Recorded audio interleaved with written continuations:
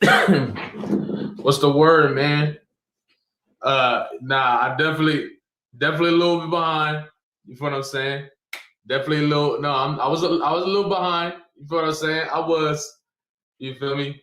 I take accountability. You know what I'm saying? The views should be pulling up any second. But you know what's crazy? No, yeah, it's time. It's time. We in the building now. You feel what I'm saying? But one thing I really wanted to bring up out the gate, right? Before let's address everybody that's in here, first of all. Hey, shout out Sarah Wong, you feel what I'm saying? Real X Dom, Blue X, Intertone, you feel me? Too Clutch. What's the word? Michelle Malone, what's the word? Noah King, what's the word? I am him. You feel me? We lit. But look, this is the crazy thing, bro. I think I'm not even gonna say that because that's not true. What I will say though is that I think it's hella crazy how J. Cole has been able to convince the majority of people, right?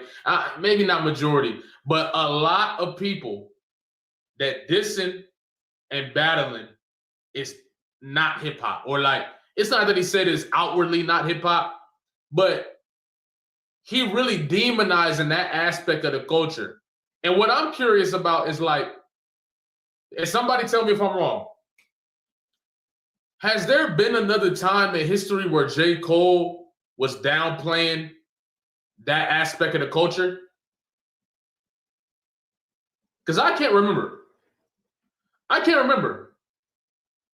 And if somebody can let me know and remind me and tell me, I would love to be, you know what I'm saying, privy to that information. But from what I'm understanding, I can't remember a time where J. Cole felt like dissing or battling was a bad thing prior to 7-minute drill. Because somebody, and like I said, I don't know. I could be wrong. But if somebody can privy me to that information, that would be amazing. Because if he never felt that way prior to the battle, right? Prior to Kendrick Lamar dissing him, there's a lot to say about that. There's a whole lot to say about that. All my guys in the building. Yo, what's good, bro? My guy, what's the word? I'm trying to put these comments on the damn why is it not doing it all of a sudden? It always does it. There should be like a tab. There should be like a tab at the top. Yeah, I'm clicking on it. It's whatever. I'll figure it out. But what I was saying before you pulled up was like, one thing that I just thought about is like, you feel me? You know what? Let me say what's up to, because there's some more people in here. Let me say what's up to some more people in here. Hey, shout out to Dashing, Jonathan Harvey, Black Man NYC. What's good, Trey? Callie Kissy List, what's up? Steven Mars, what's the word? Jordan 23 KT, Queen B, you feel me? Dort with a fort. Shift on Alexis, Red Sky, Concept. Yeah, okay. Queen B, you feel me? Yeah, shout out to everybody in here, man. Briscoe, you know what I'm saying? Poison, AB, y'all know what time it is. But look, I was just saying this, bro, and I know you a little more tapped in than me. But I was just thinking, has there ever been a time prior to 7-minute drill where J. Cole felt like battling or dissing was a negative in hip hop? That he ever felt negative about rap battling? Yeah, like the way he's talking about it now. Like, has he talked about that prior to 7-minute drill? No, I mean, the apology would be a moment where you could consider that, I guess, right? Yeah. I mean, okay, so I'll say before the battle. Before the battle, did he ever feel the way about battle rap? I don't think so. I think he liked battle rap. I think he was a fan of it. Right. And then on top of that, he also participated in his own battles. Yeah, he did. I mean, he's rapping with Daylight. He has to like battle rap, right? Like right. He's battling Diggy Simmons and Lil Pump and all these different guys, right? Throwing shots in songs right. too. Yeah, bro gave Lil Pump an entire track. 1985. You know what I'm saying? Yeah. So I'm like, I think it's very convenient that all of a sudden he has these issues with dissing and battle rap. I just find that funny. So the second that Kendrick get at you, now all of a sudden, if we wasn't dissing them, we wouldn't be discussing them. If, you know what I'm saying, people dissing in order to sell albums. It's like, where was this prior to you having to face somebody who can really go toe-to-toe with you, nigga? That's the one thing I'm curious about. But why is he speaking the way he is now? I mean, it would have made more sense at the time. That's what I'm saying. There's a clip going around. I don't know if you saw it, that they're saying that J.Cole spoke to Kendrick before, but there is you know what I mean? But it comes from all though. And I was like, oh yeah, take that shit with a grain of salt. I think I said that shit like 8 times in the video. I was like, bro, take that shit with a grain of salt, bro, because I don't know. But just because good message, bad messenger. You feel me? Like that's possible too, right? It's a conversation. Like, did they ever have a conversation? Did they ever speak with each other? Like, why did he apologize? And then there's a clip going around where Drake was at Dreamville Fest that day. So, yeah. So that's what I'm saying, bro. Like, so if Drake was there at Dreamville Fest, and he was there the whole day until it was time to perform. They were supposed to perform first person shooter. It just didn't count. Yeah, they were supposed to. So, but this is what according to a person that was there. So there was somebody that was there, like, and they have a podcast. Shout out to her. But she said that she was at the concert because she was like a Dreamville fan or whatever. Right. Everybody saw Drake there, and like, people were catering to Drake, like the people, the security or whatever the fuck, like the people that like own the place or whatever. Like, they're all right. And then she said when it was time to get on stage, he left 30 minutes before J. Cole got on stage. So he took off, right? But again, they're performing first person shooter together. Like, they've been doing that nonstop.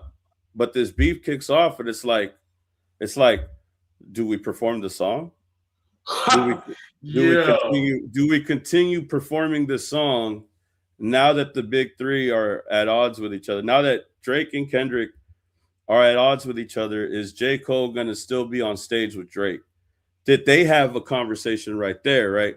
And been like, if that's true, I'm not going to do it. Right. I could see that's the reason why he hasn't hit up Drake.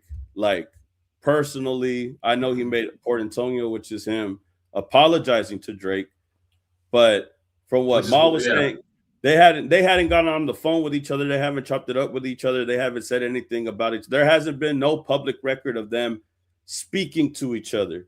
There's nothing that confirms that.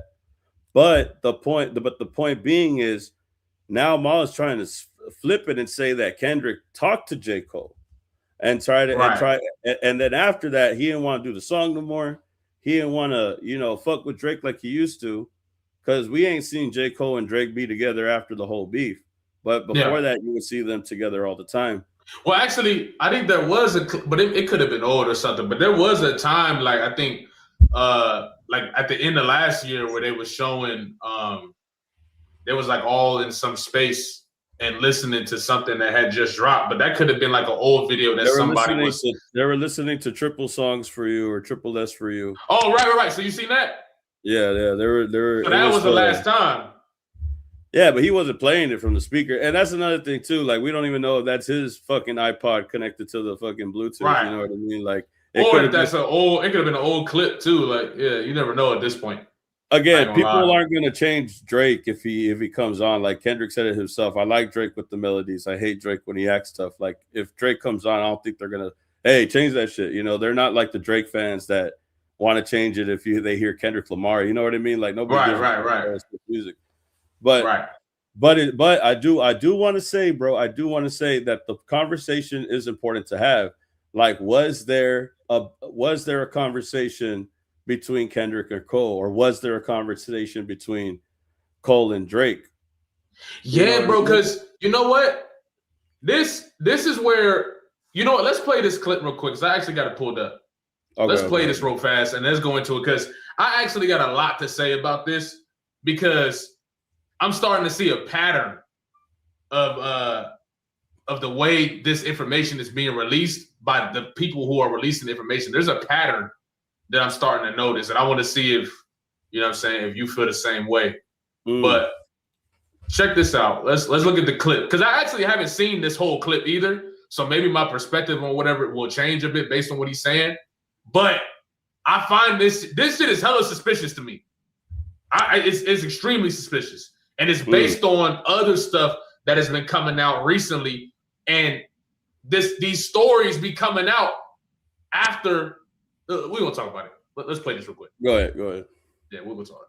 This album, he better address why he did what he did. Can y'all hear that?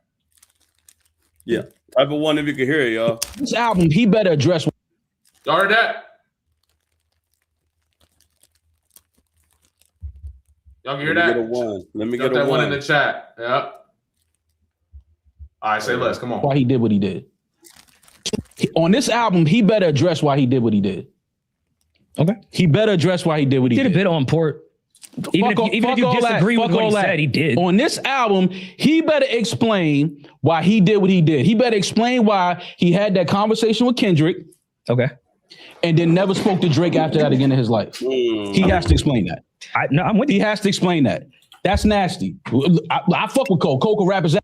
This, first of all, I just paused on the perfect spot because she looking like come the fuck on. But I do think, I don't know if you remember, but I remember during the battle or after Port Antonio, wasn't the narrative that Drake wasn't picking up Cole's phone calls? There was a narrative that none of them had spoke, but I'm not sure if it was because they were refusing to talk to each other. Again, he didn't go on stage with him on Dreamville Fest, and he just dissed Kendrick. So it's giving off that impression like, was there a conversation before that? Was there a moment of thinking when he was about to hit the stage with Drake? Like, oh, I'm beefing with Kendrick, and now I'm going on stage with Drake. Did he have that clarity at that moment to be like, hold on, let me take a step back. Hold on, I don't think this is a good look, because now it looks like a 2v1. Yeah. Or I think Drake wanted that though. Or did Kendrick speak to Cole before he went on stage with Drake? You know what? And then again, is Maul lying? Right. It's a lot of possibilities, bro. But I think once we start really connecting the dots, I really want to see what you think about what I got to say about this, because let's run it through though. But no, I do want you to notice how homegirl's looking right here in the midst of him saying this. She looked frustrated, bro. Put it in bars on why you did what you did to Drake, bro.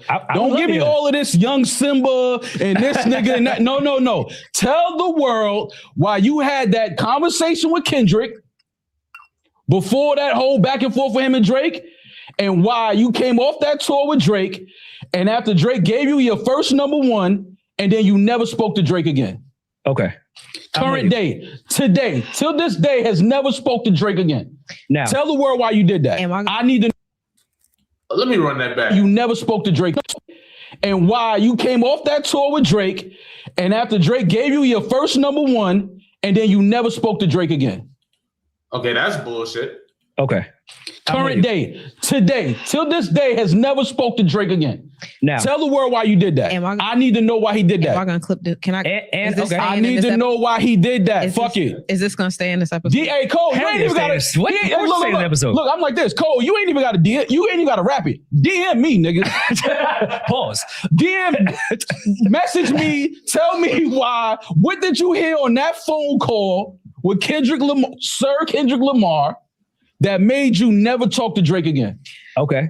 And because that's nasty. That man had you on tour. He put millions of dollars in your pocket, gave you your first #1 song. Okay. All right. Yeah. Stop talking about like Cole is like some little nigga. Like Drake gave you all Ain't this nobody charity. talking about like he a little nigga. It's a fact. I don't care what you talking about, Damaris. That's a fact. He put millions of dollars and he was just on tour with him. Okay, you don't. And then gave him his first #1. Do you and think then never that Drake that Cole needs Drake to put millions of dollars? I don't say in he his pocket? needed anything. I'm talking about what he did. He said on port, Drake, you did a lot for me. Like he did. What are you talking like? You still trying to defend that nasty shit? That was nasty. I'm not defending no nasty shit. I don't know what the fuck. I don't know. We don't know what you're talking about. But you speaking like, don't talk like. No, that's what he did. All I was referring to is when you're talking about one of the greatest rappers of our generation, and you're sitting up here saying he did this for you, this for you. He did. I'm talking about. Okay, that's a which fact. is fine. These are facts. But the way you worded it, I'm talking facts. I don't care about how you take on what I'm wording. That's fine. That's fine. And I'm just reiterating. If you take me on tour right now and I got millions already, and you still put millions in my pocket, and I never speak to you again,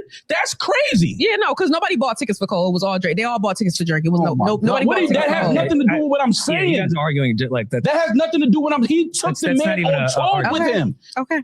No, you my man. Yo, come on, let's go. Let's get this bag together. He did that. Let's bust this bag down together. Come on, we out. We just got this #1 song. Let's go. And then you never speak to me again? That's crazy, bro. That's insane. I don't care what nobody. All right, man. Look, man. Check this out, bro. So this 2 drops, right? Yeah. And then next thing you know, the story on Drake's daughter or the woman that's about to be comes out. Right? Yeah. The freestyle drops, and now this story comes out. Right? Yeah. And not only this story, there's another story where they said Top 5 scammed some girl, and she had this like white backdrop, and it was professionally filmed and all types of stuff, putting this story out. You know what I'm starting to think is going on, bro? I'm thinking that Drake is trying to steer the conversation away from what J. Cole is doing because he thinks that everybody's going to jump on these stories. You feel what I'm saying? In order to steer the conversation. And I think it's odd. Think about it like this. If you really are in a situation where y'all about to be going back and forth, and the narrative is being built by J. Cole that this, and that, right?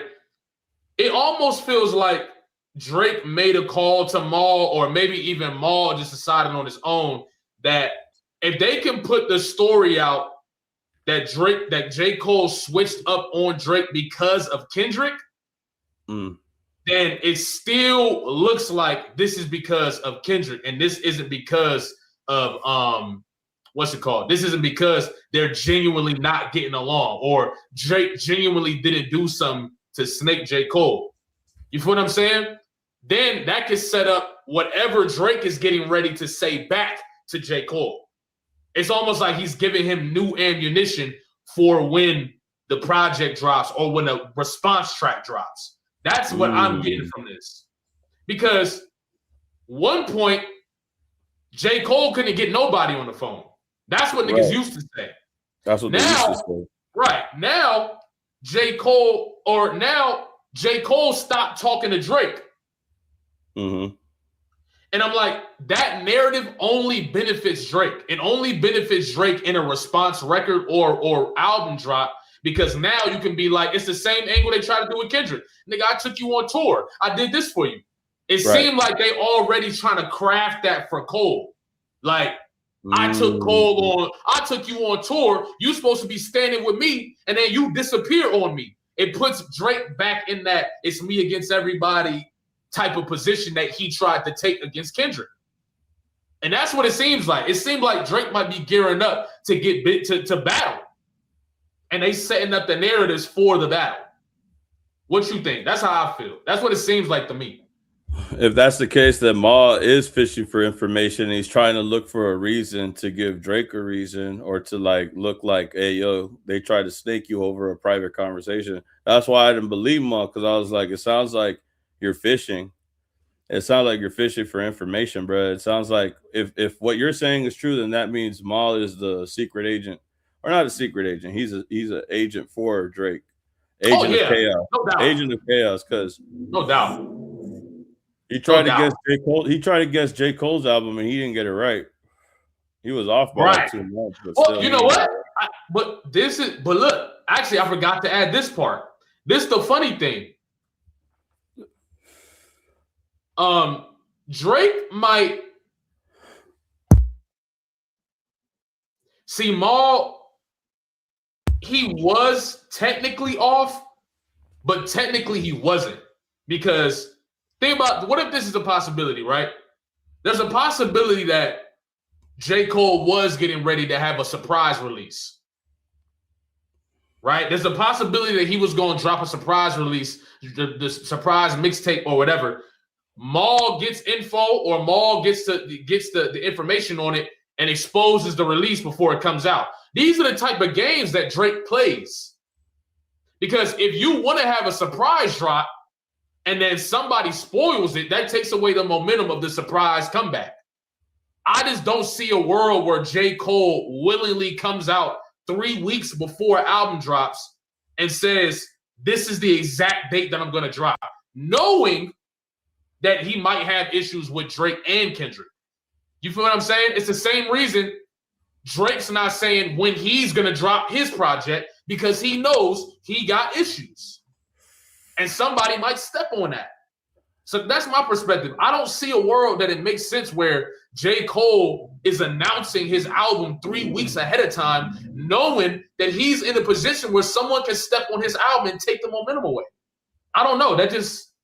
Maybe, I don't know. Maybe he don't give a fuck. I don't know. But from my perspective, it felt like it was supposed to be some type of like a surprise. Right. This has been planned. This has been planned. Right. This has been planned since, because he said he was going to drop a mixtape, but the only difference is that he changed the name. It was supposed to be It's a Boy, but now it's this Winter album, right? So he's been trying to plan this for a minute. The thing that Maul is doing is that he's trying to guess, like, oh, let me see if I could get it right, just like we do. You know what I mean? He don't really know when J. Cole's gonna drop, but people have this thought that he's friends with Drake. Like, oh, I'm friends with Drake. I talk to Drake, so I have this insider information. So you're supposed to assume that because he knows Drake, that's how he knows that Kendrick talked to J. Cole. But how would Drake know that? You see what I'm saying? Right. And I guess it leads into what you say. Could he be trying to give Drake a reason? Because he has the podcast, he has the platform. He's on Netflix. People click that shit and they see what he's saying. They're like, oh my God. You know what I mean? Yeah. And I think it's for those reasons. Yeah, I think really, when you really break it down too, it's pretty obvious that J. Cole. Now, I do think. Now, what I'm saying is, if what we're saying has some validity to it, right? Yeah. Then there's a possibility that there is going to be a battle between these two coming up. I feel like if you're getting ready to gear all this information and gear all of this speculation in preparation for an album drop, there's going to be a response. There's going to be a back and forth. Now, do I know? I don't know if that back and forth is going to be a genuine back and forth. It could be whatever. But I think realistically, when you look at it from that perspective, everybody not really, there's no way that this doesn't turn into some sort of a problem or some sort of a battle. I think that, right, King James, right. It's the fact that it amplifies the anticipation for the project. And I think that Drake is going to be gearing up to respond to J. Cole. You feel what I'm saying? So I don't know. I think that at the end of the day, I can't really trust anything that's coming from Maul, because I feel like it's just to hype Drake and put Drake in a better position for what happens, especially considering the fact that J. Cole just said the apology and the battle is what he's going to be referencing on the second disc. You feel what I'm saying? So it's like it feel like everything's starting to piece together. I don't know, and you know me, I got the theories going, so I also think there's other sides to it. You never know. It could be a J. Cole and Drake situation and looking to build each other up. They could be clashing. They could be trying to put together a Kanye 50 Cent situation, which would maximize their projects. But it also could be them genuinely getting ready to get busy. But that means that they would have had. I don't believe Drake and Cole are working together because he sent shots to him on Family Matters. He said Cole's losing sleep on this, but it ain't me. He told him that. And then come back with Port Antonio. Apologizing, but if he's never talked to him in public, but he's apologizing, it's like, what the fuck? What are you? That shit don't make no sense. Yeah, it don't make no sense. This is why people say that he's confusing. Yeah, it don't make no sense. What Maul is saying don't make no sense. When you break down the steps of everything that happened, it don't make no sense. Because also, he's saying, that's the part we haven't addressed yet. He's saying that Kendrick talked to J. Cole. For me, I mean, that don't make sense to me either. That just don't make sense to me either, bro. Because it's like, why would after Port Antonio would that be a conversation? And why would it be like, yeah, let me call him and talk to him about it? That just don't make no sense. It don't make any sense to me. And I think that even with somebody like J. Cole, it's like, bro, Port Antonio, clearly he's throwing shade Kendrick Lamar's way. Clearly, he's trying to amplify narratives against Kendrick Lamar. The same thing he did on the mixtape. The mixtape, he get away with it a little better, I guess, but he's also amplifying while shooting at Drake. He's helping amplify narratives against Kendrick. But he don't. But without saying it directly, he don't have to take accountability for that. But think about it. What's been one of the biggest narratives against Kendrick Lamar since the battle? That he's somebody who was like, you know what I'm saying? Like a dog for Lucien Grange.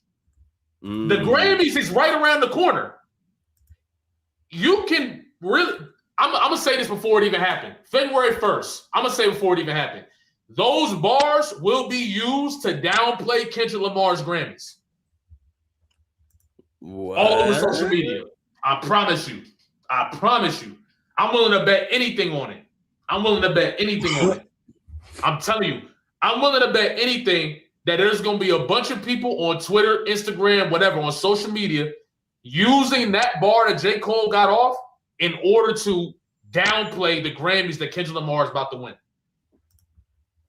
All right, I wanted to show you something too, bro. Hold on. I wanted to show you this. I guarantee it.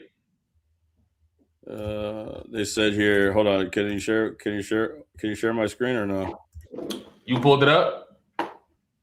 I think so. I got two things for you. Oh, yeah, I got you. Yep, here it is. All right, let me see.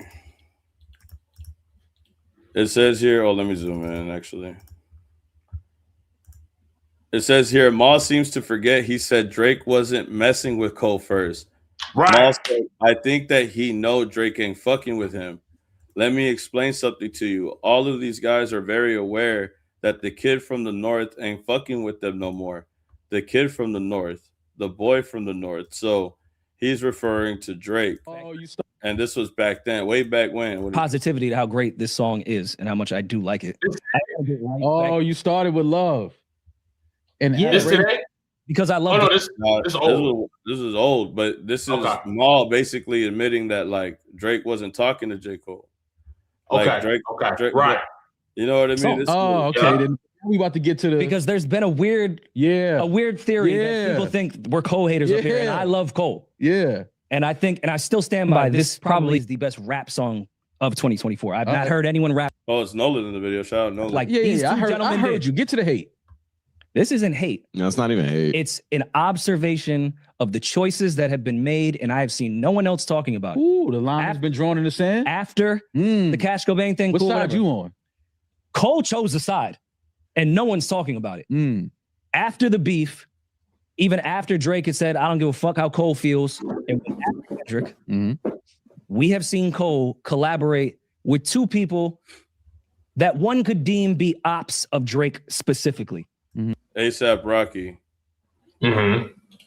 We know he's been going back and forth with A$AP Rocky. We've never even known Cole and A$AP to ever have like a relationship like that. We don't know these people. They probably talk. Yeah. But I don't know if that was like on the list with the midst of everything going on that everyone would.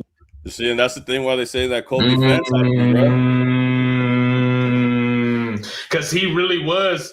That's one thing that everybody forget. Right after that, he was getting on songs with everybody that didn't rock with Drake. And now he's dissing Drake. So, like, are they? I don't think they're working together, bro. Because then Drake dissed him too. Kendrick dissed him too. I mean, they both dissed him. Yeah. Yeah. Right. They cold foul. I don't know why you still pretending. Yeah. And cold foul. I don't know why. I remember when we first used to talk about that line, people was like, oh, Kendrick just trying to manipulate the situation. Boom, boom. But I mean, I'm thinking we might find out a lot more about this situation through whatever J. Cole is about to try to do on his project, for sure. Let me see where he speaks. That's a simple answer. You think he did it intentionally? I think that he know Drake ain't fucking with him. All right, so at least we're on the same side. Yeah, that was your theory. That's less of a debate. That ain't no theory. I've seen no one speak about how odd that was. Man, just Jake, with Rocky, man. But then Daylight obviously Daylight was a trusted source during the Drake and Kendrick beef when it came to. You know those people who just say things that you want to hear. I think J. Cole's that type of person. Like I remember growing up, bro. Like somebody told me one time, like, oh, like it was my homie, bro. Every time he argued with his girl, he would say, "Just tell him what you want to hear, bro. You don't really have to do it. You could just lie and say that." I was like, but now I get what he was trying to say. Like, just tell people what they want to hear so they can leave you alone. So that way there could be no type of tension. So I feel like J. Cole's the type of guy to say what people want to hear. Let me apologize for Port Antonio. Let me apologize to Drake because that's what he would like to hear.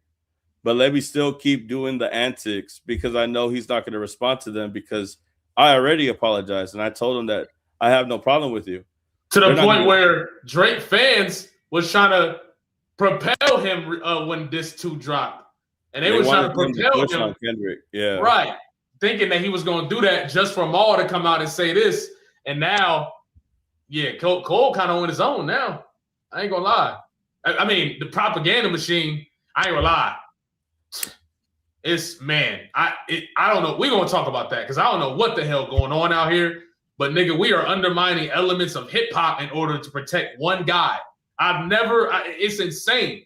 It's almost reminiscent of Drake. Like amplifying or disrespecting the elements of hip-hop in order to justify the lawsuit. We doing the same thing, disrespecting the elements of battling in order to project J. Cole from backing out of the battle. And the thing is, him backing out of the battle, in all honesty, is not even that big of a deal in the grand scheme of things. But in the scheme of being a competitor in the sport and claiming the top spot, that was a headshot. He died that day. And I'm not saying literally, but in the sense of competition, he died. J. Cole died. The aura of I'm the best and with all that, it died. So I think realistically, we're not recognizing that J. Cole, I mean, I could be tripping, but it feels like J. Cole is using his influence in order to trick people into thinking that battling and dissing is not hip hop just to take the steam off. But it's like, nigga, you got more battles than, man, I think he got just as many battles as Drake. But just against way less. You're the one that said that. You're the one that said that Drake could beat J. Cole in a battle, bro. Drake could beat J. Cole in a battle. Oh my god, he could. Him and his writers. I think that battle. I think that, and you know what? We can have that conversation too, because I kind of want to dig into that. Not right now, but we can break down the, you know what I'm saying, the strengths and weaknesses of both guys and how that could play out in a battle. Because I feel like once I break it down, it'll make more sense why I think he could. You know what I'm saying? But I can understand why off rip it don't seem like that. But if you really break it down, it's way closer than niggas think it is. for sure. We did the poll, and the poll last time said J. Cole got it, but right, because it's like, bruh, right now, like I said in the last live, Drake's gonna sue if he fucking gets in another battle. He can't go into a battle. No, wait, no, hold on. How is Drake gonna go at fucking J. Cole when he got a whole fucking lawsuit pending? Because I mean, J. Cole shot at him. So, hey, look, bro. What I'm trying to say is the lawsuit angle is gonna go crazy. The lawsuit angle is gonna go crazy, but J. Cole will not execute it properly. I think anybody could. All they got to say is that's why you sue, right? Stupid ass. Yeah. No, he could. He could just make a whole banger about the nigga. What are you gonna do? But I don't think he gonna execute that angle correctly. Because that's the thing. Anybody can have an angle, right? But yeah, anybody can have an angle, but you still gotta execute the angle. You still gotta deliver the angle. You still gotta drive it home. I don't think J. Cole is good at offense. J. Cole's offense isn't good, bro. When we talk about attacking, he's not a good attacker. He can rap. J. Cole can rap, and nobody's taking that from him. But rapping and battling are two different things, bro. You got to be able to attack. One thing I can give respect to Drake and his writers is they know how to attack. For sure, they know how to attack. Even in Drake's losses, him and his writers put up decent fights. You feel what I'm saying? Like, and you feel me? Yeah, I mean, I get what you're saying. Him and the rider, like his fucking 15 people on the bench, bro. We got a 15 people roster. Like, all of them niggas. So like, of course, if you ask me from like a perspective of can Drake ever beat Cole in a battle? No, he don't write. It's impossible for him to beat him in a battle. But if we just looking at it for the sake of having the conversation, their skill set is not that far off from each other. And we'll talk about that later, bro. I'm telling you, I think you'll see my point a little more when we talk later. You feel what I'm saying? But let's get back to this shit right here. Information on that side. These TDE. Real quick. I'm thinking, should I just wait to the end to read these super chats? Oh, it's up to you, bro. I'll be reading them bitches as soon as they. I'm gonna just read them right now. We ain't gonna wait. Hey, yo, Ken Solis, thank you for the super chat. Appreciate you, bro. He said, Miles said, you're not gonna disrespect my Drizzy champagne pop. Oh my God.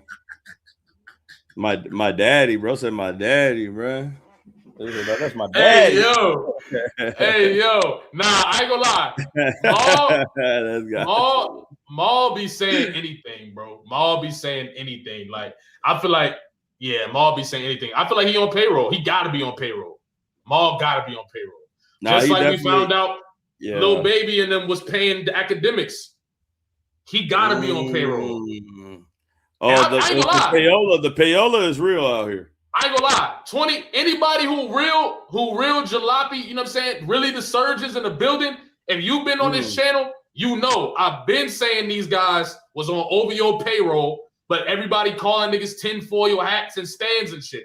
But in reality, I've been saying since 2025, Twitter pages, Instagram pages, pundits, personalities, all got money in their pockets in order to push narratives for Drake.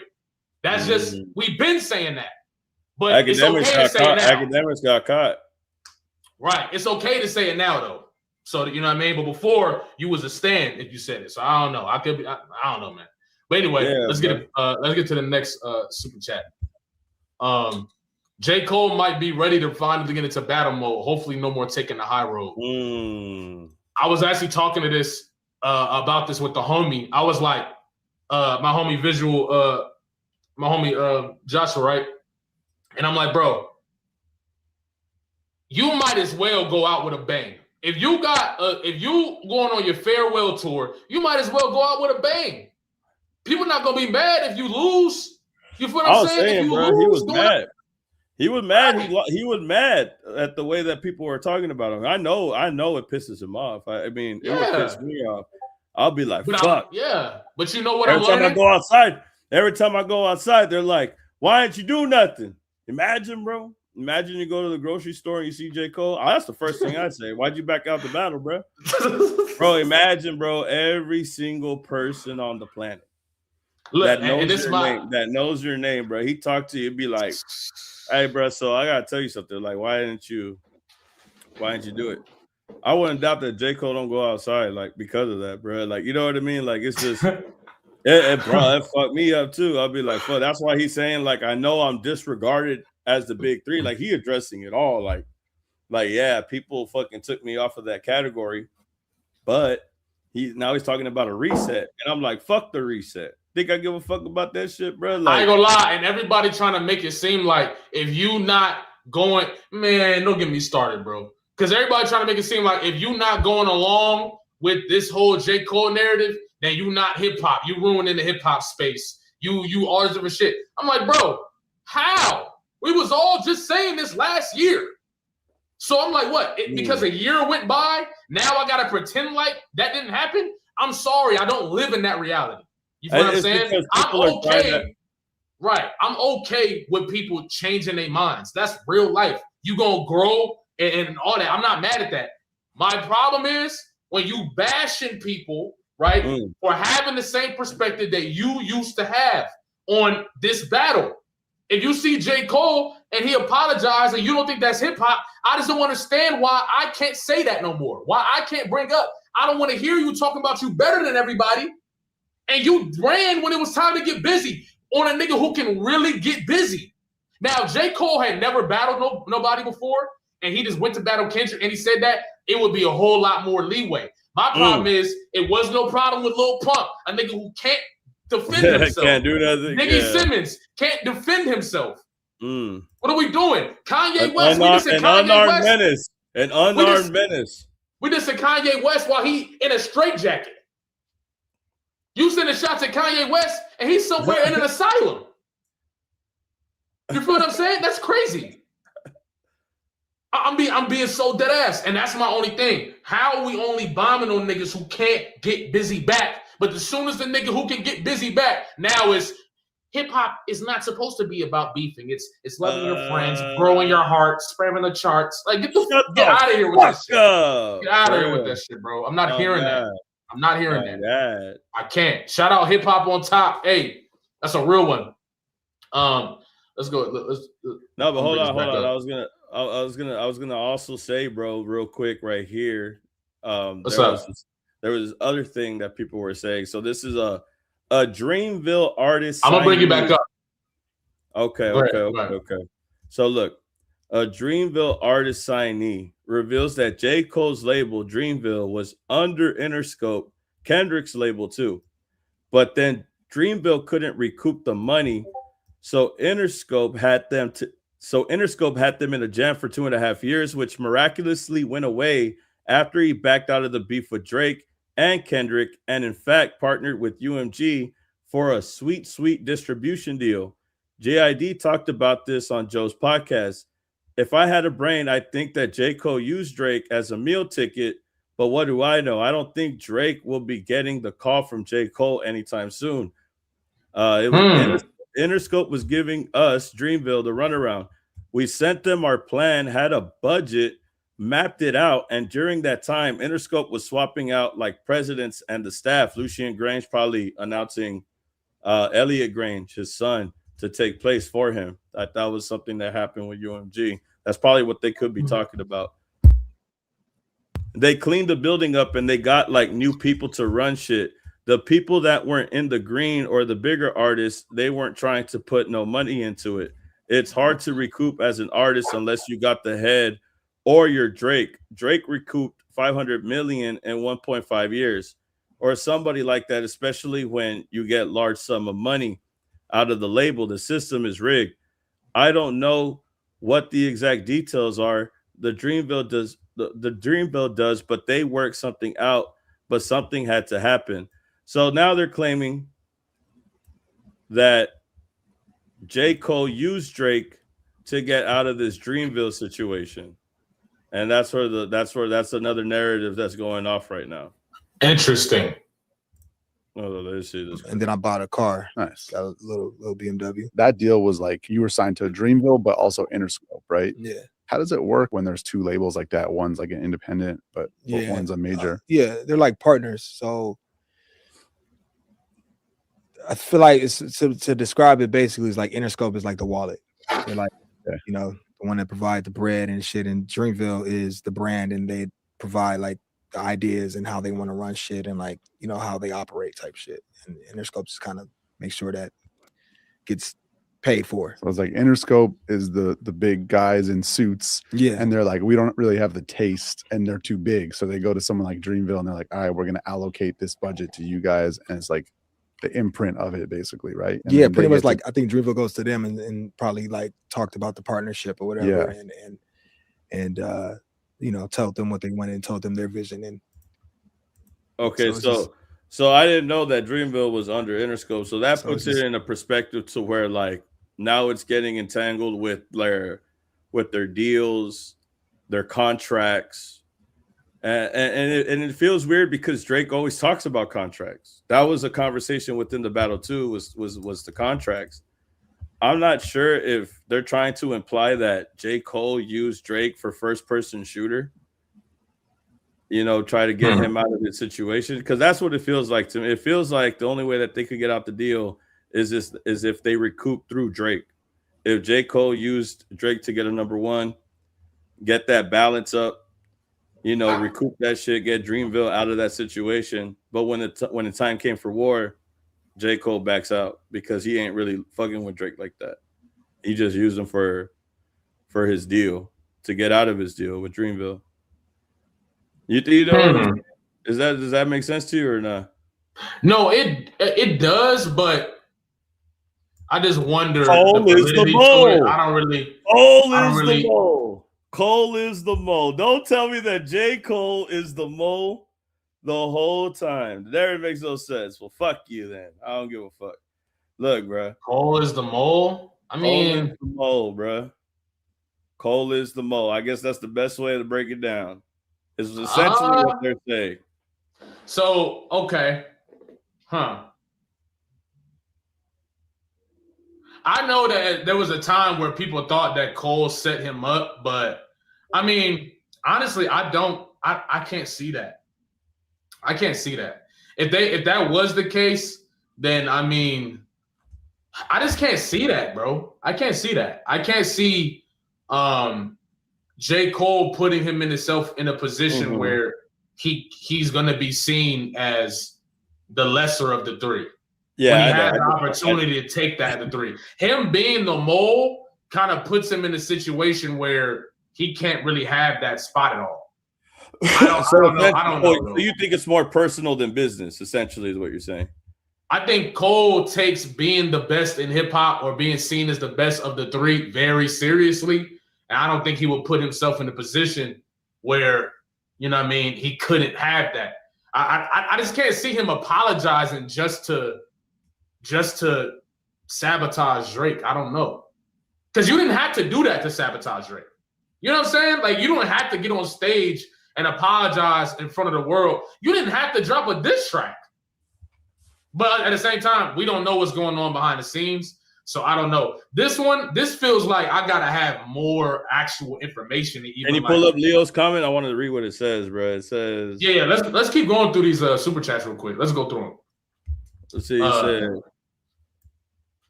hip hop on top. Maybe Cole is just mad at his own lack of competitiveness, and I'm gonna bring that back up. Is trying to rewrite the battling aspect of hip hop and what happened during the battle to comfort himself. You can't rewrite history. I can see that. I can see him trying to find a way. I think he really just felt like, because you got to think about it. J. Cole was literally right there. I mean, I don't agree. But if you look at how people was talking, he was right there. And if he ends up dropping a classic album right after the Future run, after Kendrick not really dropping for a little bit, going on a tour with Drake, first person shooter, drops a classic with the fall off. He can really make a genuine case. Yeah, I was the best, and people gonna run with it. Now, do I think that's true? Fuck no, because I was there the whole time. I watched the whole shit. But there's a lot of people that were not there, and maybe entering the hip hop watching, listening to hip hop around the 2020s. Every decade, there's new ears. You feel what I'm saying? There's a new generation coming in to listen to hip hop. So I feel like them turning into 2020 was a chance for everybody to try to take that leap for the best for real and make their case.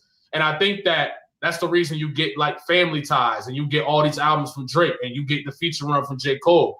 I feel like he was so close. So to finally get to that moment and say, you know what? All I got to do is beat Kendrick. That's all I got to do. And I'm the undisputed number one guy. That's a lot. That's all I got to do is beat him. And the problem is, imagine being in that situation. And this is why I'll give J. Cole a little empathy. Imagine being in that situation, but the first song you hear is like that. That's like, goddamn. This song breaking records. It was a surprise feature. Classic bars, classic quotables that nobody's gonna forget. You feel what I'm saying? That is a part of history. So to be like, damn, like that's a tough situation. I feel like J. Cole really fell short. I think he fell short. And then the issue though is he tried to clean that up. He tried to clean up the fact that he fell short with bullshit instead of honesty. And I think that's where it messed up. You try to claim, oh, this, and that. And like, you know what I'm saying? I wouldn't have lost the battle. I would have lost the bro. It's like, yo, now we're looking at it like, okay, you might not even really backed out of the battle for real.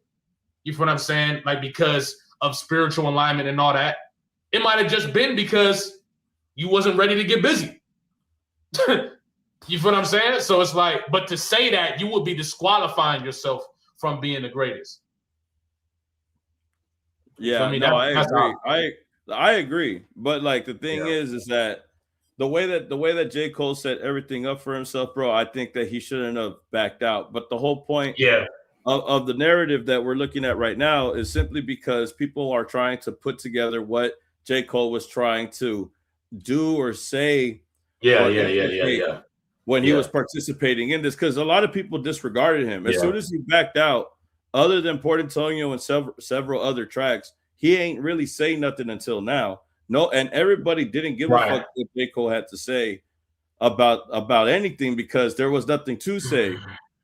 What's understood doesn't need to be said. You backed out. We're not even gonna, go there. And it's not like you're putting music out for the past 2 years besides Port Antonio and the other track. Like he put out some shit, but Clouds. And Clouds too, and everything else, right? But he wasn't addressing like the battle head on like he is now. He wasn't trying to talk about it, but now that he is, now everybody is going back and trying to figure out, well, what happened with you in the big three? Like now it got people asking what happened instead of disregarding him in the first place like they originally did. But now I'm thinking like, now we're looking at him, wondering how did he play a role into this? Were you getting conversations with Kendrick? Were you talking to Kendrick? Were you plotting on something? Were you plotting on Drake? Because now you're going at Drake, and it looks like he's getting ready to battle up with Drake. Which is in my opinion is like, I don't know. Go ahead though. but at the same time, I think people are just trying now to make sense of it. How did we get to this point where now you're trying to insert yourself? Because as I think what you're trying to say, now it seems like he's trying to insert himself back into the groove of things. Like, if I'm going to try to say that I'm the best, well, let me go at one of them and let me go at Drake. You know what I mean? And that's like, what is Drake supposed to do? Like, damn. That's what I'm telling you. I don't think he could win. I don't know. I think with everything that's happened with Drake recently, it's gonna be hard as hell for him to win that battle. What are you supposed to say? You feel what I'm saying? The only way that he could come back is if he goes at Drake and he wins. And that should be an easy win because I ain't gonna lie, it's gotta be easy. If it ain't easy, I ain't gonna lie. It's gotta be that's like a bubble chip, bro. I'm gonna be honest. Battling Drake right now, bro, like I was telling you, like I was saying in the other stream. Bro, ASAP Rocky might pack Drake up right now with no bars, just bangers. He can make a banger on. Yeah, that's true. Yep. You know what I'm saying? Like, so it's like from that perspective, can I really give you the same credit for cooking Drake now that I would have gave you for cooking Drake before? No. Yep. Not at all. Drake, like we said, Drake is a man with no arms. You punching on somebody that don't got arms. You know what I'm saying? You punch somebody that don't have the limbs to fight you back. You can argue Drake missing one of his legs. You feel what I'm saying? Like, you can't, like, I can't really give you the same level of credibility that I would have gave you for cooking him when he dropped Family Matters. Because that's when you should have dropped Golden Goose. Golden Goose should have came out after Family Matters. Now, if Kendrick whoop on Drake and then Kendrick take off and then you jump up and say, oh, you talking crazy and whoop on him too, people would have looked at it way differently. But now it's like, nigga, damn, can Drake really beat anybody in this situation? I don't know. What is Drake supposed to do? You feel what I'm saying? Let me read these other super chats too. Shout out Larry Love. We appreciate you, bro. Real talk. Hey, Drake versus a J. Cole coming soon because Cole gonna address Drake on the album and Iceman gonna have Cole sub. This will be Cole's redemption. I mean, yeah, that's pretty much what we saying. Like, if there's Vil saying too, he's saying like basically this is the opportunity for Drake to get back. I mean, for J. Cole to get back into this. But I'm like, damn, nigga. Yeah, but I'm like, damn, nigga. Shouldn't that comeback have been the Kendrick battle? That's who you apologize to. You know what I'm saying? You didn't, and it don't gotta be personal. Other people saying, I think J. Cole has a right to be offended by Drake, though. Absolutely. It's just like to drop Port Antonio and then start bombing on him is crazy. That's crazy.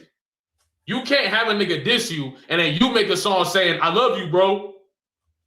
And now you want to diss him a year later after 5 lawsuits, 76 scandals. And you know what I'm saying? Like, it's like, nigga, damn. So you think that was like J. Cole's Biggie and Tupac moment where he's all like, I can't kill you, Big. You know what I mean? Like in America's Most Wanted, you remember when Tupac walks in on Biggie and he's like, don't shoot me, man. Don't shoot. Oh, yeah. It was Puff's idea. It was Puff's idea. I just messaged you, man. And he's like, I ain't gonna shoot you, Big. We was homeboys. Once we was homeboys, we're always homeboys. Even if you is a fat phony. You know what I mean? Like, is that his moment right there in Port Antonio? Is he trying to sound like Tupac? I mean, I can see it. Look, what J. Cole gonna go finish the job. J. Cole in a situation where he gonna go finish the job. I see what you're saying. And he's like, can't even do it to you, bro. Look, this is my thing. J. Cole. If that's what J. Cole about to do, you better pack him up. I don't want to see a buzzer beater win. I don't want to see you win by 5. You got to win by 15. Because goddamn. You feel what I'm saying? And Drake been dropping bullshit. It's like you in a perfect position to just keep, you know what I'm saying, to get an easy win. But I don't know. I feel like I would respect it more if you got at Kendrick. I would respect it more if you got at Freddie Gibbs. You know what I'm saying? I would even respect it a little more if him and Joey get in the battle. If him and Joey get in the battle and he beat Joey, I would respect that a little more. We're gonna have a Simba and Joey Badass song put together for the occasion. Yo, in your hands. Hey, I appreciate you, bro. You said JB trying to give Cole a Daft Punk helmet. Cole can't even go to trade shows. Why did you back out, bro? Imagine pushing the cart at the grocery store, bro. Like you're getting like milk and shit. Yo, hey, bro, you back out. Yo, hey, shout out to you, bro. I appreciate you. That's funny, bro. Leonardo Thomas, what's the word? Real one. He said, but on some insider angle, Kendrick would have likely possibly heard what kind of that due to him being a high earner for UNG in general. This is some crazy information.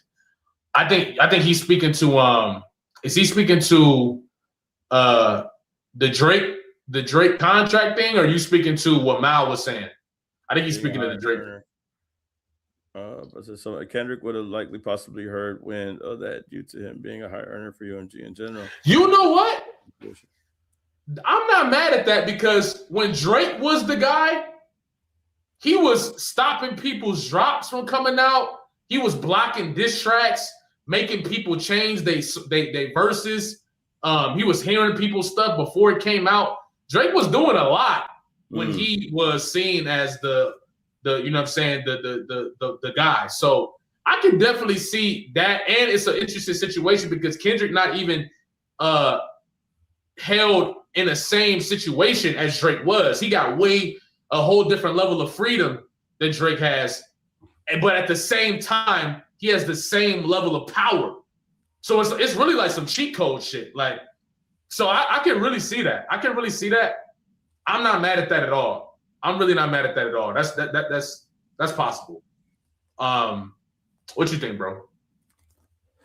Another thing too, I don't like as far as UMG and Drake. I think there could be something going on there, but Kendrick definitely is somebody that, again, who's the mole. There's a lot of information that comes out that's getting leaked out here when it comes to contracts, when it comes to deals. Yeah.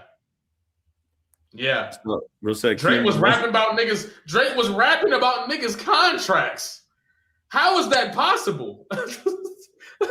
He was rapping about niggas' contracts, bro. Like, I think, but again, PG Lang, Kendrick's with PG Lang, Interscope is two different things. So we'll see. We'll keep it alleged for now. People are saying, no, I'm not saying Kendrick. I'm talking about him like rapping about like, you know, other niggas' contracts and subliminal, not the kid. Oh, okay.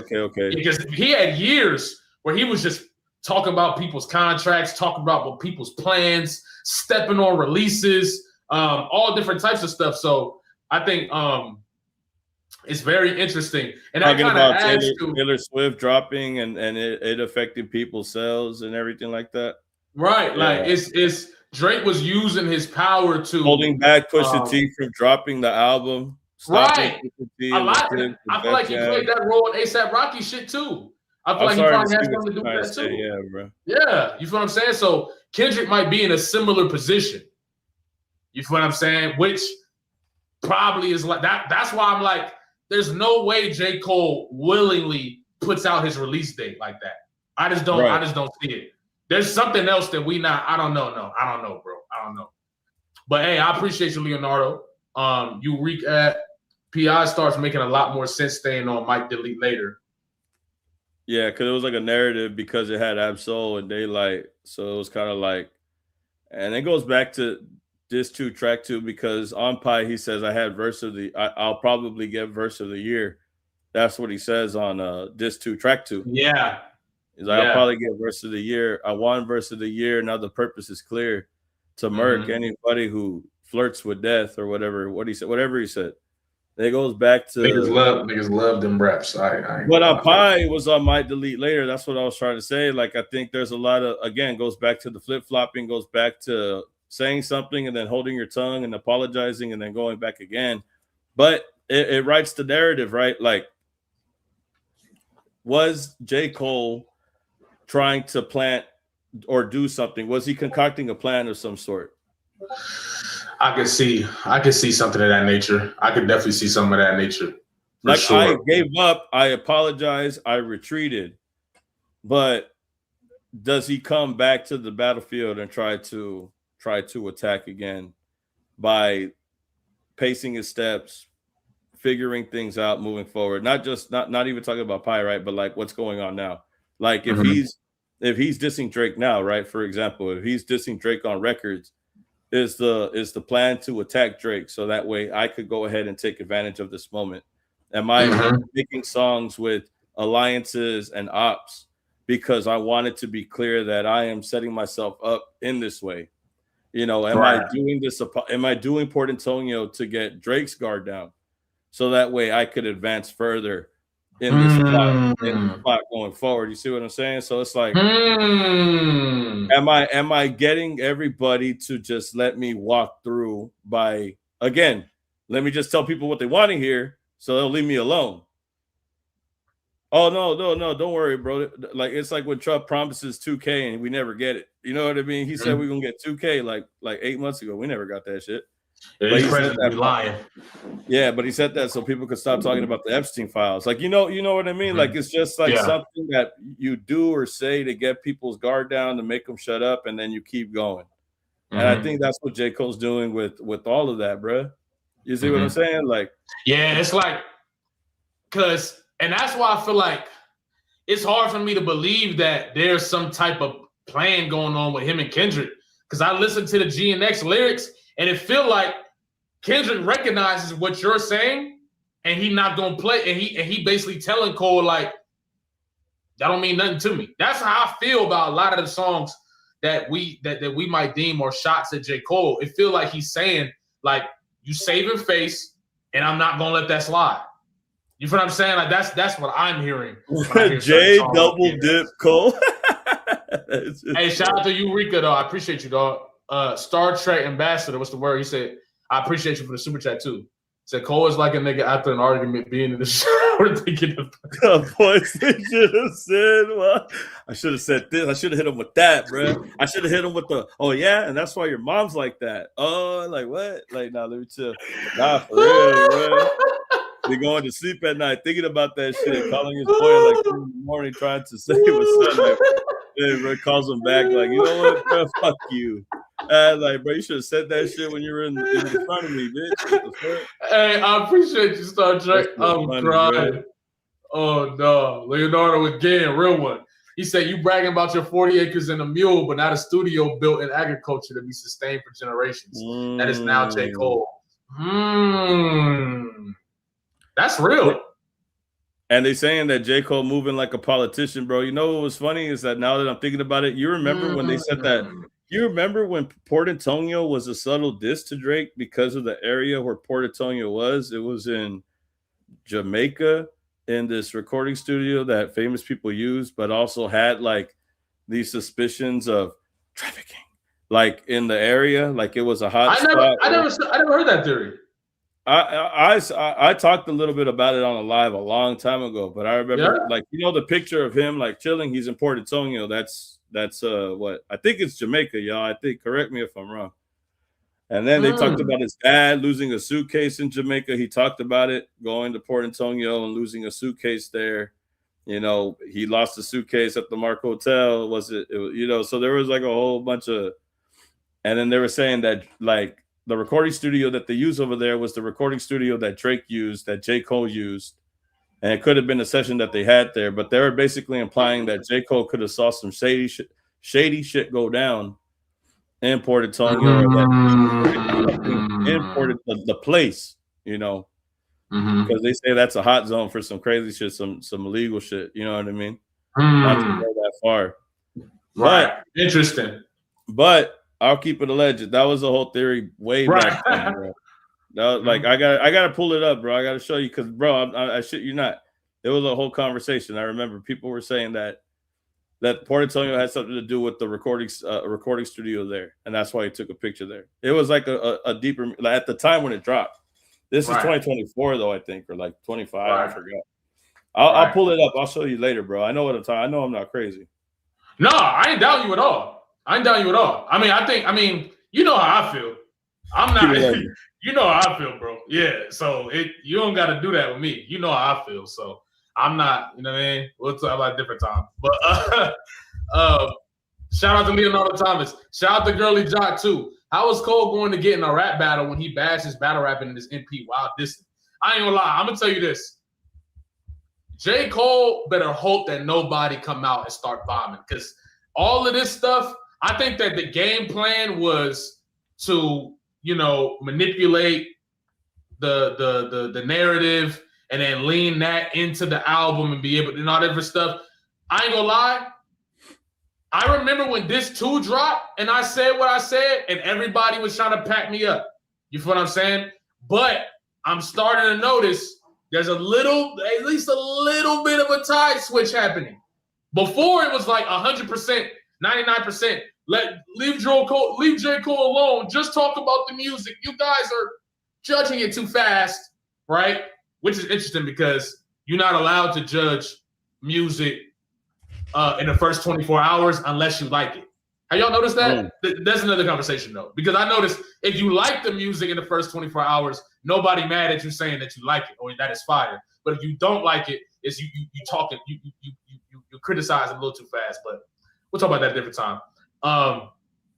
J. Cole, at the end of the day, doing all the stuff that he's doing right now, I feel like if somebody really do come outside, it might hit a little harder than he think it's going to hit. I think the internet is still excited about what J. Cole is doing, and he got to keep that going. But look, if a Kendrick Cole battle is around the horizons, I ain't gonna lie. He need more propaganda. You're gonna have to get some more because this is not gonna be enough. The Grammys coming around, Kendrick about to pass Jay-Z, leaning, and that's 5 days before your project drop. You feel what I'm saying? He gonna be going into your project drop with all types of momentum. J. Cole got to play safe right now, bro. I ain't gonna lie. J. Cole is tripping. Okay. Now, look at the Leonardo Thomas. All right. Let me show you, bro. Can you share my screen real quick? Look, bro. Yeah, this is the last one though. This is the last one for now. So let me read this one real quick. Yo, Leonardo Thomas, I appreciate you once again. He said, "Hey, nigga, that you got salary, artists and losing into the UMG payroll and ratio of Drake's profits allegedly." Oh, okay. So he talking about that information is crazy. Yeah, if true, that is crazy. If true, because I'm very iffy on what's on what's going on and shit right now. Because I think a lot of people are trying to gain. I think a lot of people are trying to gain the narrative right now. So a lot of stuff is just being thrown out there. We don't know what's being worked behind the scenes, who's getting paid to say what. We don't know what's going on. So I am very hesitant on certain stuff. But I wouldn't be surprised if that was the case. But yeah, let me let's see what you finna pull up. I was going to tell you the important. This was the theory revolving around the time. This was like a year ago. It said, "Just wanted to start a discussion regarding the title of the song. I've been reading conflicting reviews about the song, but I wanted to start a thread to dive into the significance of Port Antonio. Could Port Antonio be referencing X trafficking allegations? Could it refer to San Antonio, Texas, or somewhere overseas?" And this is what people were saying. It was in Jamaica. It in fact opened a center for children who were victims of trafficking. The high school even has an anti-human trafficking club, so it must be bad. Interesting choice for a song title for a song in which he seems to take a positive approach to Drake. He enters the dumbest guy alive, or he's posturing and getting Drake comfortable before a big move. He's posturing and getting Drake comfortable before a big move, before dissing him. Or something is happening behind the scenes and he was pressured to drop a track that cleared the air between the two of them, possibly some kind of non-disparagement clause tied to him hopping on first-person shooter. They've been pretty publicly beefing the last few months, so it's confusing. So this is people. Yeah. Okay, you see what I'm saying, right? Mm-hmm. Yeah, I definitely see it. Because I can definitely see that. But I think it is interesting too, because I mean, I feel like I'm more along the side of this nigga was kissing Drake ass. I ain't gonna lie, but I do like, you know what I'm saying? I ain't mad at this, but I'm more along the sides of he was kissing. I'm just saying this is what people were saying at the time, because a lot of people think of Port Antonio as an apology, but there was at the very beginning, people were also assuming this. Obviously, it is an apology to Drake, but I guess now the reason why I bring this up is to reiterate, why did he make this song in the first place? Why did he apologize? Was he trying to get his guard down? Even when they're talking about this theory, they just come to the same conclusion. Is he just trying to bring his guard down before striking again? Whether this is right or wrong, it still let people think the same thing that we're thinking now. Is he just saying sorry just to leave him unguarded so he could attack and strike him? And now he's doing that now. I don't know. That's what I'm just saying. That's why I'm bringing this up. You know what? I kind of want to let's just flirt with the idea that J. Cole is the mole. I don't know, but I don't know how I feel about that. But because some people saying it in the chat, I just don't know about that. Because I'm not saying that he is. I'm just saying, what if he just decided to turn? What if he not that he's a mole, but what if he decided to not fuck with Drake anymore? Just said fuck him. On his own accord. Yeah, on his own accord. Not because of Kendrick, but because of himself. Or because of probably what he heard or what he found out while he was chilling with Drake. Again, bro, he was hanging out with Drake for a minute. So there's probably things that he saw personally that he didn't rock with, and then getting into the battle and then having these personal issues probably added on top of that. J. Mole is hilarious. Oh my God. He said, I have inside information. I'm telling y'all, Cole's the mole. This is it. Trust, bro. Trust. He said, just trust, bro. Hey, Feast, I ain't gonna lie. If you right, that's fire, but I ain't gonna lie. I ain't gonna lie. That I don't know, man. I'm gonna need you to give me a little more than that. You feel me? I'm gonna need you to give me a little more than that. But yeah, let's flirt with the idea that J. Cole is the mole. I love this shit though. This is my favorite part about some of this stuff because we don't know yet, right? But let's say Cole is the mole. Yeah. There are some clues that could point to that. Even as far as going on tour with him, Kendrick Lamar throwing this the euphoria bars about it's 2 goats left and I see 2 of them kissing and hugging on stage and all that.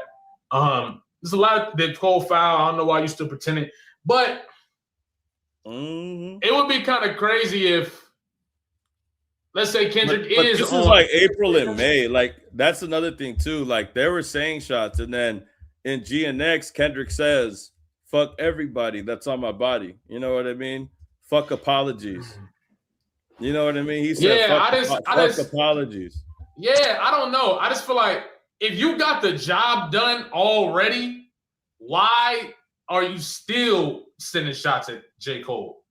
You feel what I'm saying? If the job got done, why are you still trying to convince Drake that? That's why I was saying I don't like believe that one. Maul. I don't like. I don't believe Maul. I think if it was J. Cole switching up on Drake, it's by his own accord. It's because yeah. I'm not gonna say I can't get with the Cole is the mole. I can't get with that one. But Drake probably looks at him as one. Drake could probably be looking at him as a mole. I can see that. And then Kendrick makes 616 in LA, and what is he saying? I don't know. I think even then though, like the paranoia creeps in, bro. Like that's another thing. You start getting paranoid, like 20 people you got on salary, and 9 of them want you as a casualty, and 2 of them are next to you. Well, J. Cole, what right there? I do think I always felt like that was more about Drake's inner team than I did think it was about Cole. I'm not gonna lie. I really can't. I can't. Yeah, I can't. I'm not saying that he is. I'm not saying that he is. I'm just saying, like, what if it just made it worse? Like, what if he was already having like thoughts of paranoia, and then Kendrick is fucking whipping his ass, and he's like, okay, now I can't trust nobody. I don't even trust J. Cole anymore, especially after he apologized. Like, you know what I mean? Like, it's like kind of like, what do I do? Do I keep him around? This is what I think happened. I'm of the thought that Drake was dead serious on Family Matters. I'm of the thought that Drake was dead serious on Family Matters. Drake was dead serious when he was posting memes about J. Cole, and the apology didn't mean shit to Drake. That's where I'm standing. I think that Drake don't care about none of that. And that's one thing you can say about Drake. When Drake is dead serious, you know he dead serious. You feel what I'm saying? When he got an issue, you know it's an issue. You feel what I'm saying? At least. Like, I feel like when he said that about Cole, it was like, yeah, when he said that about Cole, it was like, I'm dead serious. I'm not rocking with you no more. And Drake might have had shit ready for Cole before Cole even had stuff ready. That's Drake what I'm saying. Drake was probably getting ready to bomb on Cole before Cole ever thought of writing a diss track. I'm of that belief. You know what I'm saying? Like, I really don't think that I can't see Cole now. Cole stepping away from Drake authentically. I can see that for sure. I think that's what happened.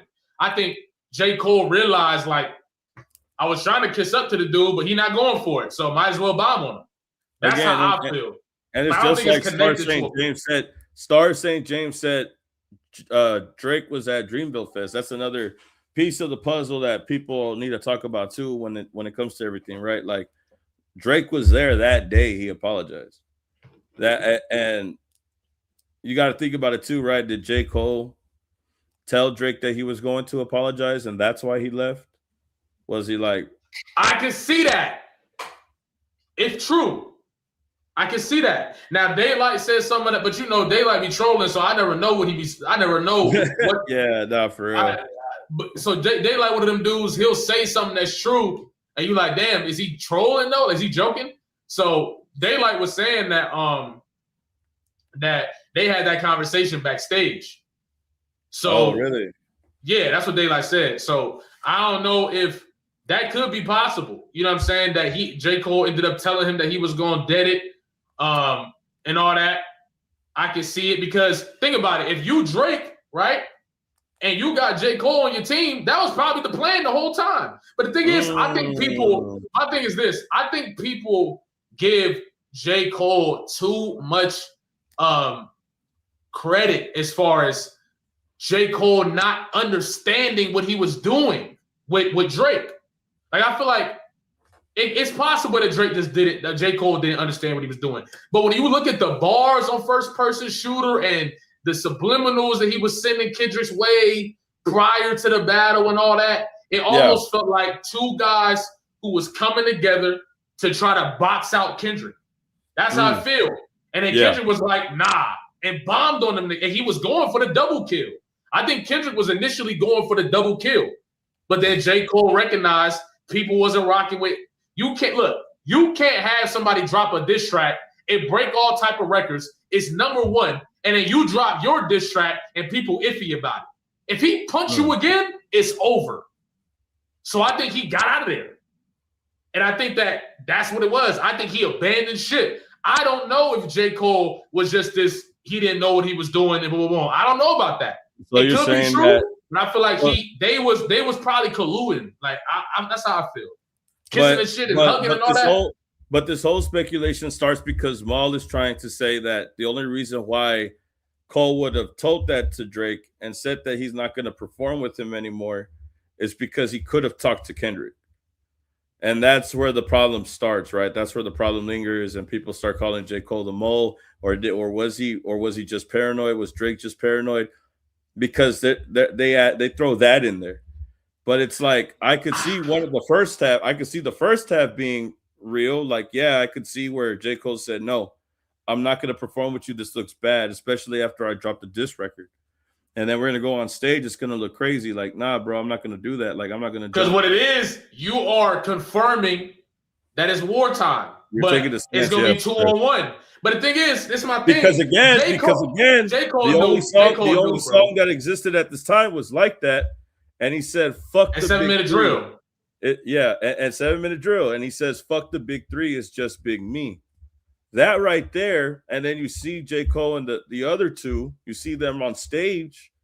That right there is already like, oh yeah, it's wartime. We are putting on the perception. Yeah, because what it is you got to think about it. If J. Cole really didn't understand what was going on, why he didn't diss Drake one time in 7-minute drill? Why didn't he have no bars for Drake in 7-minute drill? Why was the entire song for Kendrick and only Kendrick? Because the only thing that existed was Like That. And it was Kendrick just saying it. It wasn't J. Cole saying anything yet. But he got it both of them. But still, like, silence is not an answer, right? You have to do something. If you're going to be quiet, at least be on stage with me, right? If you're not going to sing anything. And at this point, J. Cole already made a diss record. So, like, now it's magnified the issue. Like, you already dropped the diss track. I think at this time, you being on stage with Drake would have been bad because it would have looked worse. But like I said, I believe that J. Cole probably saw the optics and was like, nah, fuck that. I'm not going to do this. But did he really talk to Kendrick and speak to him? Or did he have like a change of heart and told Drake, and Drake got mad and said, fuck him. Like, you're not going to fucking ride with me, or you're not going to go in. And maybe J. Cole saw it in a way where he thought, this motherfucker is throwing me under the fucking bus. So you're just going to sit there and watch me fight him. Like, you're just going to sit there and watch me go at him by myself? Oh, I don't like that. I wouldn't be surprised if Drake was like, "Go ahead, you get out there first, and I'll be right behind you." You feel me? I wouldn't be surprised. And what if Drake was gassing up Cole? Oh yeah, I can bet you that. I can bet you anything. What if Drake heard the diss record and was like, "Yo, you killed that shit. You killed that shit, and we're gonna finish it together." And then next thing you know, the song get out there, Kendrick go and clip him, and then Drake come out with his stuff. Like I think that I feel like Drake was probably trying to get him as a sacrificial pawn. But the thing is, J. Cole, if J. Cole was really trying to be the best, 7-minute drill, you got bars for everybody. You don't got bars just for Kendrick. Unless you understand what you and Drake are doing. But J. Cole has this. Because that would have been a 2-on-1. But what gets annoying is that J. Cole has this ego. So in J. Cole's mind, he thinks if it was me and Drake, we would have beat Kendrick. That's what J. Cole probably would have been thinking, right? And that's why he says shit like, I would have lost a friend, I would have lost a bro. If I kept going, I would have won. You know, I would have had both of my brothers' blood on me. Remember what he said? I would have had both brothers' blood on me and shit. So he's trying to say, like, I would have went to war if I did want a war, and I probably would have won. That's what he was saying. That's why everybody hates him, right? That's why everybody's mad at him. But I'm thinking, like, that ego is the reason why this issue is such a problem, because if you're backing out of respect, but you still think that you could win, how do you really feel? And then that's exactly what we're getting now. All of these songs, all of these records dissing Drake, again, thinking that he's going to let Drake have his guard down to go at him. It raises the eyebrows. Like, all I know is that J. Cole is going to go at somebody, and it looks like it's going to be Drake. And I think he's doing it for redemption. I think he wants to prove, like, look, bro, I didn't want to do it because I didn't want to get into a 2v1. I didn't want to just do this because of that. It didn't look sportsmanlike. And you know what? Somebody just said in the chat too that adds to your point. They said that's why Kendrick said, "Did Cole foul? I don't know why you still pretending." For J. Cole to come back with Port Antonio and be like, "Don't you lie on me, my nigga," and start another war. Hey Drake, you always be my, like, that's almost like a direct response to Kendrick saying that. It's almost like don't try to say I'm on yours. Don't try to say I'm rocking with you, and you know what I'm saying, when I'm really not. Like, that's what I was telling you about the Tupac in America's Most Wanted when he says, "I'm not going to shoot you, big. We was homeboys. Once we homeboys, we always homeboys." You know what I mean? Mm-hmm. Even if you are a fat phony, that's what he said, bro. Mm-hmm. And that's what I'm not trying to compare J. Cole to Tupac, but I'm trying to compare this situation to that situation. You did me dirty. We're about to do each other dirty. Our manipulation almost put one of us in the casket. You know what I mean? And you know what? Yeah, but this is my thing. And yeah, I think Ash said it right there. And this is where it kind of kills that whole, like, it kills the mole thing for me, is that why, as the mole, amplify negative narratives against Kendrick Lamar then? And 99% of offense that J. Cole had, I mean, honestly, 100% of offense that J. Cole had was to attack Kendrick Lamar. The other shit was defense, defending Drake. I feel like some parts he, like, you know what I'm saying? So it's like, I ain't gonna lie, that the J. Cole being the mole, nah, that's not. That's not going for me. It don't make no sense. But I do see him like, oh, this is not sportsman. Like, this is not a fair to him, right? At the time, he's like, this is not cool. Like, even if me and you thought that Kendrick could beat them both, right? Let's just say that. Let's just get that out the way, right? Even if Kendrick could beat them both, that's not what J. Cole was thinking at the time. He's probably looking at it like, or I'm allegedly like, this is not a fair, or this is not even what I want to happen. If I go against him, I don't want it to be like this. You know what I mean? And like, people at this time were still agreeing for that battle to happen. So it's like, I don't want it to be this way. I don't want it to be us versus him. But my thing is, then why drop a track? Because he really didn't have to drop anything. But it was getting to that point where it was gonna get that way. It was gonna be a 2v1. It was, as everybody knew it was gonna. Either it was just what I'm saying. J. Cole and Kendrick, and then Drake comes in after, or it was going to be a 2v1. And that's what I'm saying. There's no way there's any. That's why I'm saying there's no way there's connection between Cole and Kendrick in that situation. It just doesn't make it. I don't know. It just don't make sense to me. I mean, I can see it being a reveal at some point, but for me, it don't make sense. I think that Kendrick at some point, like I've been saying in my videos, Kendrick is gonna bomb on J. Cole, bro. I think Kendrick is gonna bomb on Cole, and it might not even be the form of his own personal album. It could be Baby Keem. It could be whatever. But for me, yeah, I can't. I don't think. Yeah, I don't know about that. But we do got what's it called? We still got this whole other conversation too. Well, right here, real quick, they said they wanted to know what the source was because of Schoolboy Q, because they said Schoolboy Q was there too. So I just want to get this real quick. Hold on. You see my screen? Oh, let me see. You see it? It says when J. Cole gracefully removed himself from Kendrick Lamar and Drake War, people online in the hip hop sphere were tearing him down. So many were disappointed with 7 Minute Drill. Rapper would bow out from the competition, especially given his pen. However, since he dropped that diss, was frankly half-hearted. The battlefield has become extremely bloody. He even admitted that himself, and since most fans knew that Cole was always more of a lover, not a fighter, the narrative had switched. Now spectators have become more understanding about the situation, claiming that there is a new theory at hand. However, a new and interesting angle has been making the rounds on the web that someone in the know actually influenced Cole to remove himself from the beef. According to articles from Gossip and All Hip Hop, TDE teammate Schoolboy Q was supposedly the one who helped convince him.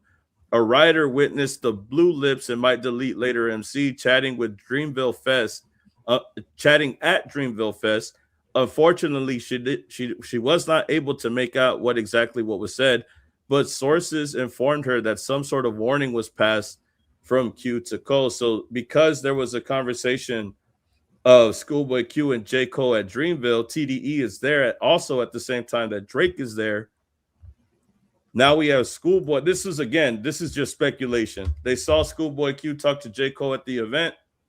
Now they're speculating if this was the warning that everybody is talking about. This is the conversation that Maul could be talking about. Like, it wasn't like he talked to Kendrick, but he talked to Schoolboy Q, who's close friends with Kendrick, close to the camp. So, and again, this is only because someone had saw Schoolboy Q talk to J. Cole there. But let's not forget that Drake is there at the same time. So I'm pretty sure tensions were high. If TDE is there and Drake is there and J. Cole is at Dreamville Fest about to perform with Drake, did Schoolboy Q and this conversation that took place, was there some real backbone to this conversation? I feel like this is like, I still don't even know. I feel like this is one of them stories that was just thrown out there. I still don't know how real this story is as far as Schoolboy warning J. Cole. I don't know about that. I really don't know if I really don't know if this is the case, because now this is him at Dreamville, so the diss is already out. He's warning him not to go further. He's not telling him to stop, to not diss him. He already dissed him. Supposedly he was there at Dreamville Fest and he talked to him right there not to go further before he went on stage and apologized. So I'm not sure. I'm just saying because people were talking about him talking to Schoolboy Q there. So I just wanted to put that out there. Yeah, I don't know. I feel like I don't know. I really don't. I feel like it's a lot of stories around that day that have been spun. And I feel like what makes sense to me is Kendrick was ready to come smoke two niggas who've been talking reckless for a couple years and probably longer than that. and he was getting ready to come smoke these guys at the same time. J.Cole felt himself and felt like he was ready, dropped his track. It didn't get the response that Like That got. So he cowered out, leaving Drake on his own, which Drake did not initially intend. And it isolated him versus Drake, versus Kendrick, which put him in a position where clearly the dude was paying. Look, and even if Schoolboy Q didn't warn J. Cole, it still puts the perspective out there that TDE was there when Drake was there and Dreamville was there. Like tensions had to have been high, right? I mean, it's got to be. I mean, if they wore all there and this stuff is true, then I mean, yeah, I mean, it's got to be. As far as the battle goes, I'm also like nothing crazy had been said yet. Right. It was really still like a light battle. Like I don't think anybody thought it was. But later on, Drake canceled Schoolboy Q's concert when he went to Toronto. I'm just gonna put that out there too. Right. But I think that's just because nigga, you're my op, and you come to perform in my city. No. So that's what I'm saying. So how was the feeling? So how was the feeling when they both were there at the same time? It had to have been worse, right? Well, Kendrick ain't dropped yet. And right. Is it confirmed? Is that story like confirmed? Like that Drake was there? Is that like a real thing? Or was that just like speculation? No, like Schoolboy Q, like because okay, well let me have. I think I have the clip right here because I had just like played it recently. I'll show it to you because I forgot. I never got to show you that. Hold on.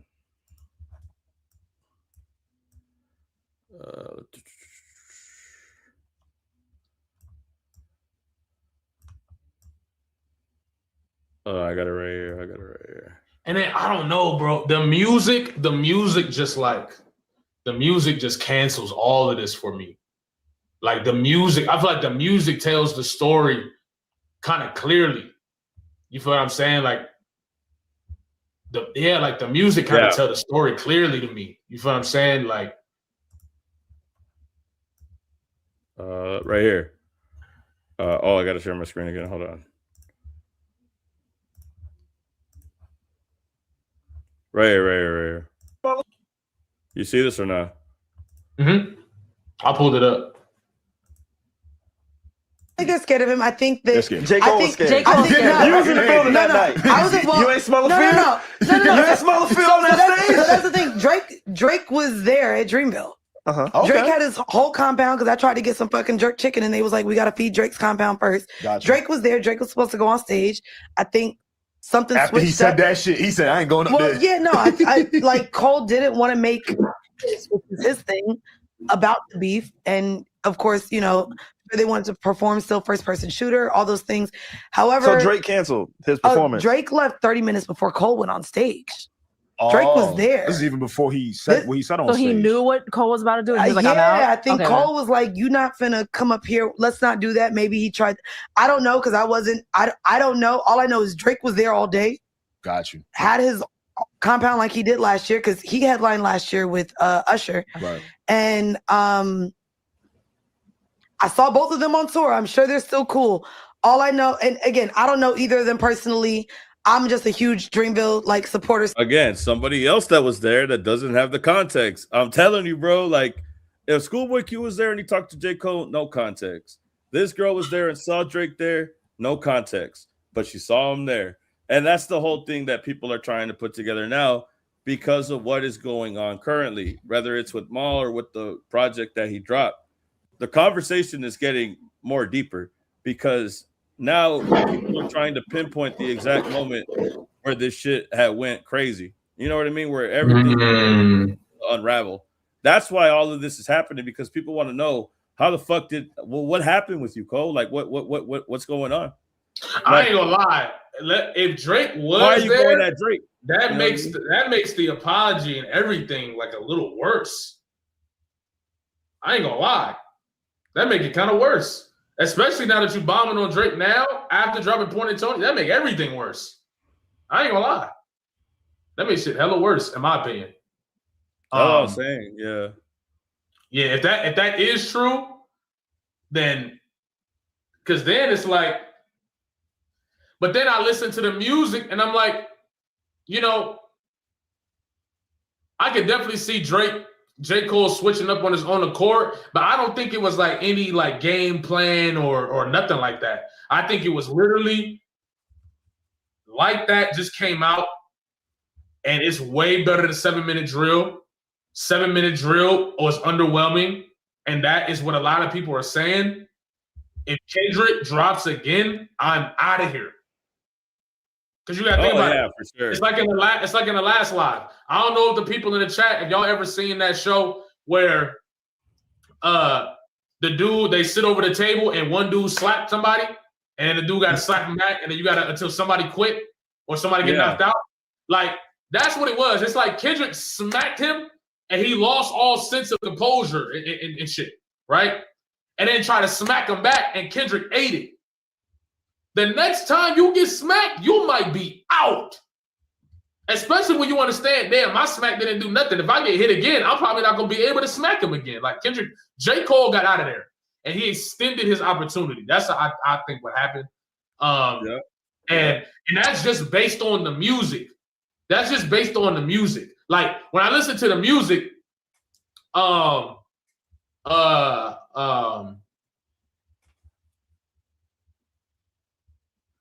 apologies. I want to see y'all geeked up. Don't acknowledge me, then maybe we could say it's fair. Take it to the internet, and I'm gonna take it there.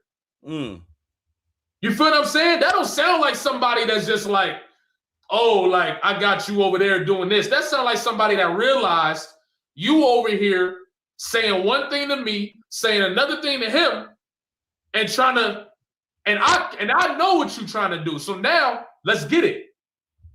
That's what it sounds like to me. It's a these niggas been fake loyal since y'all pandering to choose a side. Let me do it for you. Okay, nigga, let's settle it. Settle it with who? You just killed Drake. So who are we talking about? So you're saying that I know people said that it was for Cole that whacked out Murals. Right. It's just like also, but I agree. No, like I could see it like that. But like the whole point though is that you niggas live in the now and fuck anybody empathetic to the other side, I vow. A bitch nigga love bitch niggas. They exist with them in style. Exterminate them right. Like, what?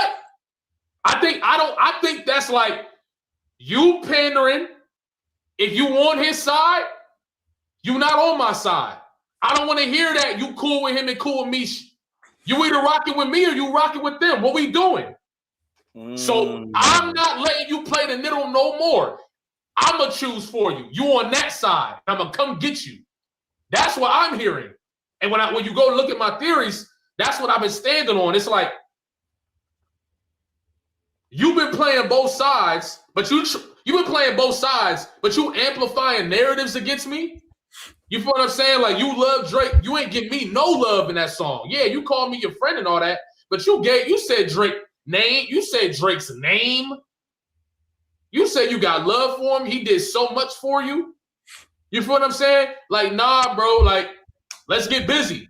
And I think that Kendrick is saying, since you think that you can drop the fall off and just talk a bunch of shit and then skate off into the sunset, I'm going to come get you on your farewell tour.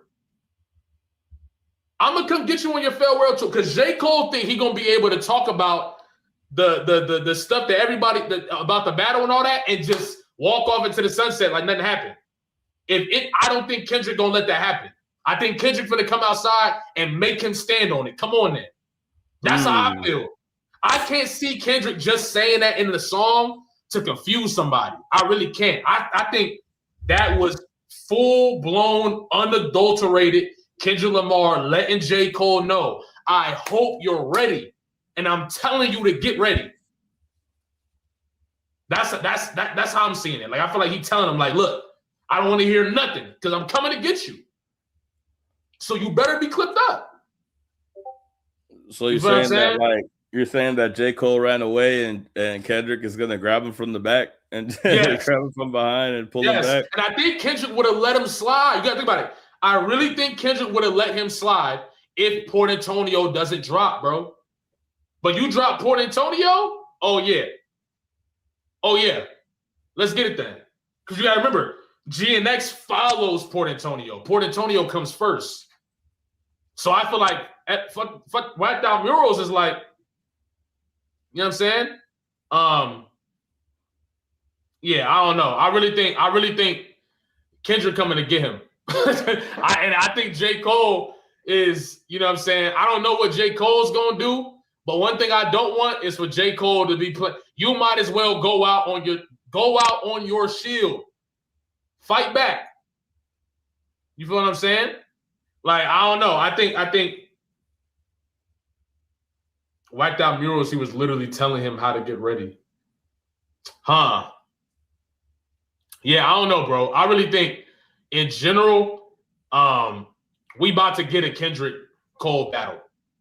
We might get a situation where Drake and Cole are in a situation where they could battle, and then we get Baby Keem's project in the middle of it. I could see Drake trying to step on the fall off, and then Baby Keem drop. Like kind of like how when Kanye and Drake had dropped and Melodic Blue dropped in the middle, something like that. Because you amplifying Baby Keem's album if you drop in the middle of that, right? Right. It's gonna be, in my opinion, it's gonna be crazy music. And I wouldn't be surprised if Bodies is Baby Keem's.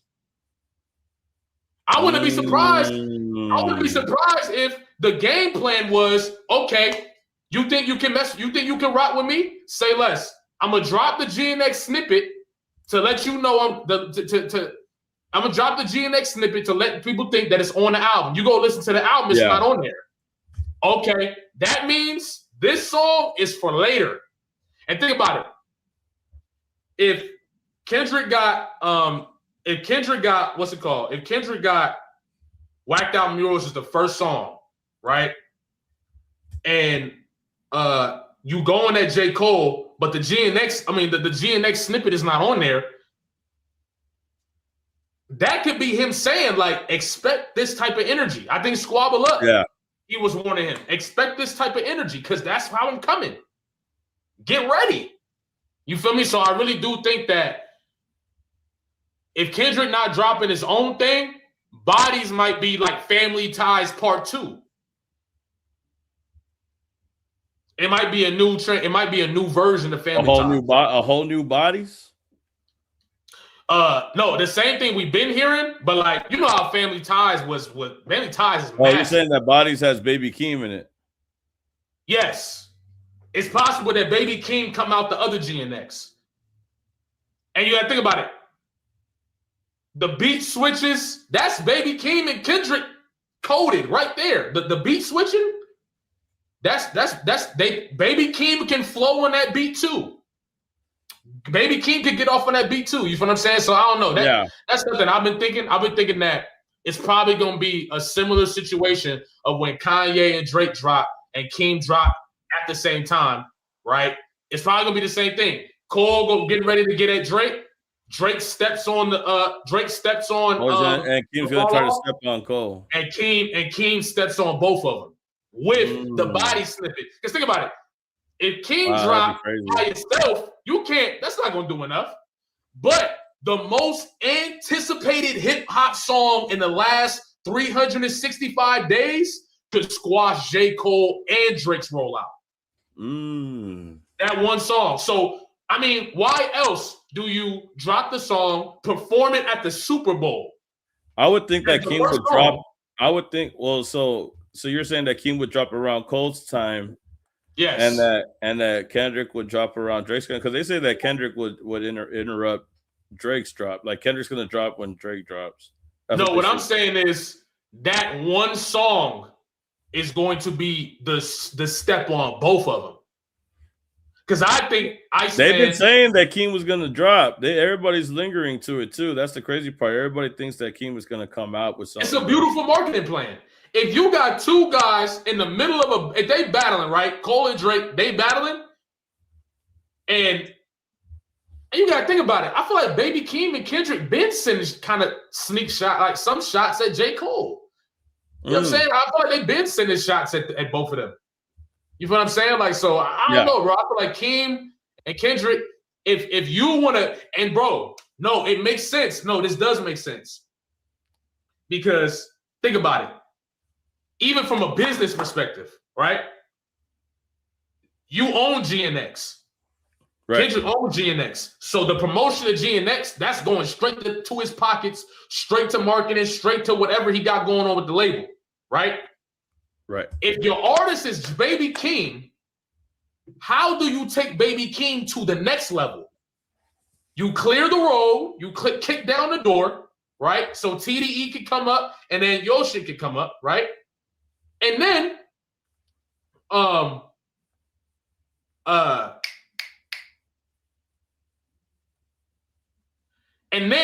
by previewing Bodies, right, for a whole year, you make it the most anticipated song. Automatically, Baby Keem's album or project or whatever is the one. That song is going number one. It don't matter what J.Cole got coming out. It don't matter what Drake got coming out. If that song dropped during their rollout, he's stepping on everything. They stepping on everything. And I think it's a perfect opportunity to get your number one artist on your label right straight to the top. Okay. Because you're dropping in the middle of a battle, and then like, come on. I really think like that's what's about to happen. But I could be tripping. But I feel like that makes sense business-wise and competitive-wise. It just makes sense. No, you're not wrong, bro. You're not wrong at all, bro. Like that's the thing, is that it's a good look. It would be one of the biggest lobs ever to piggyback off of another rollout. You know what I mean? Because we don't hear much from Baby Keem unless it's from Project 3 or PG Lang. Like they have been somewhat anticipating or previewing, sneak previewing like things from Baby Keem or PG Lang. But we don't know for sure. Some people had saw Baby Keem record in New York City. They saw him record with a band shooting a music video from what it looked like. So I'm not sure if that was Kendrick, but a lot of people have been saying that Keem was going to drop. And if you're right, then we're closer to Kendrick coming out, because I think Baby Keem will come out before Kendrick at this point. Yeah. By that logic, by that theory, you know what I mean? Because I feel like if you already cleared the field and you just did the stadium tour, I mean, you could come out and go toe-to-toe with Cole. But I mean, that song's, bro, think about it. Even in the lyrics, someone would have to drop on February 2nd. So you're saying that in a few days from now, we are going to get another. Why would someone have to drop? Why would someone have to drop on the 2nd? February 2nd is when J. Cole drops the Fall Off. I thought it was the 6th. It's the 2nd? Oh no, 2/6. My bad. Yeah, you're right. I don't know why I said February 2nd. That's it's because it's the second month. That makes sense. But yeah, so it's like 2/6, right? So 2/6. Right. So would somebody is that a Thursday? I think so. It has to be. So would somebody drop on the 1st, or would somebody drop? That's a Tuesday. Yeah. That's a Tuesday. The 6th is a Friday. So someone would have to drop either on the 1st, 2nd, 3rd, Friday, 4th, right? 5th. Or they drop on the same day that he does. Yes. But how crazy would it be that the same day that J. Cole drops the Fall Off, Baby Keem drops the same day? That would be crazy. And again, that would be putting Baby Keem and the Bodies song to the test, right? Because like you have a Bodies record competing with a Fall Off album. And you got to think about it too. You can't step on Doechii, so it can't come out in March. Oh yeah, because she's dropping in March allegedly. Right. So you either come in after March or before March. And my thing is, he said Dot might drop the anniversary of All Eyes on Me. Ooh, shit. That's February 13th, right? Is it? Oh my goodness. Hold on. Nah. Hold on. You might be on to something. Nah. Because February 13th is Friday the 13th. This year? This year. No way, bro. Yeah. February 13th is Friday the 13th. Oh, it is Friday the 13th. But all eyes on me. Boogeyman shit. Hold on. I feel like that might be a little. Is that a little too? But all eyes on me. It was released February 13th, 1996, right? Bruh. Just 7 months before his death. 7 months. Interesting. 7-minute drill. Like what? Let me chill. A 7-day theory. That's what I was thinking. But that might be too predictable, bro. It's possible they can just back to back. Well, I mean, just to go based off what you're saying, like if they're gonna drop bodies and stop 30-year anniversary, ain't no way. Oh nah. Oh nah. And Pot did die on the 13th. On Friday the 13th, actually. And hold on, dog. Put this together. Hold on. Hear me out. Hear me out. Hear me out. Reincarnated with Love, my Gemini twin back Kyle Renut. Reincarnated with Love, dropping on February 13th, which is reincarnated. Yeah, okay. Yeah, reincarnated. So the same day that the same day of Tupac's death and the same day of the All Eyes on Me dropping, right? I ain't gonna lie. That's kind of crazy. That's kind of crazy, bro. That's fire. That's fire. Cause you might have helped us put the last little, cause I don't know though, because do you give J. Cole a whole week? Do you give J. Cole a whole week? I already had a theory video dropping, but I definitely didn't have that in there. Someone said before Valentine's. 13th, that's different. Valentine's Day. He said before Valentine's Day. So when you say reincarnated with love, with love is before Valentine's. Let me chill, bro. Let me chill. That's hard. Reincarnated with love. That's hard. I ain't gonna lie. Who said that? Hold on. Who said that, bro? Who said that? Whoever said that, show yourself, because I've been thinking about the big. I was talking to my homeboy. I just did some shit with bro. The homie Lamont, right? I don't know if you in here or not, but we was talking back and forth on Instagram, and I had told him a couple days ago.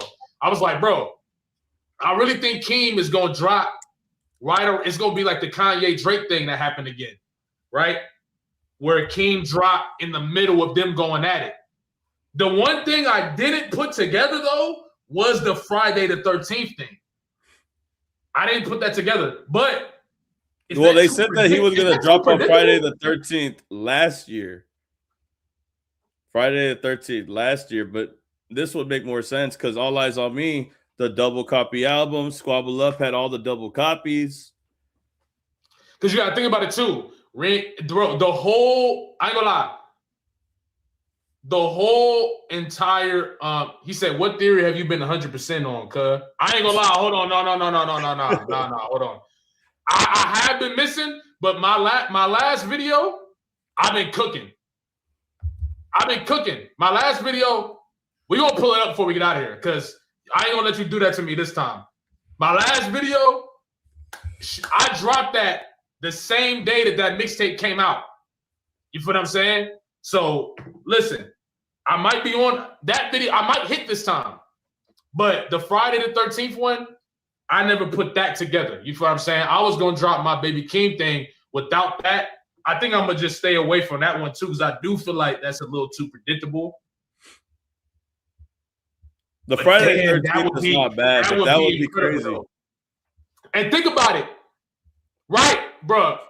Commentator just said it, bro. Think about it, okay? We've been talking about how Kendrick might drop a double album. The double album. If the double album to counter your double album, oh man, listen. A Kendrick double album right now, not on that Mr. Morale shit, is going to dominate. It's going to dominate, especially if Kendrick on that same energy. I ain't gonna lie. That's kind of crazy, bro. If J.Cole don't get mad after that, bro, I don't know what will, bro. Cause I'll be pissed. February, bro, that's too perfect, bro. That's way that too should perfect. happen to me, bro. February 13th, that's too perfect, bro. That's too perfect, bro. It's the 30-year anniversary, and don't forget, America's in its Saturn return too. The 250. I'm pretty sure we're in the 250th year, no? God damn, I don't know. Hold on. Bro said, pull out the fucking kaleidoscope. We about to read this shit. In 2026, the United States celebrates its 250th anniversary of the Declaration of Independence. Kendrick's going to drop something this year. I think we talking about America is getting into this. You know, America is going to go through a whole lot of shifts and changes this year, right? Because especially when you talk about how empires usually end around this this pocket right here. So there's definitely, I don't think America's going to fall, but I think there's going to be significant shifts. And if Kendrick is the astrologer or whatever that I think he is, this is the year that TDE, PG Lane put all the chips on the table. You see what I'm saying? So that's just how that's me. But I think there's gonna be a lot of spiritually significant things that happen this year anyway. So that's just me though. Look, we could end it right there because that was probably one of the good theories for the new year. Mm-hmm. As far as Kendrick dropping with Baby King, if it's just bodies, I wouldn't mind that either. Not a whole album, but if it was just bodies, that'd be cool too. Yeah, if it's just bodies, I ain't gonna lie. And then you gotta think about it, bro. We not even. If we go body for body, I hand you a body. I'm probably a better masseuse, right? That could be catalog. Because think about it. If you disrespected my catalog, Kendrick never got to respond to that. So we go body for body, body of work. I'm probably a better masseuse. I really don't bother nobody, but they run it by me if I gotta air out the room, right? Started with nothing but government cheese, but now I can seize the government too. Remember the food stamp colors was tan and brown, now the hundreds is blue. Remember I said I'm the greatest back when you debated the number 1 and number 2? The topic was always hilarious too. I ain't gonna lie. That might be for Cole, bro. Hold on. That might be for Cole. Hold on, bro. When you debated the number 1 and number 2. 1 and number 2. So he drops bodies on Friday the 13th. I think about everything J. Cole been saying, bro. Talking about he the best, all this different. That sound like a response to the mixtape already. You would not have a soul if it even had told you to stand next to Johnny and Q. I ain't gonna lie. Kendrick and them might have already, and that's what I said. Bro, hold on, bro. Before you get out of here. Or if you gotta go, I feel you.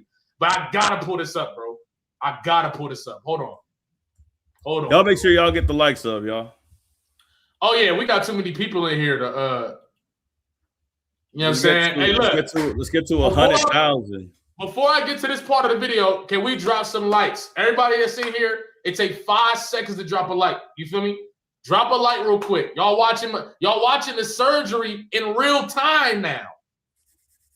You feel what I'm saying? We up here cooking. You feel me? The chat cooking too. That's how you know. We cooking, the chat cooking. Man. Clickbait ass title. What are you talking about?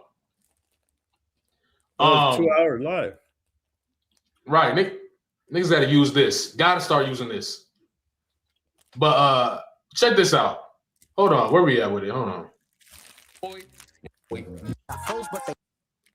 Okay. Leading into the fall. Beat this. Hold on. So this is gonna lead into what we haven't talked about yet. Okay. You do gotta go, that's cool. But check this out. Cover it says how to be like Kendrick Lamar.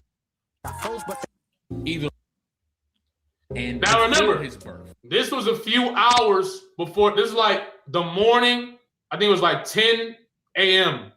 right? And people had already been speculating. This was on 2 days ago. So this was okay. This was the same day that the project came out. This is the same day the mixtape came out, but it was that morning. I think it was like 12, like 11 a.m., 12 or something. And then he dropped it at like 6. Oh, yeah, you were telling me you made a video that day. Right. And this was the video. This was the video I was talking about. This actually the part 2. This ain't even the first part. This is the part 2. But peep this.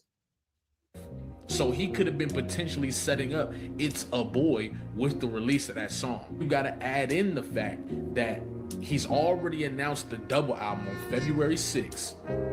His birthday's on January 28th. Now, this is something that everybody had pretty much been saying. They felt like he was going to do something for his birthday. But that's not what I'm talking about. Either a surprise drop of It's a Boy or the announcement of It's a Boy makes the most sense. It's your birthday. It just makes the most sense, especially if you want to dominate that cycle leading into February 6th. Fuck, I got hits, I got bucks, I got new paper cuts, I got friends, I got foes, but they hard. People, including myself, already seen squabble up as Kendrick Lamar taking shots at multiple people. One of those people being J.Cole. But I don't know if y'all remember, but there was a theory surrounding this specific scene in the Squabble Up music video, and it was centered around the fact that there's a blue and a pink balloon behind Kendrick Lamar while he's reading this book. And what do blue and pink balloons usually represent? What are they usually synonymous with today? Gender reveals. Now this right here. At this book, right? On the cover it says How to Be Like Kendrick Lamar for Dummies. I feel like all of us know this by now. But I think in the time we could have just been thinking, okay, this is just a book that Kendrick is selling or whatever, right? Mm-hmm. But when he decides to place this book in the music video, has got to be intentional. This is at the same exact time you get the blue and the pink balloons. So I feel like if that is a message to J. Cole, this book is probably a message to J. Cole. We'll come back to that in a second, though. Oh, okay. Right. Oh, I see you playing. Hold on. Fuck a plea. There he go. Beat him up.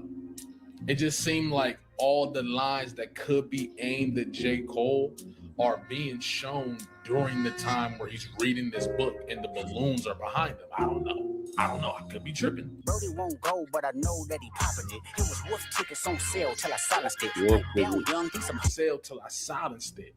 Ironically, around this bar, you get to see Nate Dogg's double album, right? And initially, we thinking, okay, this probably means that Kendrick Lamar is getting ready to release a double album of some sort. Right. But what if it's a little more layered than that? Now that we got all the puzzle pieces and assortment, let's break the balloons. It's already been a theory. It's already been a thing that people have talked about in the past, but it didn't really have as much context that it does today. That could really simply be Kendrick Lamar referencing It's a Boy. That connects to the next thing. This is Kendrick Lamar referencing. And now let's have the idea that maybe It's a Boy was switched to the Blizzard freestyle, like you said earlier, DeVille, right? Oh, okay. And maybe the name, maybe that, because we knew it was going to be classic freestyles, right? But maybe that's, you feel me? So, boom. He changed the name to It's a Boy. And what Jadakiss is saying is true. Right. And J. Cole is actually coming out with a mixtape where he's going to be rapping over classic instrumentals and stuff, right? Is that why Kendrick Lamar rapped on Made Niggas on GNX? Hear me out. Hear me out. So hold on. So Wiped Out Murals, you telling him to get ready.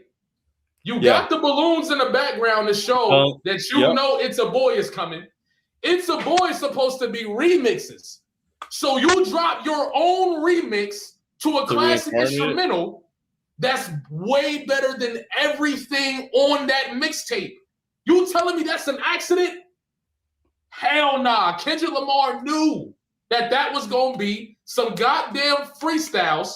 And so he did one of the best remixes of all time.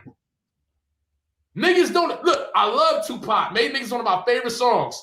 He took that beat. Okay. He took that beat so crazy. Niggas So then talk that about would it like mean it's his that song. Squabble Up. That now would mean that Squabble Up is for J. Cole. Is what you're saying? Yes, and that's what the video is called. It's Kendrick tried to warn J. Cole on Squabble Up.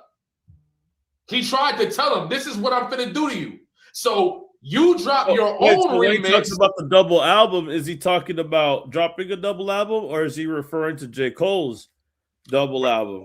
See, check this out. Check this out.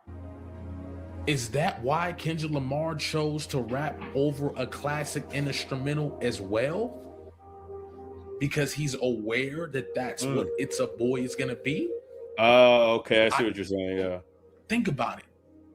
What if Kendrick also has a project or also has a slew of songs where he is rapping over classic instrumentals and Reincarnated is a preview?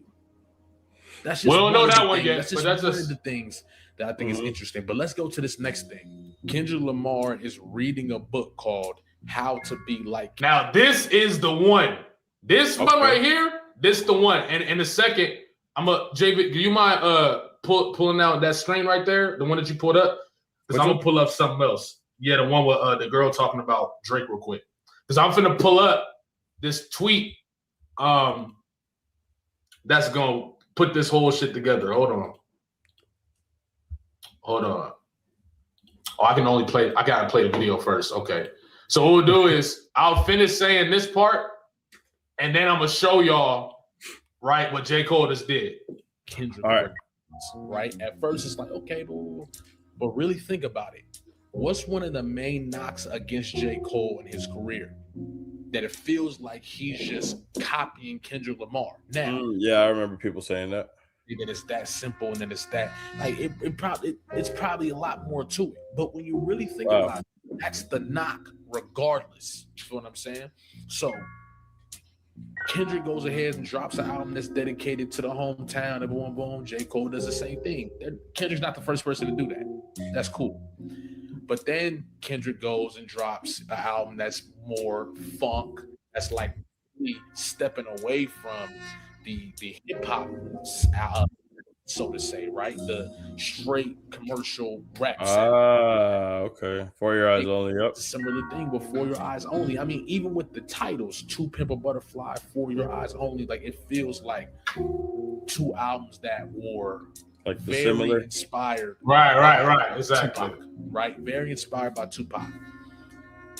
Then you get Damn, where Kendrick is going more for the charts. Kendrick is going for the charts. He's dropping bangers. It's way more digestible, commercial, all that different stuff. J. Cole does the same thing with KOD, where he's going for bangers and going for the charts and all that, and boom, boom. I mean, bro, even down to the taxes. Kendrick Lamar is talking about the taxes and To Pimp a Butterfly, and then here comes J. Cole doing the same thing on KOD. Now, Kendrick's not the first person to talk about taxes, but that's something to note. But I know that he popping it. It was worth tickets on sale till I silenced it. Kendrick Lamar shows Nate Dogg's double album. This is after he shows the Pink and Blue Balloons, which could be a reference to It's a Boy, right? If we're going in order, right, based on how J. Cole typically mocks Kendrick Lamar's approach, in theory, right? The next thing that J. Cole would have to mock is Mr. Morale. Yes or no? And what was Mr. Morale? A double disc. If we look at it from that perspective, even when we listening to disc 2, right? That whole song felt like he's breaking down this. Hold on. So that Mr. Morale has. So what you're saying is that I think you catching my drift. So you're saying that Kendrick is going to copy or not copy. Well, J. Cole is going to copy Kendrick and make a double disc album because that's the game plan. That's the blueprint that he tries to follow when he copies Kendrick, essentially. Right. But then that means that Kendrick is gonna walk all over it. I think Because Kendrick he is knows going to he's hit gonna do him. it? I feel like Kendrick might hit him right back with his own double album.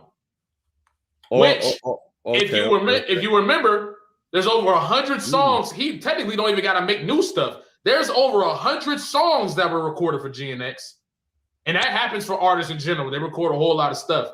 But what I'm saying is, he could be saying, not only am I aware of It's a Boy, I'm aware you got a double disc coming. Right? So if you look at, you got a double disc, I got one too, and I'm gonna drop one the same time, around the same time. Now, what would be so you're saying that he never was waiting for Drake to drop. He's been waiting for J. Cole to drop. I think we have been kind of harping over the Drake thing because Drake's been suing, but in reality, I feel like Kendrick keeps saying, I'm about to come get Cole. If we go back and analyze a lot of stuff, he keep telling us that he not finna let Cole slide. Right? So from that perspective, this is what makes it crazy. You got the double disc, right? That's coming from J. Cole, but he got like some other CDs too of some sort? Who, J. Cole? Yeah, something like that. But also look at this.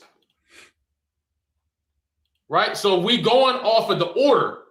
It's Mr. Morale, right? But what comes after Mr. Morale?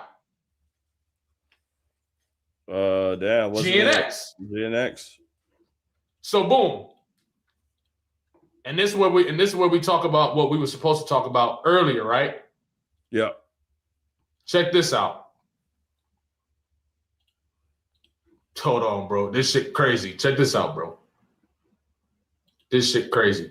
Oh yeah, you were talking about this. The cover. Look at this shit, man. This just dropped today. Okay, yeah. No, so I see what you're saying. What does this look like to you? Oh, he got the jacket, hands in the pockets, looking nonchalant. He is about to mimic GNX. And hold on. He's saying I'm reaching. Watch this. What was GNX about? It was a breakdown of the events that happened during the battle. Yes or no? Yep. Okay. So let's read this. Right? He says, the fallout cover that is currently circulating is a picture I took on a disposable camera when I was 15. My very first setup, the first full song I ever made came to life in that very chair you see in the picture. I sat for hours in a zone I had never experienced before until I was done writing a track that I titled The Storm. I probably rapped it out loud 50 times back to back, my young mind blown that I actually wrote something great. I called Nervous Wreck immediately to ask if I could come over to the shelter to record it. The mental space I entered writing that joint was a feeling I will attempt to explain, but I doubt will do it justice. It was the strongest possible combination of creativity, and all that. Shout out to you, J. Cole. Real talk. The picture of where it all started for me fitting in this album that I made with the ending in mind had been the cover of the Fall Off about the past 7 years. Okay, perfect in my mind. However, 2 years ago, after the events that still feed the algorithm today, I became incredibly re-inspired and the album slowly blossomed into a double disc as the concept expanded. I felt there should be an additional cover that represented that. Something just as strong as the first with my face on it. Now, this album is about to drop and he is going to be covering he's going to be rapping about the things that happened during the battle. What is GNX? A story of the things that happened during the battle. He's going to release a Mr. Morale-esque and GNX type thing going on. That's it. The second disc is supposed to represent the GNX. Oh, okay. So you're saying that he is trying to get ahead of Cole from copying him any longer. That could be it too. I think he's saying, I already know what you about to do, and I'm already ready to do what I'm about to do. And I think when we was talking about earlier, right, we were saying, what's the type of Kendrick Lamar is in a situation where that's similar to Drake, where he might have this information that he's able to use to his discretion, right? Especially considering they're under a similar umbrella. I wouldn't be surprised if Kendrick wasn't aware of this stuff. That's more of a reach. But the thing I was saying in the video was the mocking, right? He goes album by album at this point. This is going to be his GNX. This is going to be his version of GNX. And the weird thing is, this is his version of GNX. And the cover represents that. The cover looks like the GNX cover. He's not in front of a car or nothing, but he is with the jacket looking nonchalant, both hands in pockets. The same way Kendrick was looking. You feel what I'm saying? So it's like, wait, that's the album cover? I thought it was the picture of the room, no? No, this is the cover. Yeah, that's what it says right here. The fall off cover that is currently circling around is a picture I took on a disposable camera when I was 15. But I think that's the this one's supposed to represent the additional actual cover. Yeah, the additional. Right? So it's got two covers because it's two albums. You feel what I'm saying? I think it might represent both, or it just got the additional cover for whatever. But this is the additional cover. And I find it interesting that he's doing this. So wouldn't he be making like a GNX type of album by that theory? No. Yeah, he said it himself. Conceptually, this is going to be just like GNX. He's going to be documenting or covering his perspective or whatever on the events that took place. Nice, because that's basically what people have been saying he was going to do, but you're saying he's going to do it in the format that Kendrick had laid out, right? Yes. Oh, okay. So I understand what you're saying, but because what gets me too is that now looking at it from this way, do you think that J. Cole is he's not going to postpone the album, but do you think that if Kendrick does drop, is he going to go back and forth with Kendrick at that point? Like, let's say that Kendrick drops, right? Are they going to start beefing? I don't know. What I'm thinking is it's possible. I thought he was going at Drake. What I'm thinking is, right, he could just be going at Drake. We don't know. But what we do know is he's going to be talking about the beef on that second disc, which we know already. Every time J. Cole talks about the beef, he rewrites history. J. Cole is going to attempt to rewrite history the same way he tried to rewrite history with Port Antonio, but he's going to do it for a whole album. Now, the crazy thing about it is, if this is your farewell tour, right? This is your last project. You can do this, say whatever you want, and just retire. And be like, hey, I don't got to respond. I don't got to respond to nothing that nobody say. I retired. Yeah. Unless somebody drop at the same time or around the same time. Now the pressure is on. You feel what I'm saying? And that's really what's going on. J. Cole's going to try to rewrite history. I don't think Kendrick going to let him do it. Damn. Well, that would be the reason that you're saying, but that would be the reason why he would interfere. You're saying that would be the reason why he would drop on Friday the 13th, is to stop the whole copying of the album. Jay stole is what somebody said. I think that just plays a role. I think that plays a small role in it, but I do think that it does come down to Port Antonio. It's because of Port Antonio.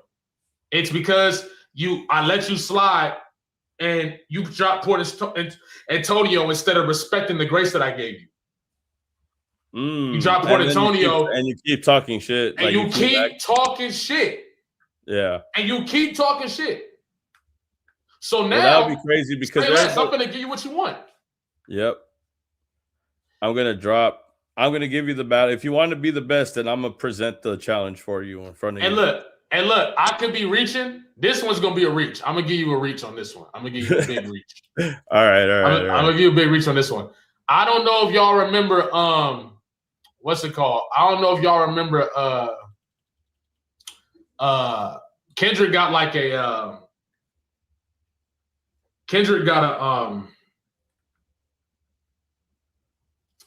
Finsta.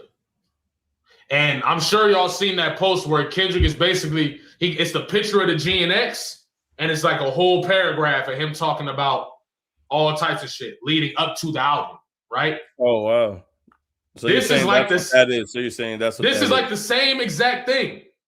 I don't think I've seen. It's like the same exact thing. Paragraph talking about it. Was it like an article? Yeah, you want to pull it up? Yeah, pull it. It's I got my keyboard turned off, but if you want to pull it up, it's look up his Finsta. It's like Jojo Screwski or something like that. Look up his Finsta. Oh, and it's literally it to Instagram. Hold on, let me check. Nah, you can look it up on Google too, I believe. But like, it's literally the same thing. Like, it's not that it don't look the same, but Kendrick pulls out the GNX and think about it. What did J. Cole get rid of? The bike. Oh, you're talking about this picture right here? Right. Oh, okay. And before you pull it up, J. Cole got rid of the bike for what? A luxury car. A car, yeah. Oh, okay. All right, I'm sharing my screen now. I'm just saying. I know. I remember you. I remember this. Oh, okay. I see what you're saying. Yes, it's the so same you're saying thing. That this is basically he's doing the same thing. If we read it, it's the same shit. What does it say? Hey, life get real tricky no matter where you at with it. I never pick and choose what stories to relate to. All of them is relative. Like my mama say, though. That's real as hell. That's real as hell. Different strokes for different folks. A good old saying could snap you back into reality sometimes. But in the moment of confusion, the best thing you can do is find the GNX. Make you realize the only thing that matters in life is that original paperwork, that TL2 code, out of 547. Yeah, finally changed. It's over with the DHZ. My big cousin Pat Dog smiling down. Anybody want to line it up? I'll pull him off of the floor and flip your shit. God damn. And this is literally him saying. This is literally him saying that I'm about to get back to the prince. I'm about to get back to the roots.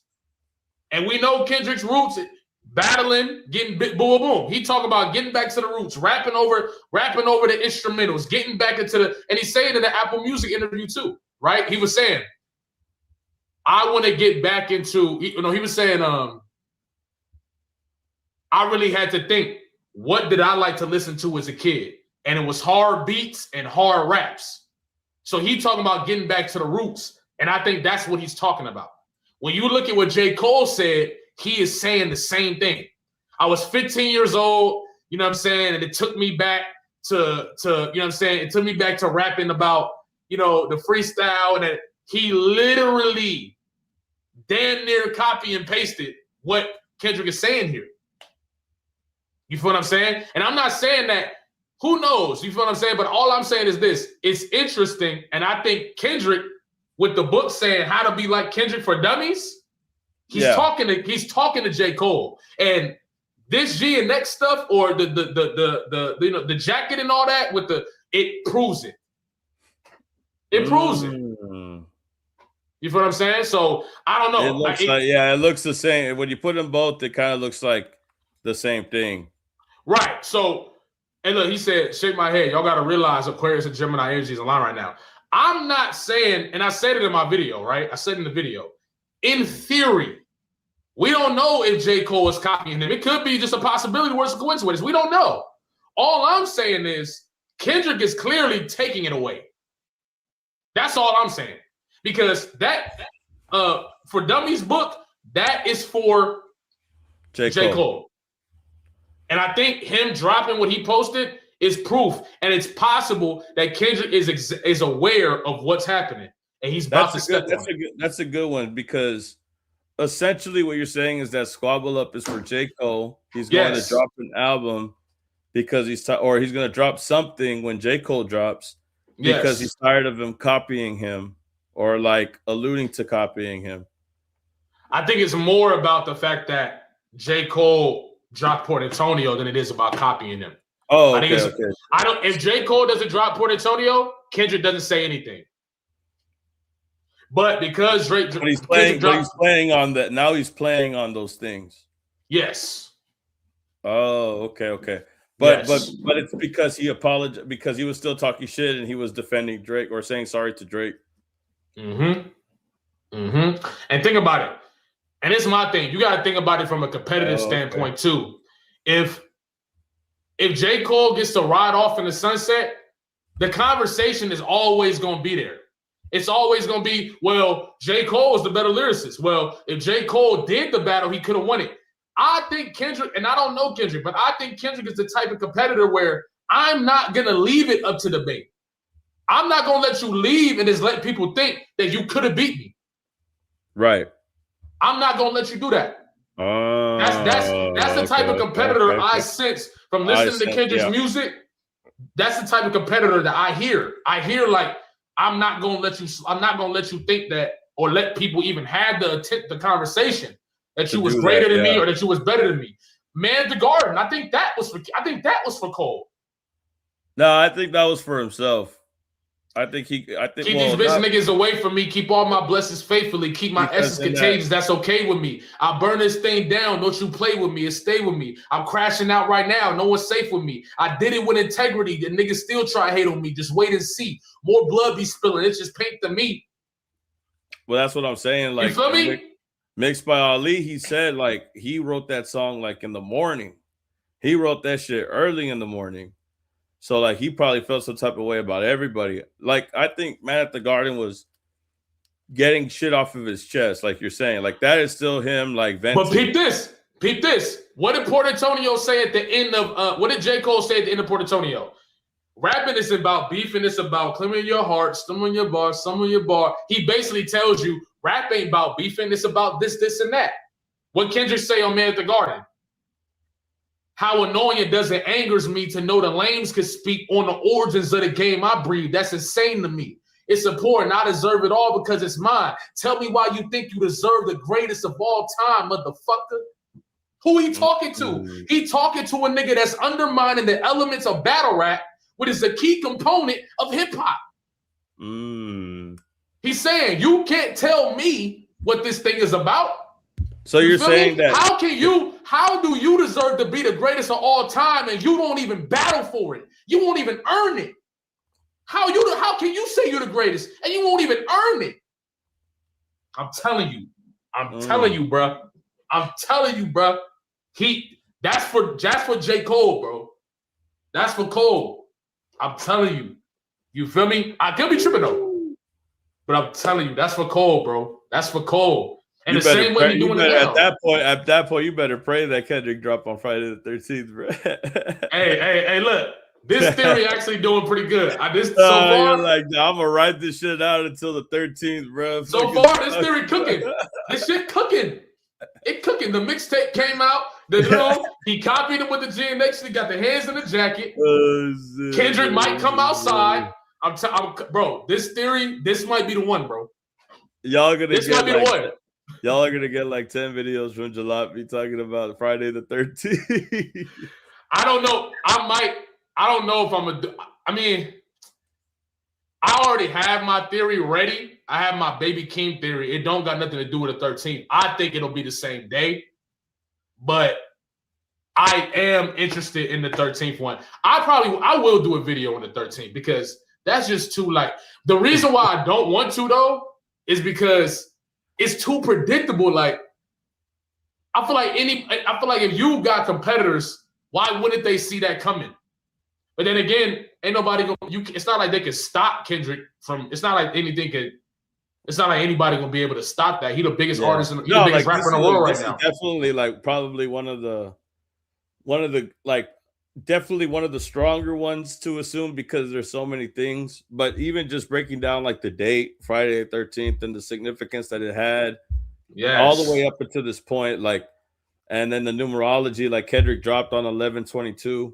You know what I mean? Like, I think it was 22, right? 22, right? But anyways, the whole point is that Friday the 13th has a lot of significance with Tupac, has a lot of significance with the double disc. Kendrick talking about the double disc and Squabble Up. And if Squabble Up is for J. Cole, I can see why you're saying he's referring to him as much. So that way, because he's not done with him. But but by that logic, then that means that Cole is aware of all of these shots, right? I mean, if you're aware, what are the He's not. You don't think he's aware of what Kendrick is saying when he says these things? No. Not that he's not aware. My fault. I thought you were saying, is he aware of when Kendrick is going to drop? But I think you gotta be aware that Kendrick is coming to get you. Like when J. Cole hears "Man at the Garden," is he thinking of himself at the end of that verse? Like, yes. What do you think you deserve to be the greatest of all time? Or when, absolutely. Or when he hears "Squabble Up," is he thinking about? Is he thinking of like when Kendrick is rapping "Squabble Up" and J. Cole is listening to it? Is he thinking about himself when he's hearing it? That's another big thing too. I think so. And it has to be. It has to be at some degree, right? Because when you say Brody won't go, but I know that he popping it, how does J. Cole feel when he hears that shit? You know what I mean? Like, does he get offended, or does he feel some type of way when he hears shit like that? You cooking, but somebody just said some real ass shit too. Hold on. I actually got to read all of these super chats. Hold on, I'm tripping. We'll read it. We can read them at the end. But this one, I'm not trying to skip nobody, y'all, so please don't take it as disrespect. But this one, I got to put this up right now. He said, this is death for reach, but 213 is also an area code in LA. And I'm not going to lie. That's why J. Cole is dropping on the 6th. February 13th. Okay. And that's why J. Cole is dropping on the 6th, because that's an area. I think that's an area code of some sort. It's the county where he's at. It's the county. Yeah, it's the number of the county. I think. Oh man, bro, I ain't gonna lie. That'll be the 13th. That'll be the 13th. Friday the 13th. 213 is LA. Oh, okay, I see what you're saying. Oh wow, no, wow, for real, that's cool. 213 was also a group with Snoop Dogg, Warren G, and Nate Dogg. Yeah. 213. Yeah. It's called 213, I think, and not 213. Oh, nah. Hold on, bro. We really putting this shit together in real time. 213? Like what? Exactly. Everybody must be judged, but this time God only favoring us. God only favoring us. The etiquette this time is fuck. Hey, look.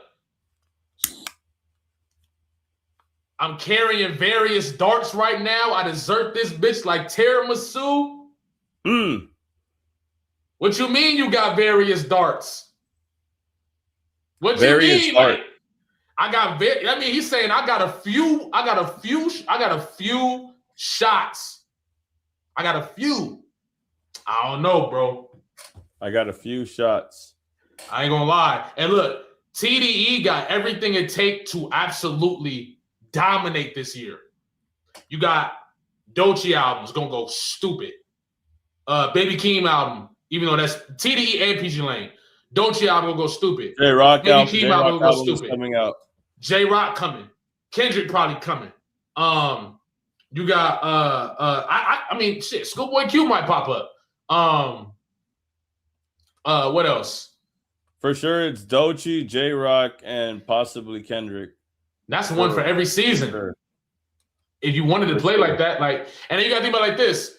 What do you have to say when, nigga, on February 1st? Oh, and Hitter J3 says he has more songs with Kendrick, and he had recently posted that Kendrick is not you're done. right. You're right. So, I mean, like, I ain't gonna lie, bro. We ain't here cooking, bro. We ain't here. The chat, bro. We ain't here cooking right now. We ain't here cooking right now. You know what I'm saying? I'm telling you, bro. We ain't here cooking, bro. Because I remember when Hitter J3 had said that I was supposed to do a video, but I got caught up. But I remember Hitter J3 was like, I have songs with Kendrick. I have more than one song with Kendrick. I have features that are unreleased. And then he says, Kendrick is not done with anybody. He said he's not done with y'all. And I was like, oh shit. Like, so like maybe even if he doesn't drop on the 13th, there's still people in his camp, in his team, in his corner that are openly saying, like, oh yeah, he still has some shit. I got some shit from him that I haven't out yet. Like he said, don't I mean, yeah. Yeah, bro. Imagine if Hit a J3 drops a song with him and Kendrick. That shit go nuts. Oh, yeah, absolutely. Because Hit a J3 been dropping some heat. And then Hit a J3 got his own hit right now. Hit a J3 got his own like hood classic right now. Like he got a lot of things going for it. That's another thing too. He didn't want to drop it. He was trying to say, like, I didn't want to rely on Kendrick either. Like, I just want to do my own thing. You know what I mean? That's what he was saying, essentially. Like, be my own man type shit. Like, I'll use the law, but I got to carry my own weight. But like, he was also saying though, like, hey, but Kendrick got some shit that he got cooking up on his own. So when he's going to drop that, I'm sure he's not going to know. But again, there's a lot of people saying that Kendrick isn't done yet. Because I know a lot of people like to talk about delayed gratification and how things will get paid off if you like just drop later on. But at the same time, like, I think Kendrick's on a different timing right now. Like you said, he's on a different timing than we're used to having him at. Yeah. I ain't gonna lie. I think the fact that J. Cole even had the courage to come out talking like this, I ain't gonna lie, bro. You asked for it. He asked for it. Real talk. If you really think, I don't know. I don't think Cole can, and I think Cole can't hang with Kendrick anyway. I think there's a lot of people that like overinflate Cole's ability. And we don't even know what J. Cole's gonna say on his album. We don't. So let's say if J. Cole does he's already dissing Drake, without a doubt. He's dissing Drake already. People are alluding that it could be Kendrick, but let's say going down the line, he starts dissing fucking Kendrick also. Let's say like the shots are more clearer when the album drops, right? That would give Kendrick even more of a reason to put some shit out. Yeah, I ain't gonna lie. That would hurt. That would hurt. Because at that point, it's like, we're talking about it without even hearing the fucking album yet. But what if the album was just some crazy shit where Kendrick had to say something? We're already talking about him stomping on his rollout. I guarantee you, if that's the case, then he's hoping for him to fucking do something crazy so he could react immediately. Yeah. So that could be a plan. I think everybody needs to have a plan, right? Let's just think about what we're gonna do if this happens. If this happens, then do this, you know. And Kendrick likes to compare himself to Tupac. He likes to, like, you know, have that whole comparison. Well, Tupac likes to plan ahead. So I'm assuming Kendrick likes to do the same.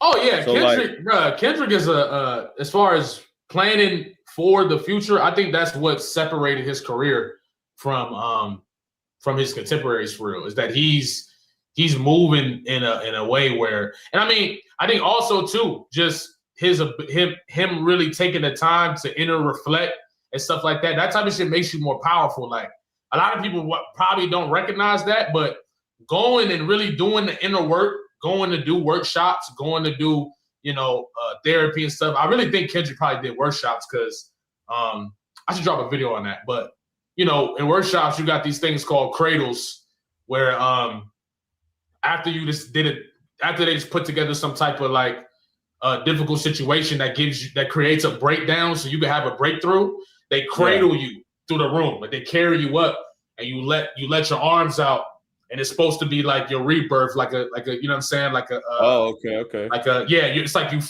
free. It's supposed to symbolize flying. So when I look at the Count Me Out video, that's what he was doing. There's a part in the video where he gets picked up and they're walking him and he's out like this. And I'm like, oh shit, he probably did like a community work. He was probably doing a community workshop, like, or like some of that nature. But anyway, that also aids Kendrick in his ability to make these decisions and his ability to be able to even like be clear about these type of things and be clear in his vision. He out here running, jogging, and all this different stuff. Like he's in a completely different zone as far as, you know what I'm saying, taking care of his body, taking all that different shit. And in reality, that's the real danger in battling somebody like that, is that this is clear. They can see everything. They know exactly, like, you know what I'm saying? So I think that's probably the most dangerous part about what J. Cole and them niggas gonna have to deal with. Because as deep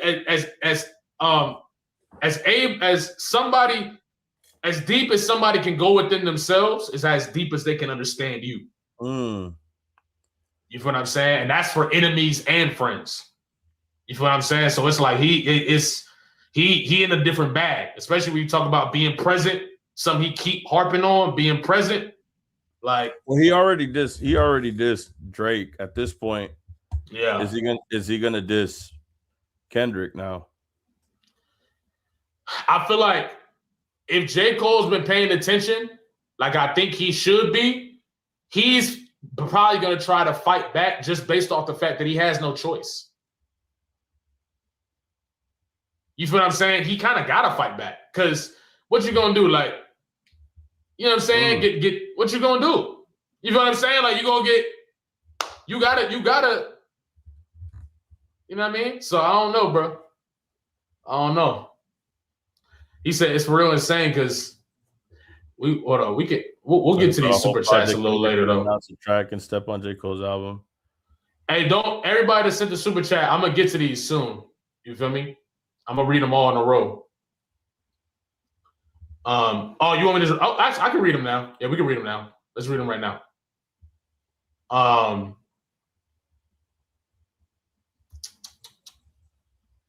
Let's see. Where we at with it? Okay, here we go. He said, shout out to Story St. James. I appreciate you, dog. Story, yo. He said, you can't make enemies that show weakness. The reality is Drake or Kendrick or Kanye could drop when it's released. Damn, I didn't even think about Kanye. Oh, doesn't he drop like in a couple days? I think he about to do like a show, like a stadium show in Mexico. I thought he was gonna drop like in 2 days or so. I thought Bully dropped in a few days. Does it? I think so. I think they said that he was going to drop soon. That's probably what he's honestly wouldn't be surprised. Because if Kanye dropping at the same time as J. Cole is a whole other fucking story within itself. Or even the Grammys. Yeah, bro, that's a whole. Kanye was pissed last Grammys, bro. He was doing everything he could. Oh no, March. He probably go. Yeah, okay. Yep. And then there's a bigger conversation too, just about influence right now. You know what I'm saying? So I think Kanye interfering with J. Cole's rollout might be worse for him than the Kendrick one. Right. He's gonna call him mid, bro. Like, he's just gonna call him mid on the whole album. No, hey, I didn't really think about Kanye, bro. I didn't think about Kanye. Shout out to Story St. James. I appreciate you, bro. I could just imagine like Kanye West just telling off fucking J. Cole all album. He's ass. He dissed him. I thought he dissed him long ago. That's why it's called Bully, because he's gonna bully the fuck out of J. Cole. Hey, shout out to Eureka for the super chat. What if first person shooter came with an NDA? I would not doubt that. I wouldn't doubt if J. Cole helped put the verse together. Like a ghostwriting NDA? That'd probably, yeah. But yeah, I wouldn't be doubting J. Cole helping put that together. But honestly, Drake verse sound like one of his writers wrote it. First person shooter is definitely a chain reaction of events that we're talking about now for sure, though. Mm-hmm. Because now everybody's going back to that time, first person shooter, the Dreamville Fest. Like what really happened, bro, between these two guys? Like, why did Drake leave that early from the set? You know what, bro? You know what I just thought of, bro? Random. J. Cole does have one angle that he could use. I mean, there's a few angles he could use, but they would be like internet angles, so it probably wouldn't really be that effective. Yeah. But The one angle he could use, which once again is still bullshit, but people will go for it, is the whole Diddy thing. Because there's like people like for whatever reason, the story for a long time was that J. Cole stood up for Kendrick. But then you hear other people talking about it, and it's like, nah, that's not exactly how that happened. They was shit. But there was there. I don't know if y'all remember that. Does anybody else remember that? People used to say, Diddy, J. Cole stood up for Kendrick when it came to the Diddy shit, which I did a video on. It's cap. I think Punch did an interview where he break it down, and that's not exactly what it was. Oh, you're talking about the fight with J. Cole and Diddy and shit. Yeah. J. Cole was defending Kendrick because I'm like, why did he rap over a bunch of P. Diddy beats? Well, they made up after that. They were friends after that. Like they had took pictures together pretending to fight or whatever. I was like, why are you rapping? And then he said that he listened to Diddy's album like nonstop when he was a kid too. Yeah, but I'm like, what's the point in that? Like, is he about to be like, is J. Cole about to be like the East Coast? That was a different time though. That was 2014. That was like when I know Control had came out, but it's at the way that they wrote the story was the way that Punch had interpreted it was that J. Cole was defending Kendrick from Diddy because he was the one that was upset about the King of New York line from Control.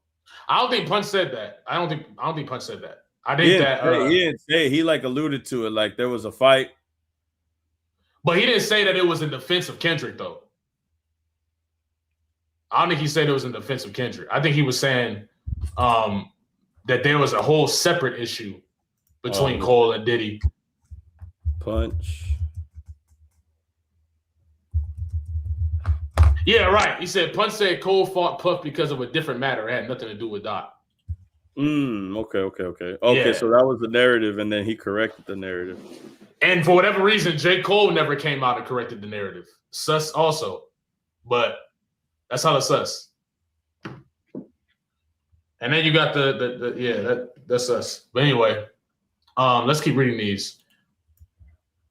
Shout Leonardo Thomas again, real one. Yo, this Kendrick got Cole in the binding vow. I'm crying. A binding vow is crazy. And the same with the show the story.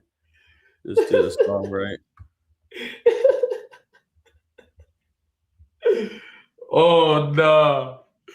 Oh hell no. Shout Leonardo Thomas, bro. I appreciate you for super chat too, bro. Hey, shout out to Story St. James too. That's love. Drake was at Dreamville Force Fest to perform, but left. Okay. I appreciate that, bro. I've seen a few people saying that too. I'm like in the chat, so I'm like, that might really be a thing. But I wonder. I'm like, why is that barely coming out? Like it's been 2 years.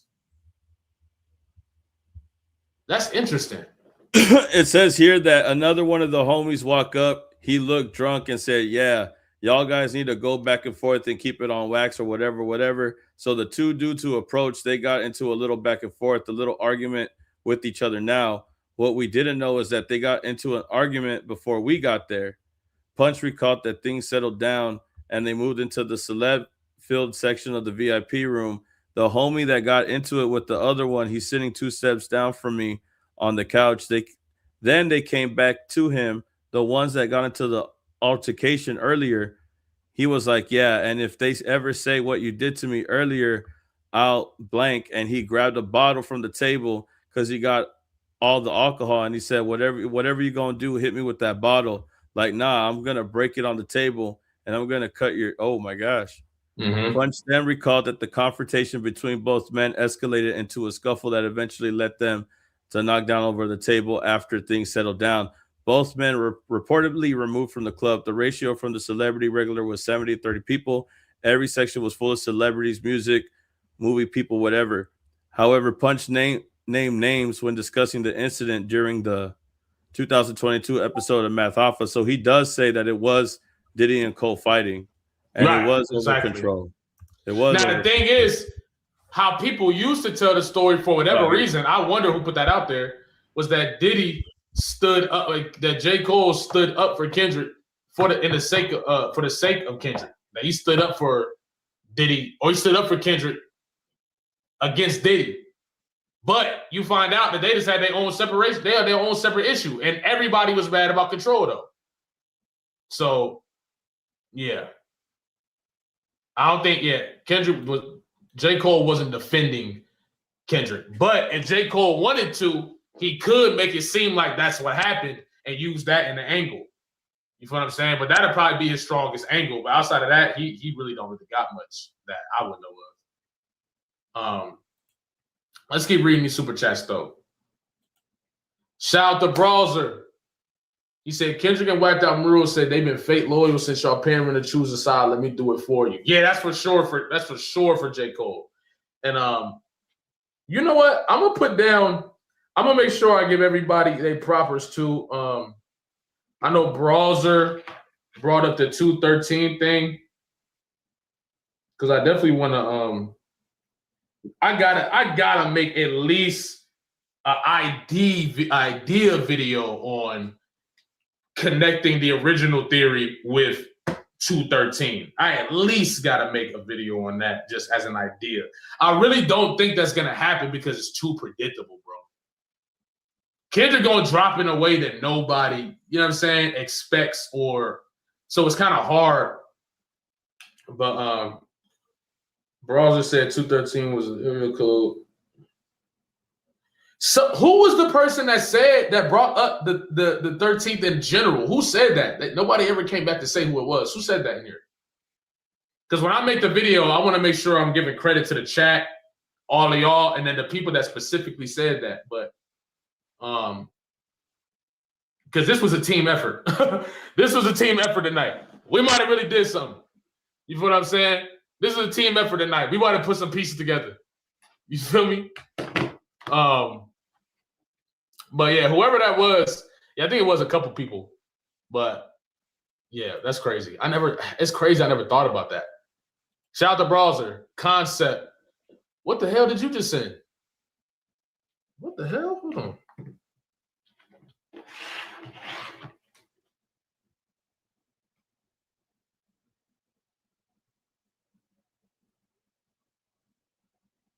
What the hell?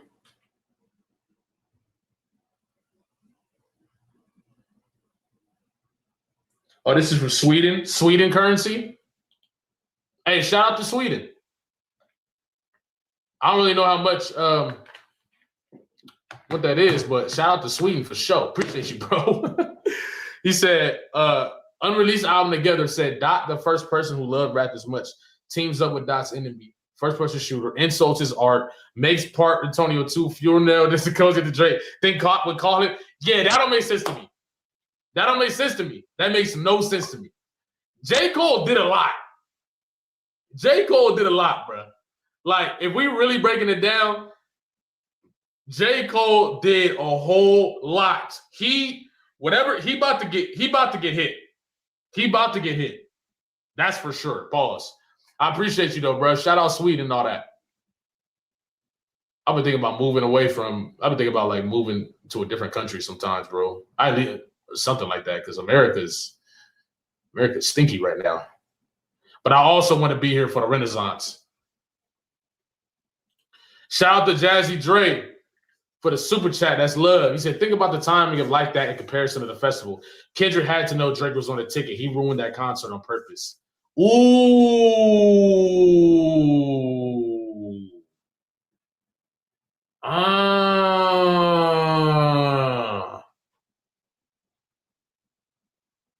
That did mess that. Yeah, because that messed the concert up.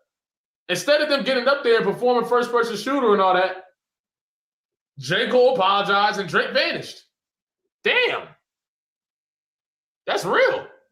That's real. Shout out to you, bro. I appreciate you for super chat. That's love.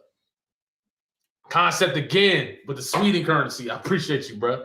He said not to be a buzzkill, but Dot, the master art of delayed gratification, not impulsive. Unless you lose your guard, unless you look then when you least expect it. Yeah, that's a fact. That's why I'm like, But then I'm like, one thing I'm worried is like, it might be so predictable that he drops on the 13th that he does drop on the 13th. You feel me? It might be so predictable that he drops on the 13th that he does do it. You know what I'm saying? Like, because it's like, you can't expect him to do something predictable, so he does. I don't know. I don't know, bro. I don't know, bro. I really don't know. But it would be the perfect thing to do, though. It would be the perfect thing to do. Especially with the lyrics of Bodies. I don't know, bro. We gonna see. It's crazy because we might wake up and the album out tomorrow. That's what's crazy. That's what's crazy, bro. And then I also feel like the Grammys come around, and if Kendrick drop, Kendrick's gonna have crazy momentum. Because you gotta think the hate is momentum too. I think Kendrick has the potential to probably end up being one of the most hated artists we've seen after these Grammys. Because you gotta think about it. It's a lot of huge pop artists in competition for album of the year. The rap albums don't win album of the year. If Kendrick win album of the year, it's not just gonna be hip hop artists that are mad. It's gonna be pop artists and pop fans and all that are mad too. So he's gonna be in a very but then that's the thing too. Kendrick just toured worldwide, man. He said Iceman will drop on Grammy night. That'd be the dumbest thing. That'd be the dumbest shit Drake could do. I ain't gonna lie.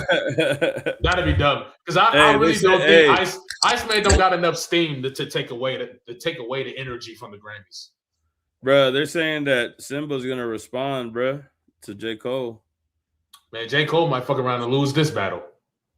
To Simba? Come on, dog. Shout out to Simba, bro. Why you laughing, bro? He might lose. Who, J. Cole? Yeah. To Simba? J. Cole might lose to Joey. Oh, come on, man. You're rage baiting, aren't you? You got Cole beating Joey? Right now, yeah, because I don't feel like Joey like that up to par right now. Nah, if we going off his performance in the Ravon battle, that's not gonna be enough. Someone said this guy hates J. Cole.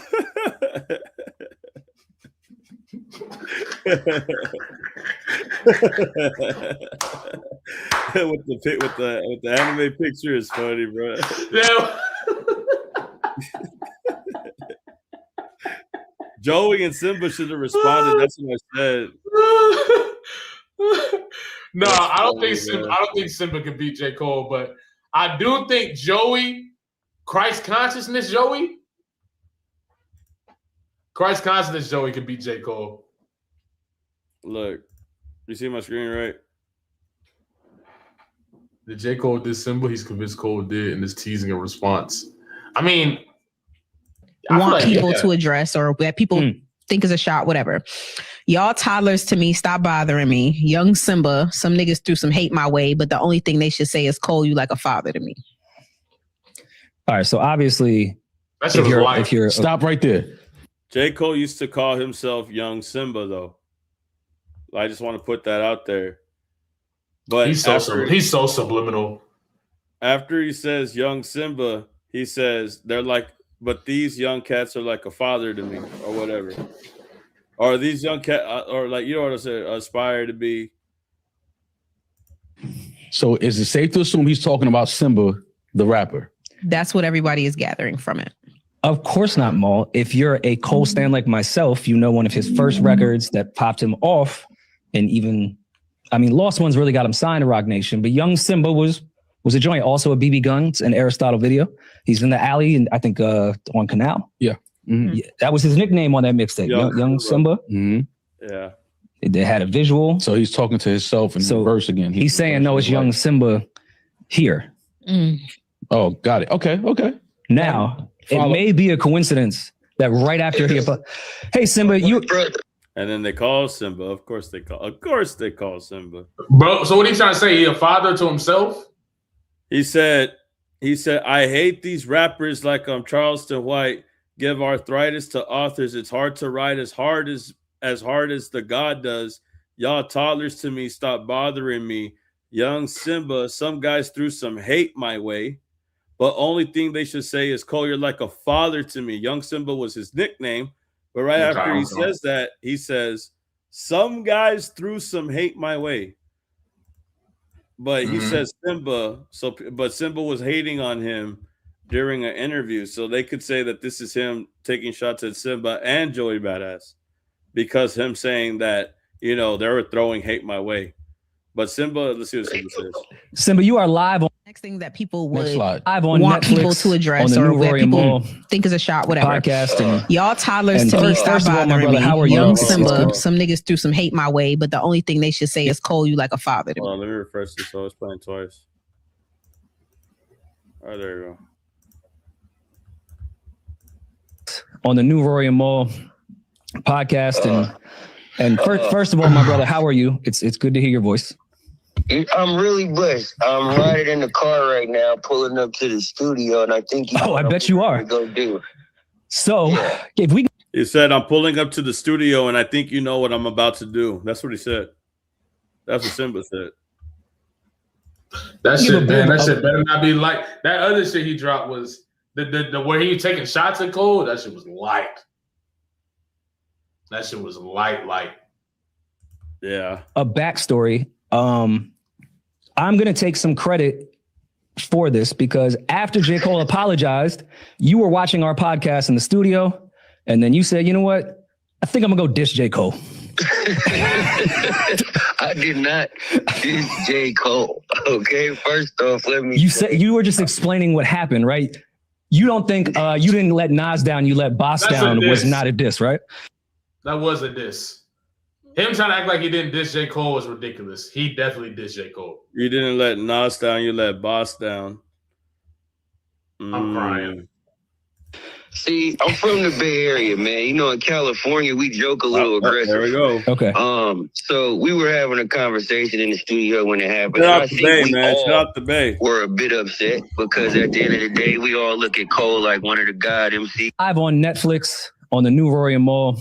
Okay, so let's see. We want to see him engage in that battle and being of the culture, someone who grew up on Smack DVDs, someone who grew up on battle rap, someone who grew up on watching Backstage. I was always taught as a rapper, you were supposed to be prepared for war. Yeah. So when he backed out, it wasn't something that I was used to seeing. And as a rapper who loves to rap, I went in this booth and rapped about it. And I think it came off in a way to where I was dissing him, but it was really just reporting what was going on. Yeah, you're just a journalist reporting the news. I did love the freestyle. I think you went crazy, but that goes without saying. Now, I know you just said he's a God MC, and I think we can all agree in that. But he said he said specifically, Simba, don't call me a God MC, call me your father. Yeah, he called me. I think he's more like a cousin. Than a father, but we'll get to that pretty soon. But I will say this. I took that as a sign that we wanted to see him out of respect. Yeah. For him to mention me, for him to take the time to address that is all we kind of ask for in hip hop. Yeah, no, I agree. You know what I mean? That's what the sport is about. It's about addressing things that was said. So I appreciate the respect of that, but you're not my father. My father shot at police. He don't duck smoke. Okay. Oh. There it is. Hey, Cole might lose. There it is. I hope Cole ready. Duck smoke. I hope Cole ready. And now we about to smoke on Duck, bitch. Yeah, you already know, bro. I'd rather see Cole and Freddie than Cole and Simba, though. Shout out to Cam Solon. I appreciate you, bro. He said Doechii debut album this year is going to be a statement. Oh, yeah. I think Doechii, I mean, I wouldn't rule out Doechii mess around and drop a classic. Yep. I wouldn't rule that out.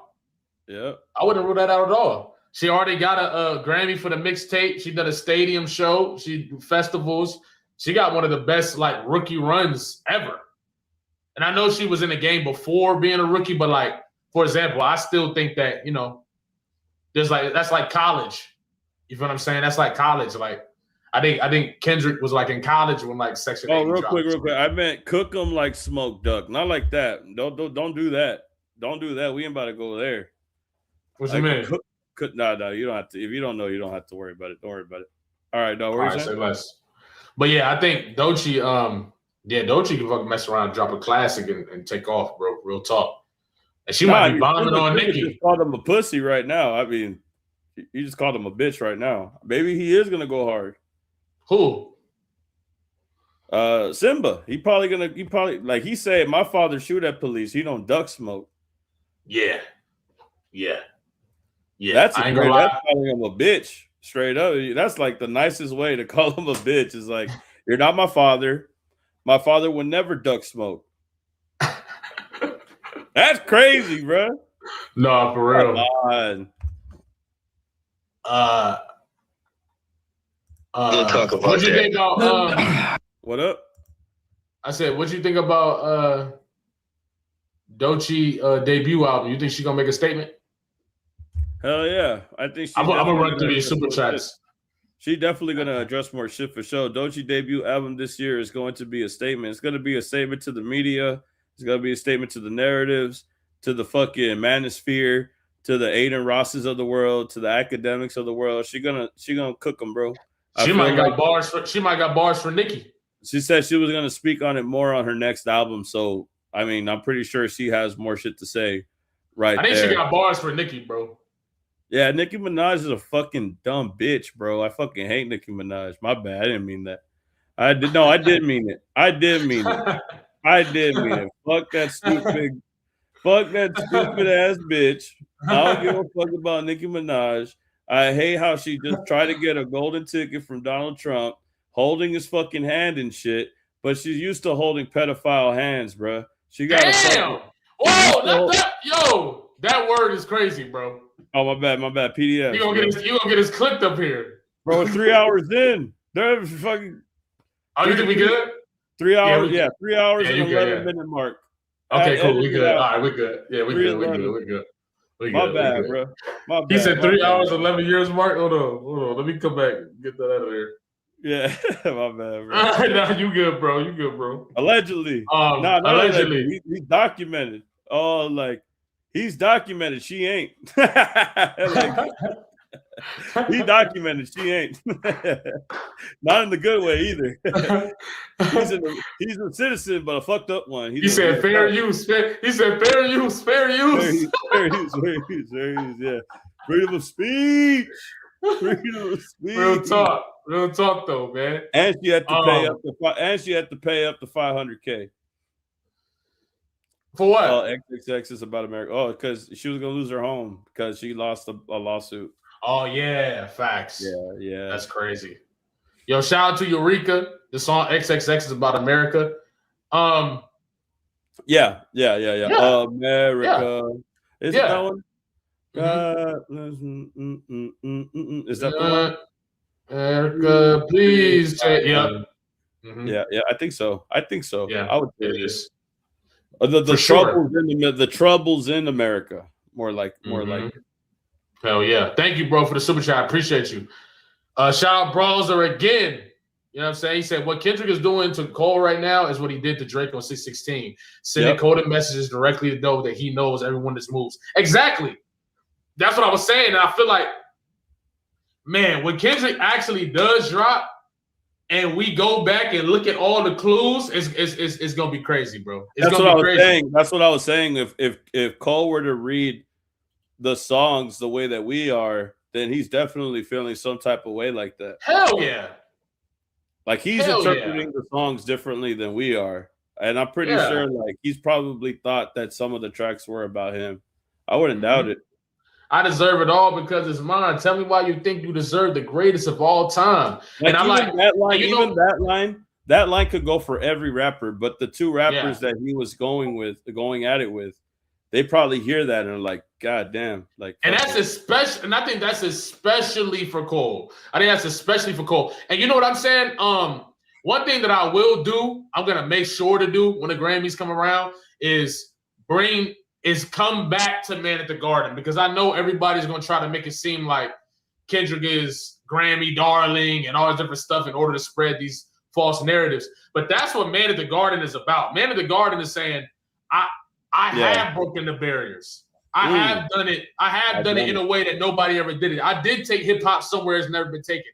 I deserve every ounce of respect, accolade that comes with it. It don't matter how commercial it is. It could be Gatorade, it could be the Bull or whatever. I took hip hop all the way here while keeping the integrity of the art. And so, yes, I do deserve it all. So I think, even that is in response to what J. Cole is saying. And you got to remember, J. Cole is saying the Grammys, Kid Them Crackers never did nothing for me. So his whole angle is probably going to be about, I'm the underdog guy who never won the awards and all that different stuff. Right. And you are. And that's probably going to be his angle. But I feel like it's not going to work when you listen to a song like Man at the Garden. It's like, I deserve this. I deserve this. Why wouldn't I? And that's self-worth. That's that self-worthiness conversation too. That's that self-worthiness conversation. Shout out Easy McConan for the super chat. My boy, he said, why Cole got the red in an opening? Watch Luther. Oh, you're talking about the red. I'm gonna run that later. I think I know what you're talking about. I think I know what you're talking about. He talking about when the thing opened up. Yeah, the curtain, the red curtain.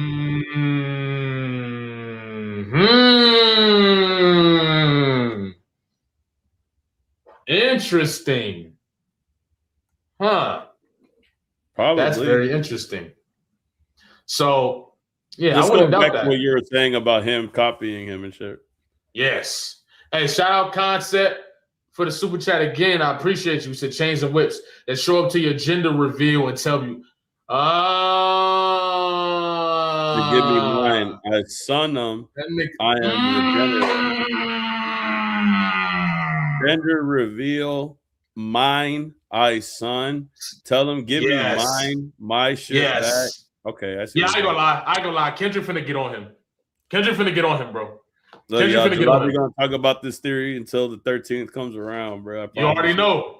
There's gonna be more clues that add to it every single day. It's gonna be more information that add to the theory.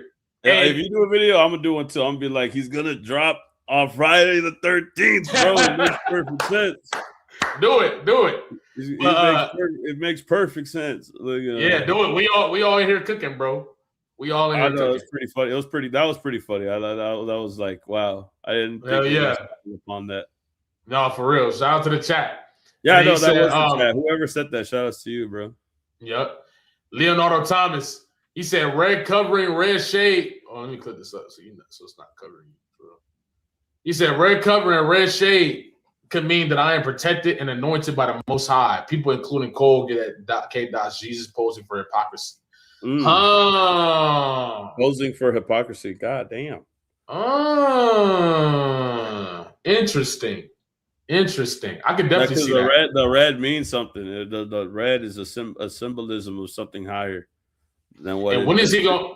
Yeah, and when is he going to take that off of the GNX? Is what I'm curious about. That's another thing too, right? Like, and a lot of people think he's not going to drop a deluxe. He's going to drop something else. So we'll see. But I think he might have something totally different in store. I ain't gonna lie. GNX might be a little. Look, GNX could potentially just be the little like. It was. Well, I mean, they worked on it for 10 years. I think that's what they were saying. No, I'm saying that like the pieces that we got. The 12. They worked on it for a while before the beef. I know that. Yeah, it was like 2 3 years, something like that. Yeah. But he's saying GNX could have been just a little like, hey, here. You know what I'm saying? But we might not even got the real shit yet. It might be a whole nother mixtape plus double disc. We don't even know. He might. We're gonna see. Shout out Leonardo Thomas. I appreciate you, bro. Oh yeah, we read that one already. We already got that one, yeah. Yeah, but that's he the realist for that one. Browser, man. Shout out Leo. Hell yeah, that's a key. That's key. That's a key piece. I got your name. Yeah, I got your name in the credits, bro. I got your name in the credits. He said Lotus Hotel 2933. Shout out Lotus, man. He said Kenny will not be quiet about this. Hell nah. I don't think so. If he disses him on the album, I for sure it will engage something even harder. Oh yeah. Or you know, more composing to respond if he drops an album with something crazy to say on it. Mm-hmm. Mm-hmm. And you know what's crazy? Even if he don't diss and then Kendrick just drop an album where he not dissing, dropping it a week after or around the same time, it's definitely just gonna turn the whole conversation. Like what would J. Cole have to say to get Kendrick to speak? What would he have? Because I thought he would have to say something egregious. He might already. I ain't gonna lie. He might have already did it. This might have been enough. The mixtape might have been enough, bro. You think so? It might have been enough. Because people are leaning more towards Drake than Kendrick. No. I thought you were saying, what would it take to get Kendrick to come outside? Yeah, well, when it comes to J. Cole, like the album that he made now, I think it's more towards Drake personally than it is to Kendrick. Cole? Yeah, what would he have to say? His name? Like he has to drop his name, right? He has to. He might not even have to drop his name. I mean, maybe not. But he has to say Kendrick's name if he wants Kendrick to respond. Now, if you do want a battle, then Kendrick not required to respond until you say his name. Yeah, I don't think you can't just. So you agree with that? You agree with that? I think his name. Yeah. Order of response. But so at this point, he could say whatever he wants. Yeah, I feel like. No, I'm saying if you want a guaranteed response, say his name. But I don't think it's gonna take him saying his name for Kendrick to come outside. Because you gotta think about it. There's already been a lot, bro. You already did Port Antonio, and then you come back trying to act like you would have won the battle. You still rapping and dissing and fueling narratives. Saying niggas saw they sold Illusion right before the Grammys.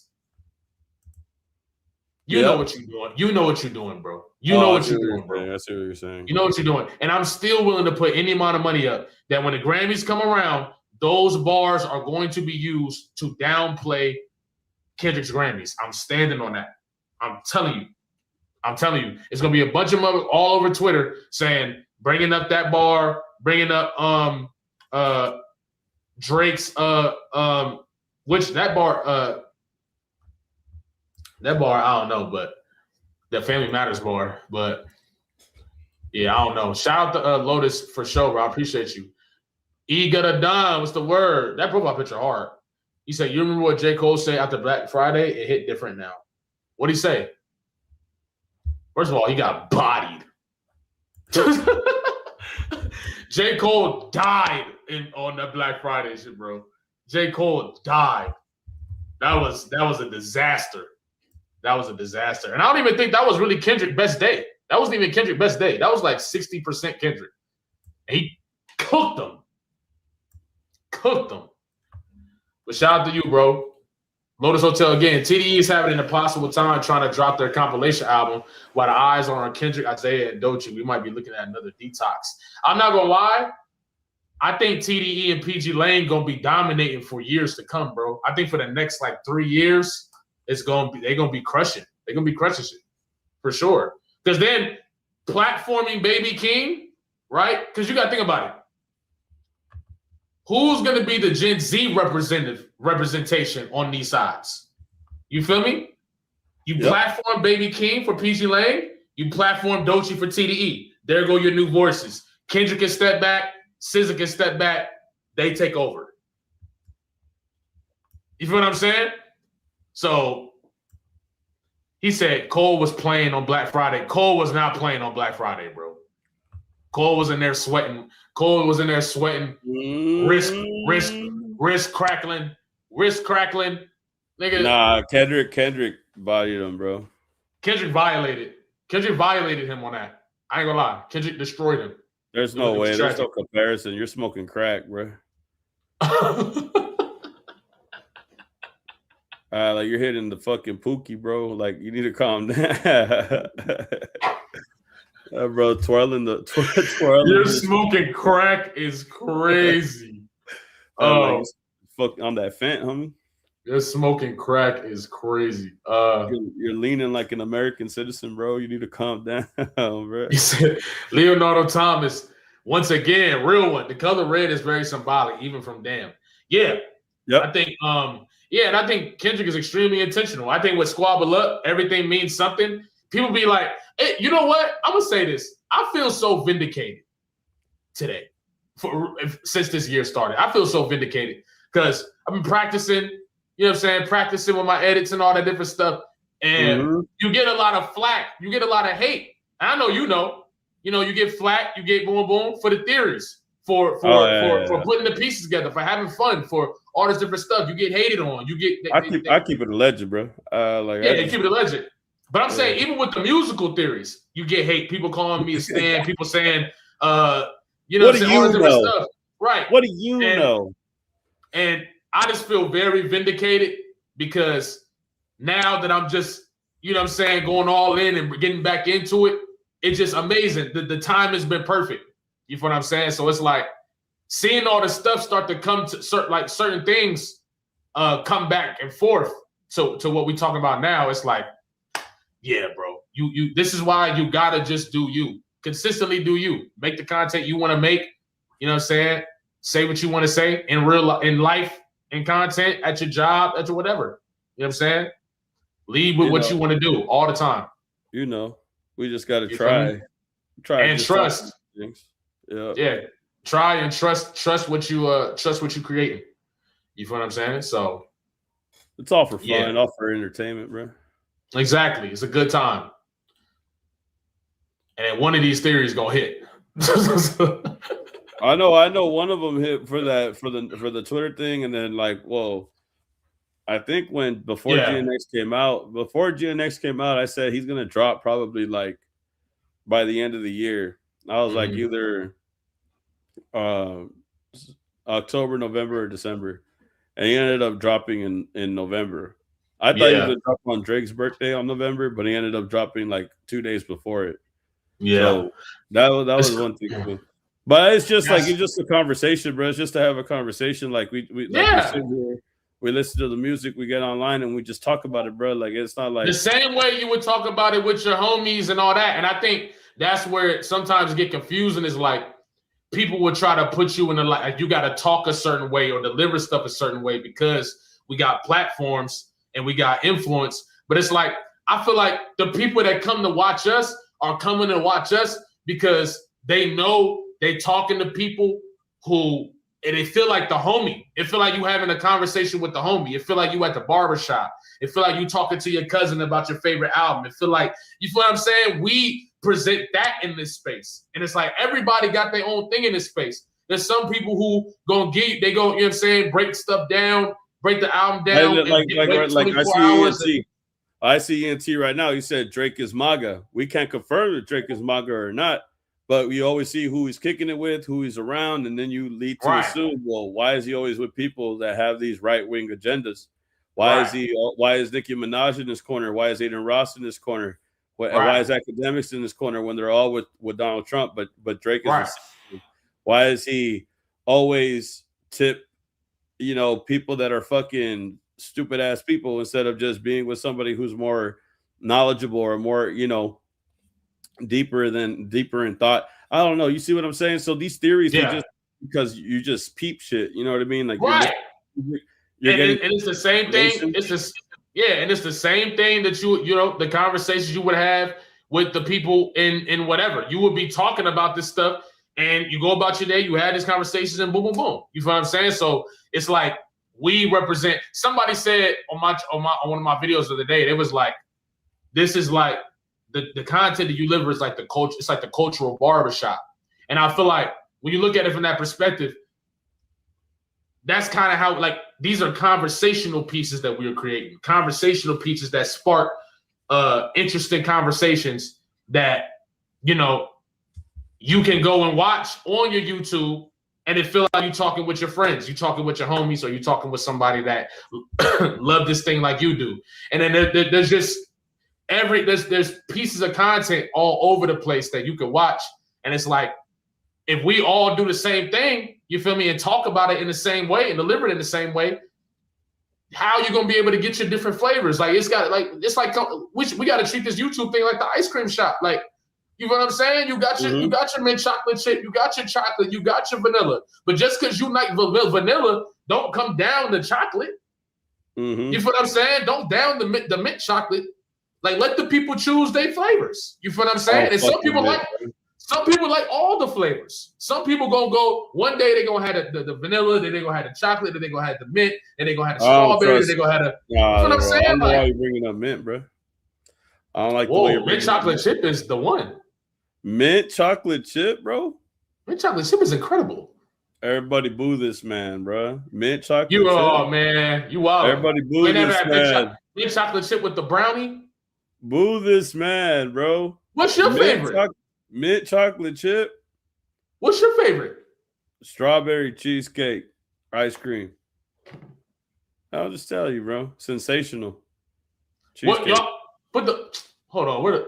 You lucky I don't know how to do the poll, bro. Boo this man. I'll put up mint chocolate chip versus strawberry cheesecake. Right. Someone said that explains a lot.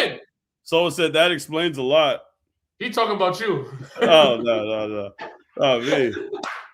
What are you talking about? No one likes cheesecake? All right. Strawberry cheesecake is ass. What? That's ass, bro. That's ass, bro. Even when I eat cheesecake, I scrape the strawberry shit off the top. I don't want nothing sweet with my soft sugar. hands too. And you got soft hands too, buddy. So you don't like the taste of strawberry, but you like the taste of toothpaste on ice cream. That is not toothpaste taste, bro. That's mint. It tastes like toothpaste. Mint. No, toothpaste tastes like mint. Toothpaste tastes like mint. There's a you said, bro. There's a difference, bro. There's a difference. There's a difference. Toothpaste tastes like mint. It's not mint taste like toothpaste. Like what? Like toothpaste tastes like mint, not mint tastes like toothpaste. Mint is just an ingredient in toothpaste. It's an acquired taste. It is, but I love it. It's amazing. I like to separate the brownies, separate the chocolate chip, but whatever. I like mint, bro. Am I tripping? Am I lost? Did I miss something? When's the last time you had it? I don't even think I ever. I probably since I was because I ate it one time. Your taste buds probably changed. That's like eating a York. Try it again. Patty. That's like eating a York peppermint patty. Like, why the fuck am I gonna get a York peppermint patty? Like, try it again, bro. So you guys go to the store and your first option is mint chocolate chip. It's one of my options. No, I had it, bro. So he said he never had it, and he's saying it's ass. I had it. Hey, shout out J. Chris. The only green ice cream that I fuck with is the pistachio ice cream, the green one with the almonds in it. That one's fire. Shout out J. Chris for the super chat though. He said, I don't know if y'all said it or not, but bodies is clearly at Cole. Topic was always hilarious to me. You carried him to me. I brought out the broom. Don't hate on York. What do you mean? Y'all like York peppermint patties too? Pistachio is fire. Thank you. Okay, I'll take that. I appreciate it. Topic was always hilarious to me. You carried him to me. Huh.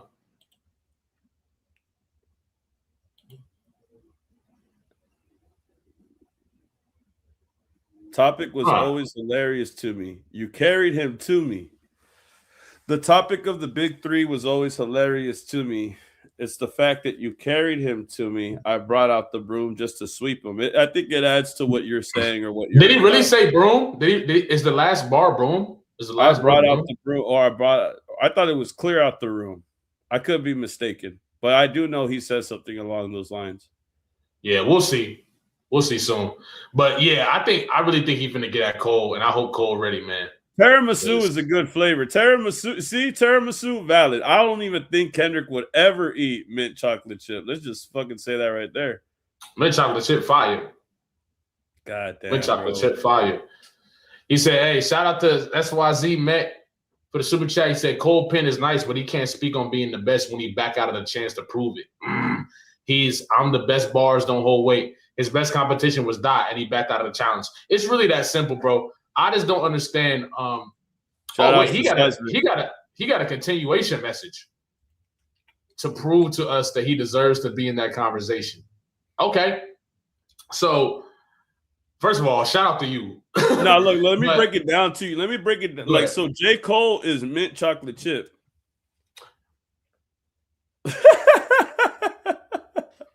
Like, some people like him, some don't.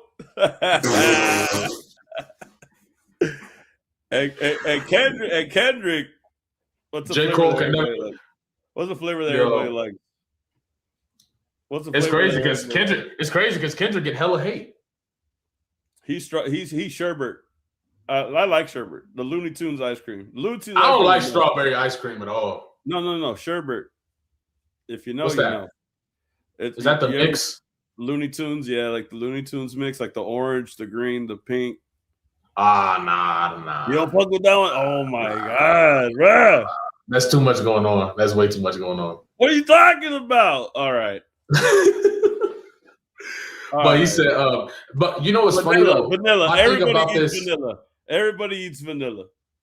My thing about this though is that my problem is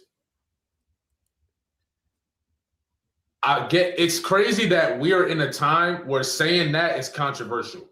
How did we get to that point in hip hop where saying that somebody, right? I don't like the rainbow shit. No, they're saying that I like the rainbow shit. I don't like the rainbow shit. Bro, you guys never went to the ice cream truck and asked them for the Looney Tunes ice cream? Y'all never asked for the Looney Tunes ice cream off the truck, bro. Ever in your life.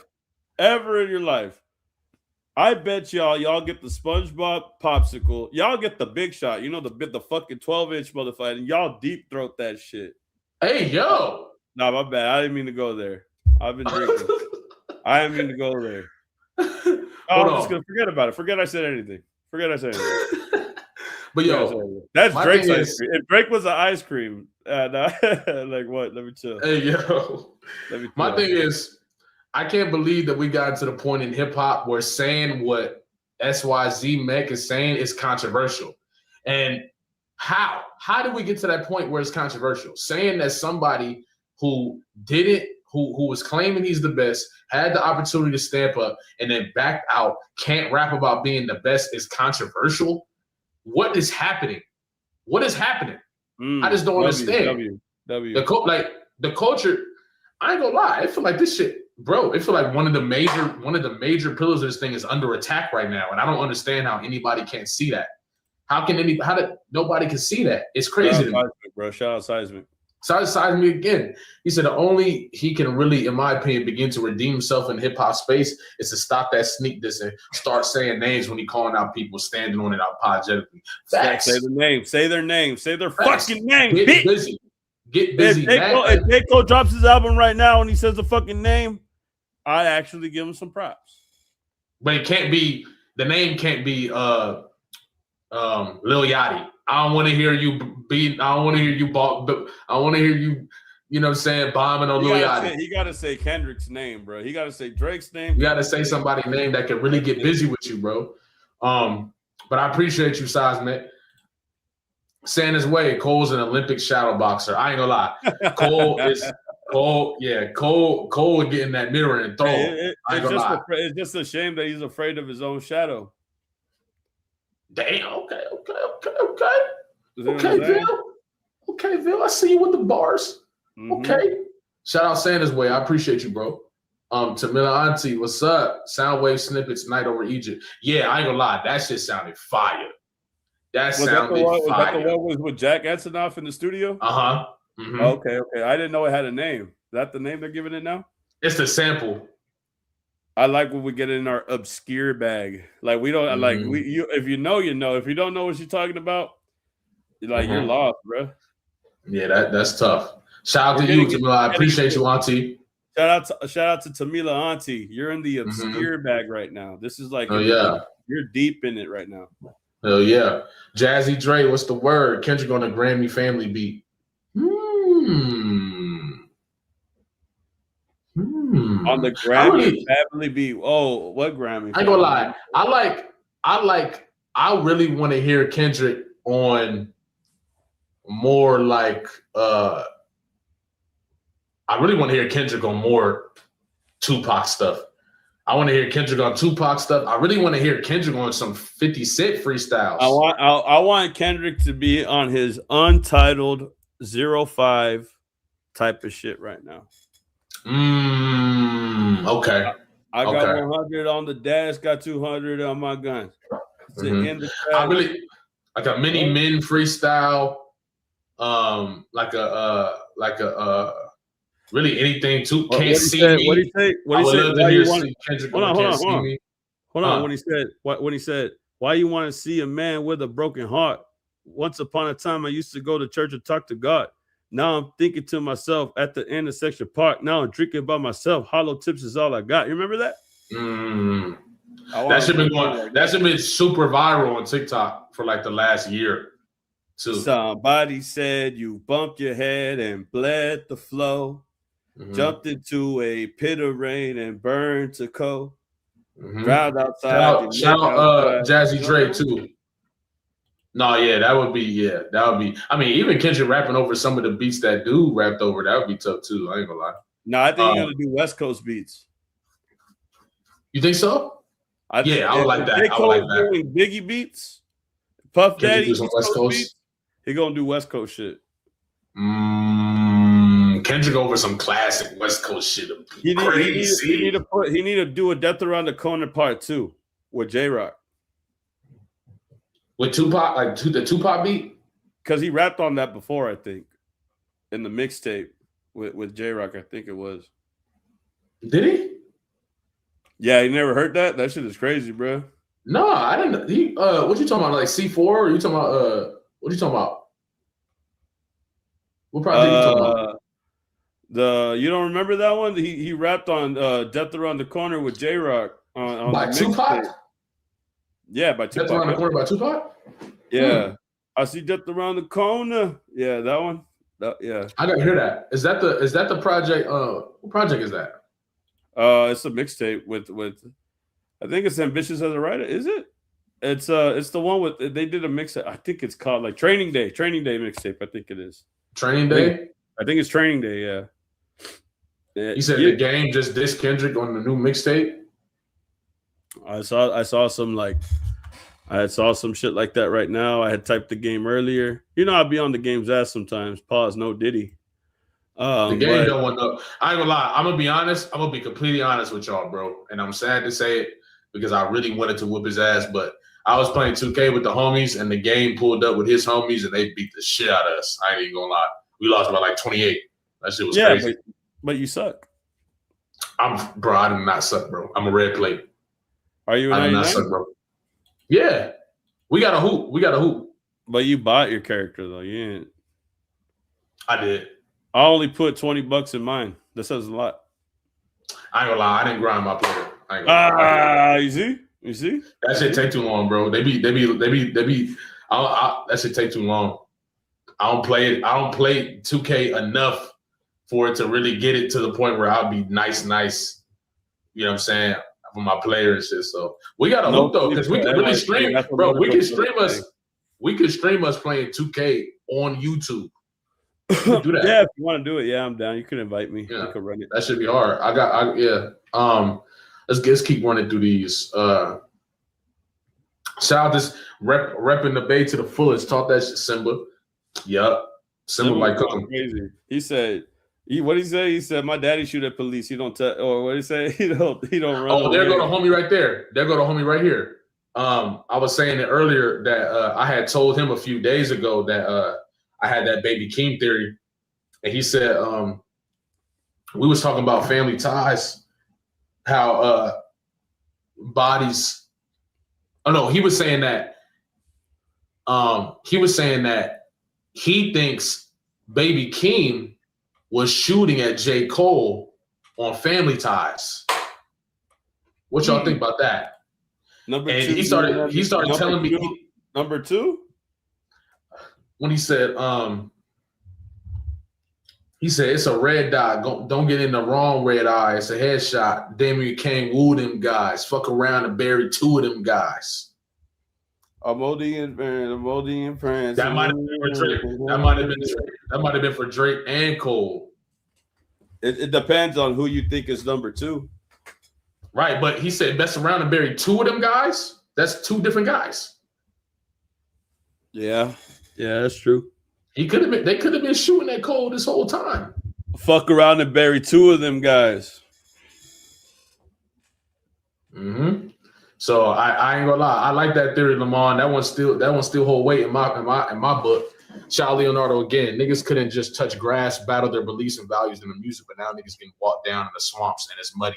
Sheesh. Yeah, I ain't gonna lie. I feel like it's about to get dark for J. Cole, bro. J. Cole just can't fuck with Kendrick in no way, shape, or form. Like, he can't. I feel like people want to believe in J. Cole, but if we talking just ability in general, bro, he has no chance, bro. He can't. Kendrick on Against All Odds. Oh my God. On Against All Odds? I'm not gonna lie, I'd rather hear him on White Man's World. I'd rather hear him on Me and My Girlfriend. I'd rather hear him on Me and My Girlfriend with a little snippet of Whitney in the background. You know what I'm saying? I'd rather hear no, you know what? Fuck Against All Odds. Let's get that one song. Letter to My Unborn Child. Let's get Words to My Firstborn. I had to. Why'd you slang crack? I had to. Why'd you pack a gat? Because I had to. You heard that? You heard that? Mm-hmm. Mm-hmm. Let me get the deep cut. I want the deep cut. I ain't gonna lie, but Against All Odds applies to the current situation. But you gotta think about it though. Reincarnated was crazy. Reincarnated was a deep cut. That was a super deep cut. I feel like it's not a deep cut for me, but Made Guys. It's a deep cut I can't for most say it, but Made Guys is a fucking that's a deep cut. That's a deep cut. If you got to be a real one. You got to be a real Tupac fan to know that one. Regal Against All Odds. I showed up as a gentleman. Yo, if Kendrick ever rap to Against All Odds, man, listen, bro. Listen. He gotta diss Puffy by name. Against All Odds, it gets spooky because is that the one where he's like, I keep my 2 pit bulls, I feed them lead. What was he said? No, that's Bomb First. Oh, Bomb First. Against All Odds is hoping my true motherfuckers know this be the realest shit I ever wrote. Oh yeah. I like Dave Chappelle's version better. Dave Chappelle killed it. Dave Chappelle. That shit almost better than I ain't gonna lie. That shit might be better than Hit 'Em Up. You don't remember Dave Chappelle's like parody where he's like, I wrote this shit a long time ago. A real long time ago. Feel me?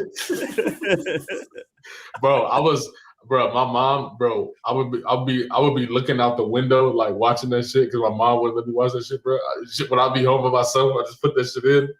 Did you watch the Dave Chappelle skits and shit? Yeah, bro. I watched like the original season 1. It's like a classic, bro. No, for real. He said, oh yeah, I already said that one. Slow and steady wins the race. Dot was patient, took his time with his career. Every move was strategically planned and thought out with purpose. Absolutely. Delayed gratification. That played a huge role. Yep. Even in the battle. You know what I'm saying? Quit like bumping that table. Yeah, I remember that shit. That shit was funny. Southside's, man. I appreciate you, bro. That's real. Appreciate you for the super chat. Bro. He pulled back up with it. Listen. That's real. Funny, bro. For real. He said size made 6'2", while the other 2 thought they can manipulate and cheat their way to the top. Dot respects and truly loves hip hop to not sell out for his spot in history. Yeah, and I feel like just in general, I think it even shows in their ability as rappers. I really don't, bro. I'm one of those people who I don't think it's close between Kendrick and J. Cole. Right. I think people would love it to be close because it fits the theme. Yeah, it fits the theme of the big 3 and making it this thing. But in reality, I'm telling you, bro, I'm not from a place of bias. If this was me, like, I'm not being biased, bro. I'm being completely real. if this was close, I would say it's close. You feel what I'm saying? Like that's the type of shit I be on. It just so happens that I'm aware of Kendrick's ability for real. J. Cole has no chance. No chance. There's nothing he can do. J. Cole got bars like the problem is the in-between stuff. J. Cole don't punch it hard enough. He don't got enough quotables. When Kendrick isn't scoring, right, he can still say stuff like, miss my Uncle Lil Man, he told me he would kill me if I didn't make it. Now I'm possessed by a spirit and they can't take it. Just little bars like that with the delivery. He's still hitting. He's still impacting. Kendrick don't have to technically score in order to score. And that's the problem with J. Cole. J. Cole can't score unless he attempts to score. That's the issue. There's going to be a bunch of in-betweens that Kendrick Lamar says, that Kendrick Lamar throws out there he's going to get overwhelmed. J. Cole is going to get overwhelmed. The freestyle shit is proof of that. The freestyle mixtape. To be honest, a lot of the winnings that Kendrick had was because he was funny. Let's just be honest. Like that too. He not only was he introspective and he was like very smart, he had jokes. Like that, that's what really wins battles too, right?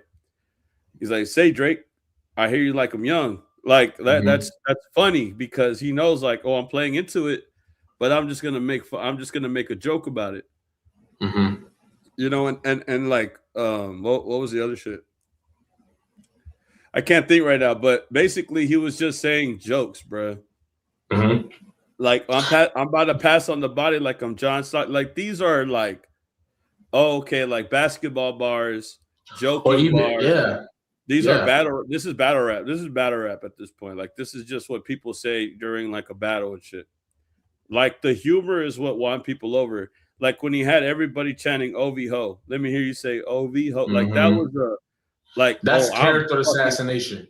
Yeah, like that's brand assassination. That's flipping your brand into like he flipped his brand into a chant, and now OVO is synonymous with the OVO. And I was high as fuck, right?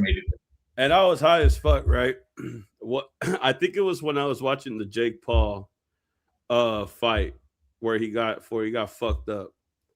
And there was on the top, it was sponsored by OVO, I guess. I was watching, I didn't pay for it, obviously. I fucking streamed it. But like on the corner, it was like sponsored by OVO, right? And I was looking at the OVO sign, right? It's an O, a V, and an O, and it looks like an owl's face. Yeah.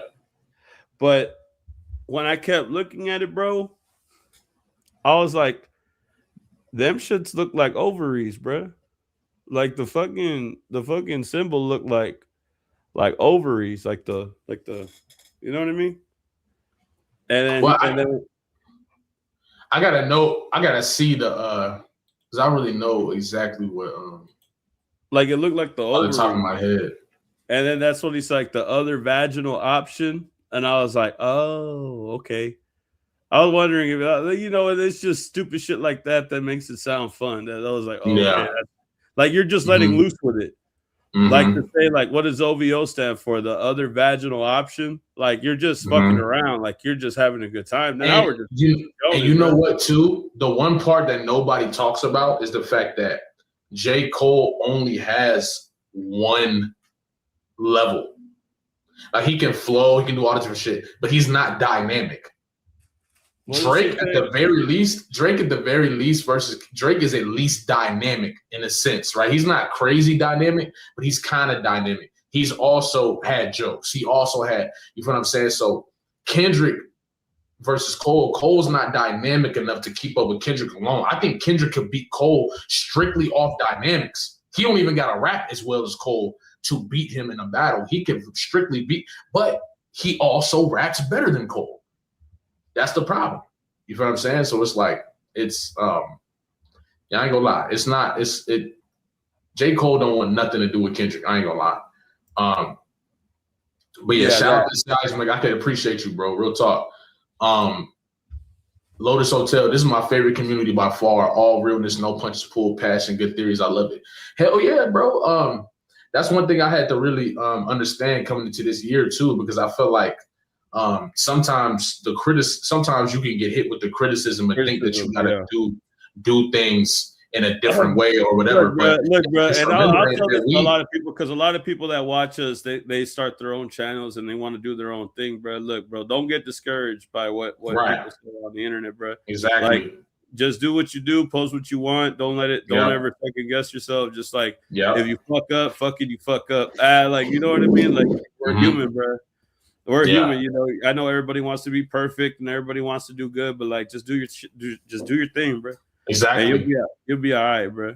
Exactly. And that's one thing. That's the number one thing. I think most people deal with that, especially when you start building your influence and stuff. But it's just one of those things that you got to climb over and understand that like the platforms that we built are supported by people who love what we do. So it's way more important. If you are going to listen to anybody, you should listen to the people who watch your stuff.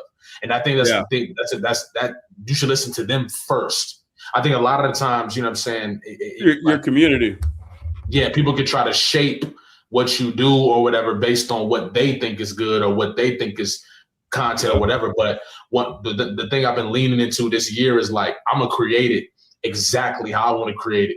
Exactly, you know, just the way and all that different stuff. And I've been having way more fun. You know what I'm saying? I think I stopped just having a clearer mind too, because I ain't been smoking the shit. But I think just getting into editing, practicing editing, I've been falling in love with the process of really building a video, taking a few days at a time to conceptualize a video. And it's at the end of the day, people want to see your authenticity. That's why they came to watch you. You feel what I'm saying? You know what's crazy though? Like, and I'm just saying this because I'm faded, bro. I'm high as hell. But like, you think Jim Jones did better than Drake on that one song?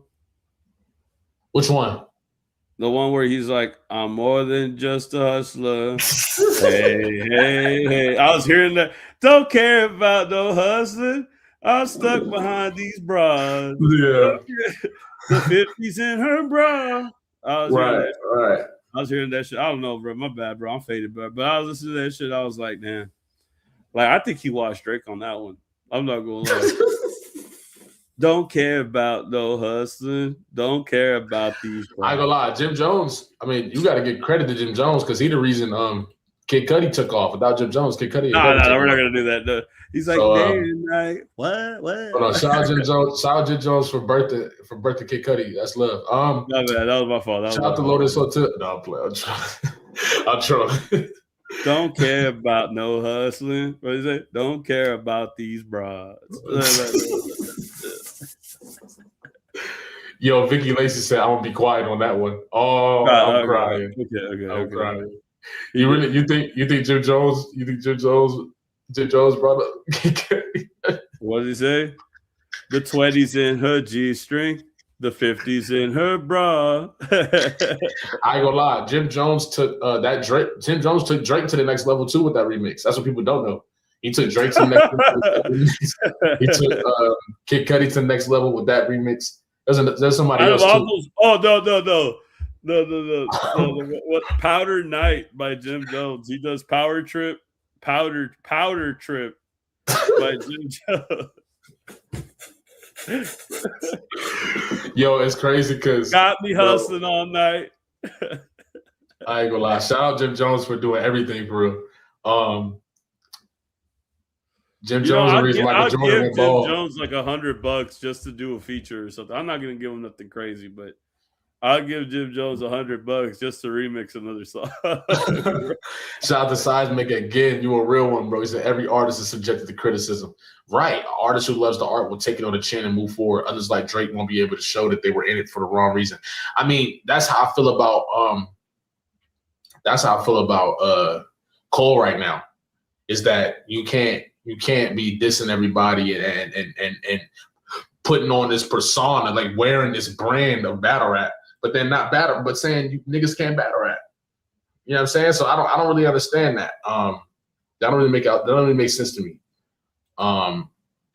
But yeah, I appreciate you, bro. That's real. That's real. Much love, dog. Real one. Everyone is subject to criticism, though. That is right. That is hell yeah, of course. If that's what you got. That's what you came in like. That's what come with this. But dude, how tough are you? Bro said, "How tough am I?" I had a bowl of nails for breakfast. That's crazy. Is he referring to the mint chocolate chip? The salty food. Yeah, you're fucked up, bro, for that shit. I'll never forgive you for that shit, bro. Grown ass man gonna ask for mint chocolate chip, bro. Grown ass man, bro. Shout out Leonardo Thomas, bro. That's real. I appreciate you, dog.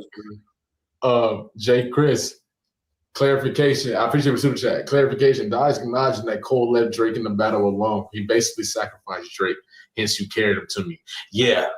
That is what happened because in reality, okay, I see what you're saying. Yeah, him backing out really isolated Drake, and Drake. Yeah, the only chance that they had was battling him together, and I think J. Cole ditched Drake. He left Drake in the dust.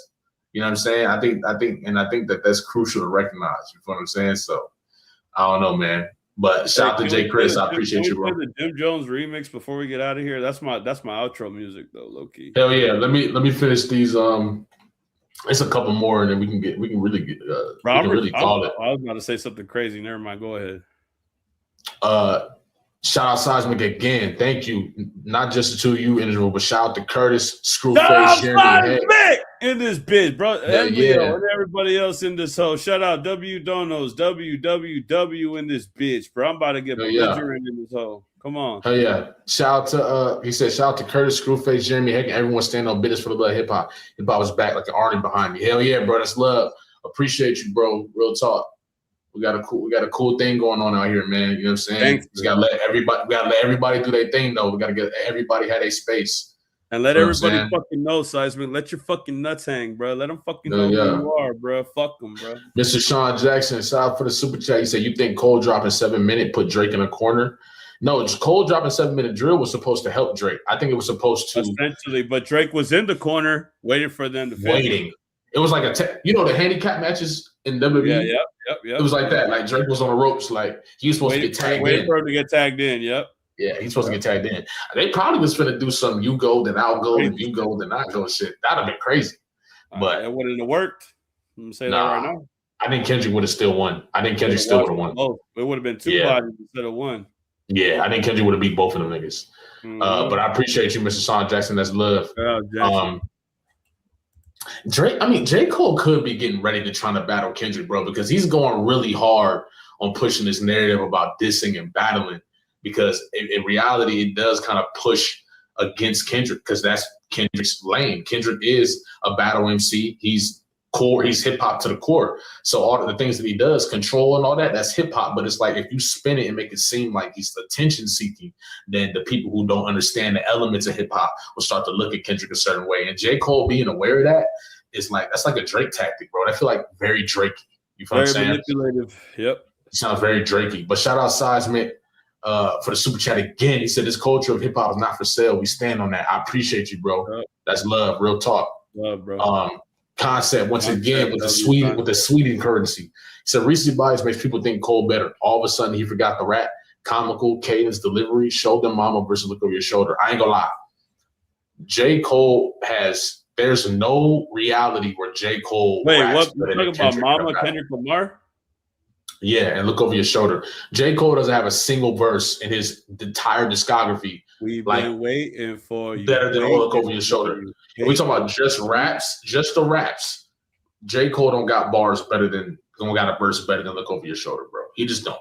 And if he do, y'all tell me.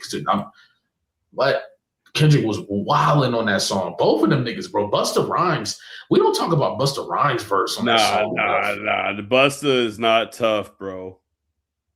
Busta is not tough. You trolling? Name me one quotable from Busta, bro. That's what I thought. And my mom had the CD, and I listened to it.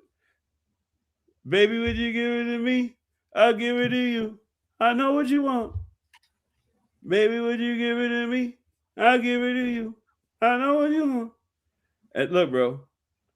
And if I gotta sit it, I gotta go and I gotta get it, and I gotta go and I gotta get it, and I gotta go and I gotta get it, and I gotta hit it. Busta is nice. And that verse, he good. Look, bro, but we're not gonna look. Okay, we had this conversation. Just because you rap fast don't mean you're good, bro. But Busta don't just rap fast. That's something he started doing later. That's why he's with Ebony Prince over there at the fucking house of Ebony. I ain't gonna lie. That verse on Look Over Your Shoulder, Look At Me Now is a classic verse. I know he's just rapping fast, but that's classic, yellow bro. Bottle, cheer. Yellow all of bottle, us, all of us was rapping that shit in middle school. Come on, bro. Bro. No, I knew the whole thing. Right. But yeah, concept. J. Cole is missing way too many elements to deal with Kendrick. It would be an onslaught. That would be a bad night. He would get smoked in all elements. And I hope it happens because people are delusional. You know what I'm saying? Hold on. I don't hate Busta Rhymes, y'all. I love Busta Rhymes.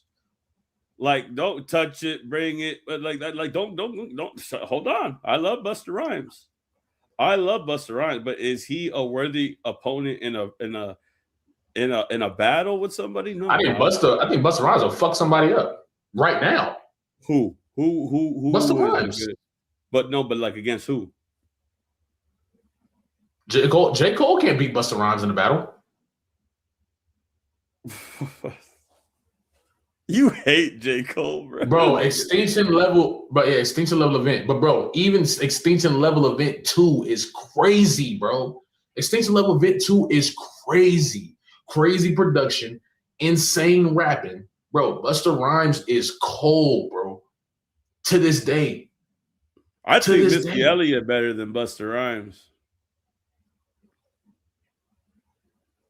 You see? Missy Elliott better than Busta Rhymes, bro. That's crazy, bro. That's crazy. So you're gonna discredit Missy Elliott, bro? Kelly is one of the GOATs, but in a battle, Busta Rhymes would sit her on a clothesline. All right, I'm ready. She would be hanging by her shirt on a clothesline, fucking with Busta Rhymes. Who got more hits though? Hey, shout out Treble Latrice. She said nothing beats the amazing vocals on Player Haters back in the day on Biggie's album. Oh, Player Hater. Yeah. I ain't gonna lie, Biggie nice too. Biggie nice, but Tupac packed that nigga up. Lay your head down, you been robbed. He said, what he said? Pop packed him know about me, but my crew so deep, you can't do a damn thing to me. Nah, Player Hater was tough, bro. Biggie got some stuff, man. I ain't gonna lie. My last hit. Shout out Treble Latrice, though. I appreciate you for super chat. That's real. Much love for real. Seismic 6285 again to the Ville. Woo-ha. That's my Busta call. Okay, guys, I love Busta Rhymes. Okay, let me just stop real quick. I love Busta Rhymes. I'm just trying to start a conversation. Don't say I'm not a bust. I love Busta Rhymes, bro. I love Busta Rhymes. Mm-hmm. I love Busta Rhymes. If anything, I probably watched that music video Touch It like more than anybody. But I'm just saying, who J. Cole or Busta Rhymes? Who you got? You let me know, bro. You know what I just realized? I know this is random kind of, but even Man at the Garden itself is. Yeah, even Man at the Garden itself is on One Mic remix. I mean, it's not exactly, but it's like One Mic repurposed. It's the even all the way down to the flow patterns, even where he picks up his energy, just like Nas did. Like, you could consider that a remix. So once again, he technically has 2 remixes on that album, and he was probably doing that because he knew Cole had remixes coming too, and none of those remixes that J. Cole had are better than either one of those songs. Either one, I fear. Nah, Busta did kill that Craig Mack remix. I'm not gonna lie. I do remember that. But I mean, we can call it for real, bro. That legendary live. I'm not gonna lie. Nah, W's, bro. I didn't even know we're gonna go live this long. I appreciate it for having me, bro. W chat, bro. W chat. W chat. Legendary live. We could go live again on yours next. Hell yeah, bro. Just let me know. We'll probably do it either, if not tomorrow, the next day and shit. We'll just get it all. Hey, look, tomorrow. I think we could do tomorrow, bro. We could do tomorrow. I like these late night ones too, like 5, 6. I like that. Hell yeah, bro. I've been thinking about pushing my content. Yeah, I've been thinking about pushing my content more to like 5 p.m. like in this area of the time. Well, I'll post in the morning. I'll post throughout the day, and then I won't go live till like the nighttime. It gives don't private the stream. Like, you know what? You're right. You know what? Let me ask y'all right now, because I do hear people say that a lot. What I usually do is, I know I don't post enough of my members only, right? So what I try to do is take my lives and put them in the members only. You feel what I'm saying? And sometimes I would do it because I stream on YouTube and Twitch simultaneously. And what I was trying to do was direct people to my Twitch so they could follow my Twitch, but I always end up forgetting.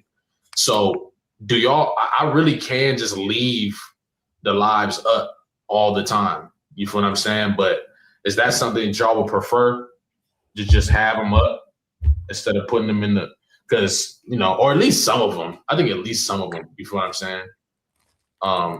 Someone said they joined the live like at 7. I usually started like at 7. That's when we started. You know what? Yeah, I'm gonna leave this up.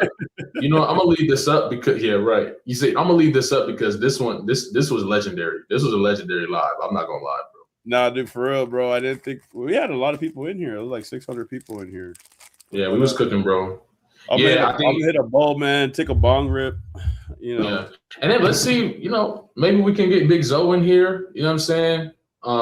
Again, because that was fire. Big shout out to Big Kish. Big Kish, I posted in a while. Salute to Big Kish. We got to get Big Kish on, bro. Yeah, and Crew. I got to hit up Crew too. We are deciphered. You feel what I'm saying? Yeah, and anybody else, man. Anybody else. Yeah. I'm going to hit a bowl for y'all, bro. This is for y'all, bro. Hold on. Yeah, bro.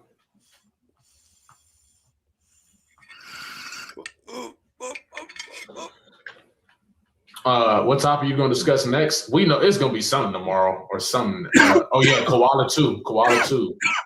Y'all need your own culture united. I mean, I ain't gonna lie. I'm just waiting for my time, bro. I'm just waiting for my time, bro. Yeah. Hey, company man gonna hit us up when it's time, bro. We don't need to do another culture united. We already united in culture. I feel like, I'm not. I feel like, as far as culture united, I feel like we already there. There. You know what I feel like culture united is amazing, and I feel like that's like more for. I don't know if I fit that. You know what I'm saying? That esque or so. I feel like I'm more just a homie like on here. You feel me? I feel like that's more for like the journalists, stuff of that nature. Like it's different pockets for everybody, but that's just my personal perspective. I still fuck with Justin Hunt and everybody. They all goats in their own right. You feel what I'm saying? As long as I can hit a ball on that bitch, I think I don't really care, bro. Right. As long as I can smoke on that bitch. I ain't gonna lie. These lives be tough, bro. Because I already we can bring talked to half of the people on there already, and I've already talked, not talked to, but like I'm tapped in with Justin, I'm tapped in with Curtis, tapped in with Zoe. Zoe was on there. You know what I mean? So like it's not like I want to go on there, you know what I mean? Like, but I'll just wait for my opportunity, you know what I mean? Like, I don't really want to try to create something that we already have, because we all share the same community, bro. We all share the same community. So I like if I'm not on here, I'm watching them. You know what I mean? Or I'm watching you, or I'm watching Moni, or I'm watching anybody else, bro, that's live. If somebody else is live, I'm watching them, bro. Even when I'm at work, or even when I'm doing something on my spare time, like doing the laundry or something. Like, remember that last time I was in your live when you were doing a live like at 12 in the afternoon or whatever. So like that's what I like. I think there's a time and a place, and whenever the time comes, we'll all get together. And y'all gonna be spam. Y'all better spam me in the chat, bro. Y'all better hype me up in the chat, bro. Right. And I think too, like, yeah, I think somebody said it, like somebody was saying it too, like this is more like barber shop, like, you know what I'm saying? We just in here saying anything, like, you feel me? I wouldn't even want to go on bro platform and like put him in a position because I said something crazy. You know what I'm saying? Funny, bro. That's my whole thing. Like, I wouldn't even want to put bro in a position because I'm gonna go up there and say something crazy. And then said, bro, gotta relax, right? You know what's funny? I just hit the bong right on screen, bro. like, exactly, like, you know what I'm saying? So I feel like us doing our own, yeah, you know what I'm saying? Like keep it more classy, you know, probably hit a little blunt. Oh, like what? Like, dude, I remember I went on Curtis King time once too, and it was funny because like I think I hit the blunt too hard, bro. I started having like a coughing fit and shit. But I love him, man. I love Curtis King. I was on his birthday stream. I was on his previous stream also. I watch a lot of Wayno. I watch Wayno a lot, actually. It's funny because I think he came out like on my top 5. Like, I watch Wayno a lot. I watch the Company Man a lot. I just saw like his recent video about J.Cole. I think I just saw their last live. He did a live with Glasses. I saw Glasses. The Culture United's been slapping for the last Wednesday. They've been cooking. They've been cooking. I watched I watched like the last, I think one of like the last 2 and or 3 maybe, and they was fire, bro. I ain't gonna lie. And I watched Culture Unfiltered. That's what I'm saying. Like, dude, I respect. I think for me it's just like I respect Justin Hunt's. I really don't know what word it is. Like maybe credibility and all that. So for me, it's just like I wouldn't even want to go in there and just say some crazy shit and get boy, you know what I'm saying, get bro in the, you know what I mean? So I think like some unfiltered stuff, you know what I'm saying? Like a situation where we got, and it's the unfiltered version. You feel me? Where we just say like anything. Jay Nolan was just on there. That was big for me at least to watch, because I was like, wow, like Jay Nolan is kind of like on the come up too. You know, he got more. We just follow each other. I think the other day. Yeah, I watched. Yeah. We just watched the Jay Nolan video right now on stream. That's the funny part.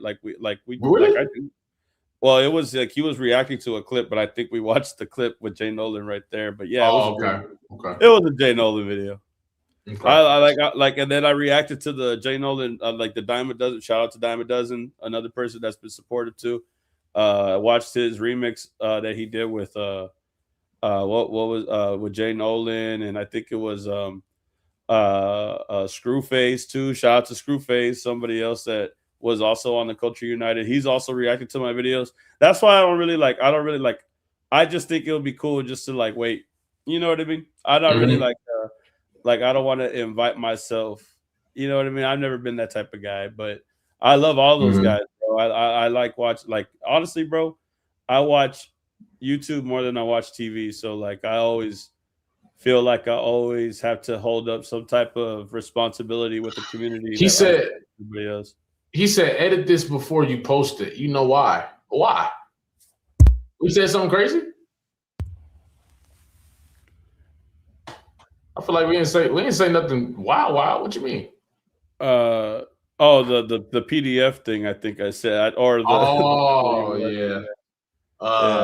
311. I mean, 311.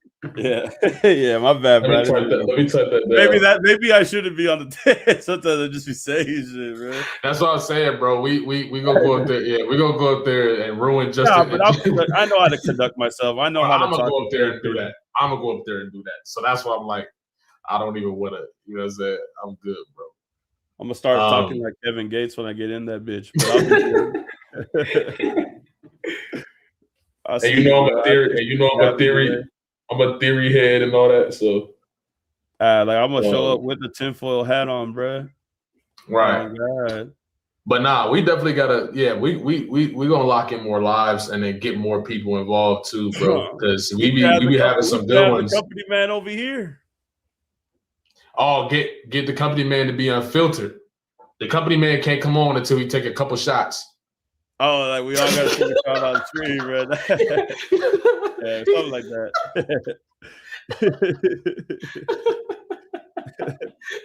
You gotta go take some shots. The Big Zoe live was dope. I liked the Big Zoe live was fire. I like talking to Zoe and Monique because I could get on Discord with them and chop it up with them, bro. Like they're real badass. Yeah, that shit was hilarious. Love but he said, okay, scientifically J. Cole was born a woman. I'm crying. Oh my god.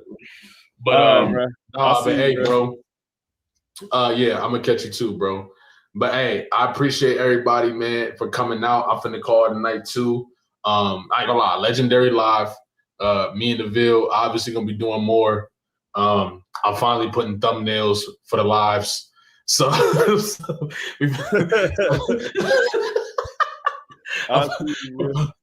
finally put thumbnails for the live, so we lit. I'm gonna put a thumbnail. Oh yeah, put thumbnails, bro. You never put a fucking thumbnail, bro. You're fucked up, dude. Stop doing I got that. one prepared though. No, I got a thumbnail prepared for this one. I got both of us in it. That's why I told you send me a picture. Oh, all right. Yeah, but I got a thumbnail for us ready right now. So yeah, we good. See you later, man. All right, bro. I'm gonna catch you, bro. He said, "Hey, Jalapa, you rap?" Yeah, I rap, bro. I put you can find I'm using on all platforms. I'm actually about to drop something sooner than you think too. You feel what I'm saying? So but yeah, I'm about to get out of here, y'all. Y'all have a good night. All right. And I'll put the Discord in the chat for anybody that want to pull it to the Discord. Hold on. I'm also need a few mods, so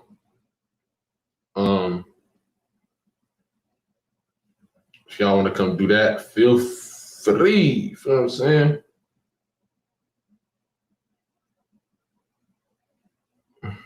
But yeah, we're gonna do more of these, and I think it's gonna get more people, more collaborations and shit. You know what I'm saying? So yeah, and honestly, I'm gonna drop a video. I think I'm gonna drop a video tomorrow. I'm gonna drop a video tomorrow at like probably like in the middle of the day, like 5 p.m. So y'all get ready for that too. And it's gonna be on the. I think I'm gonna do the Baby King theory. Yeah, I think I'm gonna do the Baby King theory. I want access to the Discord though. Yeah, I'm about to put the link in the chat for y'all right now. Hold on. I want access to the Discord though. Yeah, I'm about to put the link. All right, here y'all go. Pull up. I just dropped it in there. Plug to the surgeon server. You feel what I'm saying? But yeah, I appreciate y'all, man. Always. I'm really glad that y'all been enjoying my content a lot more recently too. I've been putting I've been loving, bro. I've been loving editing these videos. Like I should have been really, because my first year on YouTube last year, it was really my first year making consistent content on YouTube. So, the editing and stuff, I wasn't really there yet, but I told myself, I'm like, you know what, this year we're going to really get to editing and trying to make as quality product as possible for the people that support, for the people that love the content, and just lean into my authenticity and lean into what I want to talk about, what I want to do. And just, leave the, you know what I'm saying? The criticism is going to be the criticism, the finger pointing, whatever. It is what's going to be what it is. But I know that y'all love what I do, and that's why I gotta focus on. I gotta focus on what that y'all love what I do, and that's why y'all here. For all my OGs that been here from the beginning, you feel what I'm saying? I got some incredible things coming, bro. Like y'all have no idea. But really getting in my creative bag and all of that. So I really think y'all gonna enjoy us. We taking rap bar breakdowns to a whole nother level. You feel what I'm saying? I'm excited for y'all to see that. If y'all ain't seen it yet, I did a preview called The Science with MF using MF Doom's Strange Ways. We you know what I'm saying, creating advanced analytics to break down verses and all types of stuff. So really taking the inner, just the fun of all this stuff to another level this year. So y'all finna see a lot more faces You feel me? So yeah, I really appreciate y'all and love every single one of y'all for your support, showing up for me and all that. That's love. Somebody asked how my smoking weed journey is going. And I'm not gonna lie, the weed has been my problem. That's one thing I learned. Based on how I've been feeling this year, as I stopped smoking at the top of the year, I'm realizing how much of the weed, you know what I'm saying, how much weed was like really doing damage. I was smoking too much weed. I was smoking like every day for like a month, 2 months, some change. And I feel like now it's like way more clear. Mindset is way more clear. Just I'm starting to hear my spirit guides. You know what I'm saying? I feel like when I smoke a lot, like I quiet the intuition and spirit. You feel what I'm saying? So I'm starting to hear those, starting to really lean into intuition and be guided by my excitement. More my intuition, less in my head. So yeah, it's been good. It's been good. That's been great. You know what I'm saying? So I don't think, yeah, right. I think me, if I'm gonna smoke, because I'm the type of person where if I start smoking a bit, then I start smoking a lot. That's my problem. I have a hard time smoking in moderation. So I'm learning. I'm like, you know what? I just can't do. I'm just not gonna do it at all. You know what I'm saying? If I can't do it in moderation, I'm just not gonna do it at all. So that's where I'm at with it. I appreciate you, James. I'm glad you can tell the difference. That's love for real. So yeah, just expect more content. I'm finna drop that Baby King theory. I think I'm gonna drop it tomorrow at 5. So y'all stay tuned. And then we're gonna move into the other theory, the theory that we created. You know what I'm saying, in the chat with the Bill and the rest of y'all in here. So yeah, I appreciate y'all. And yeah, y'all have a good day. Join the Discord. I'm gonna catch y'all, bro.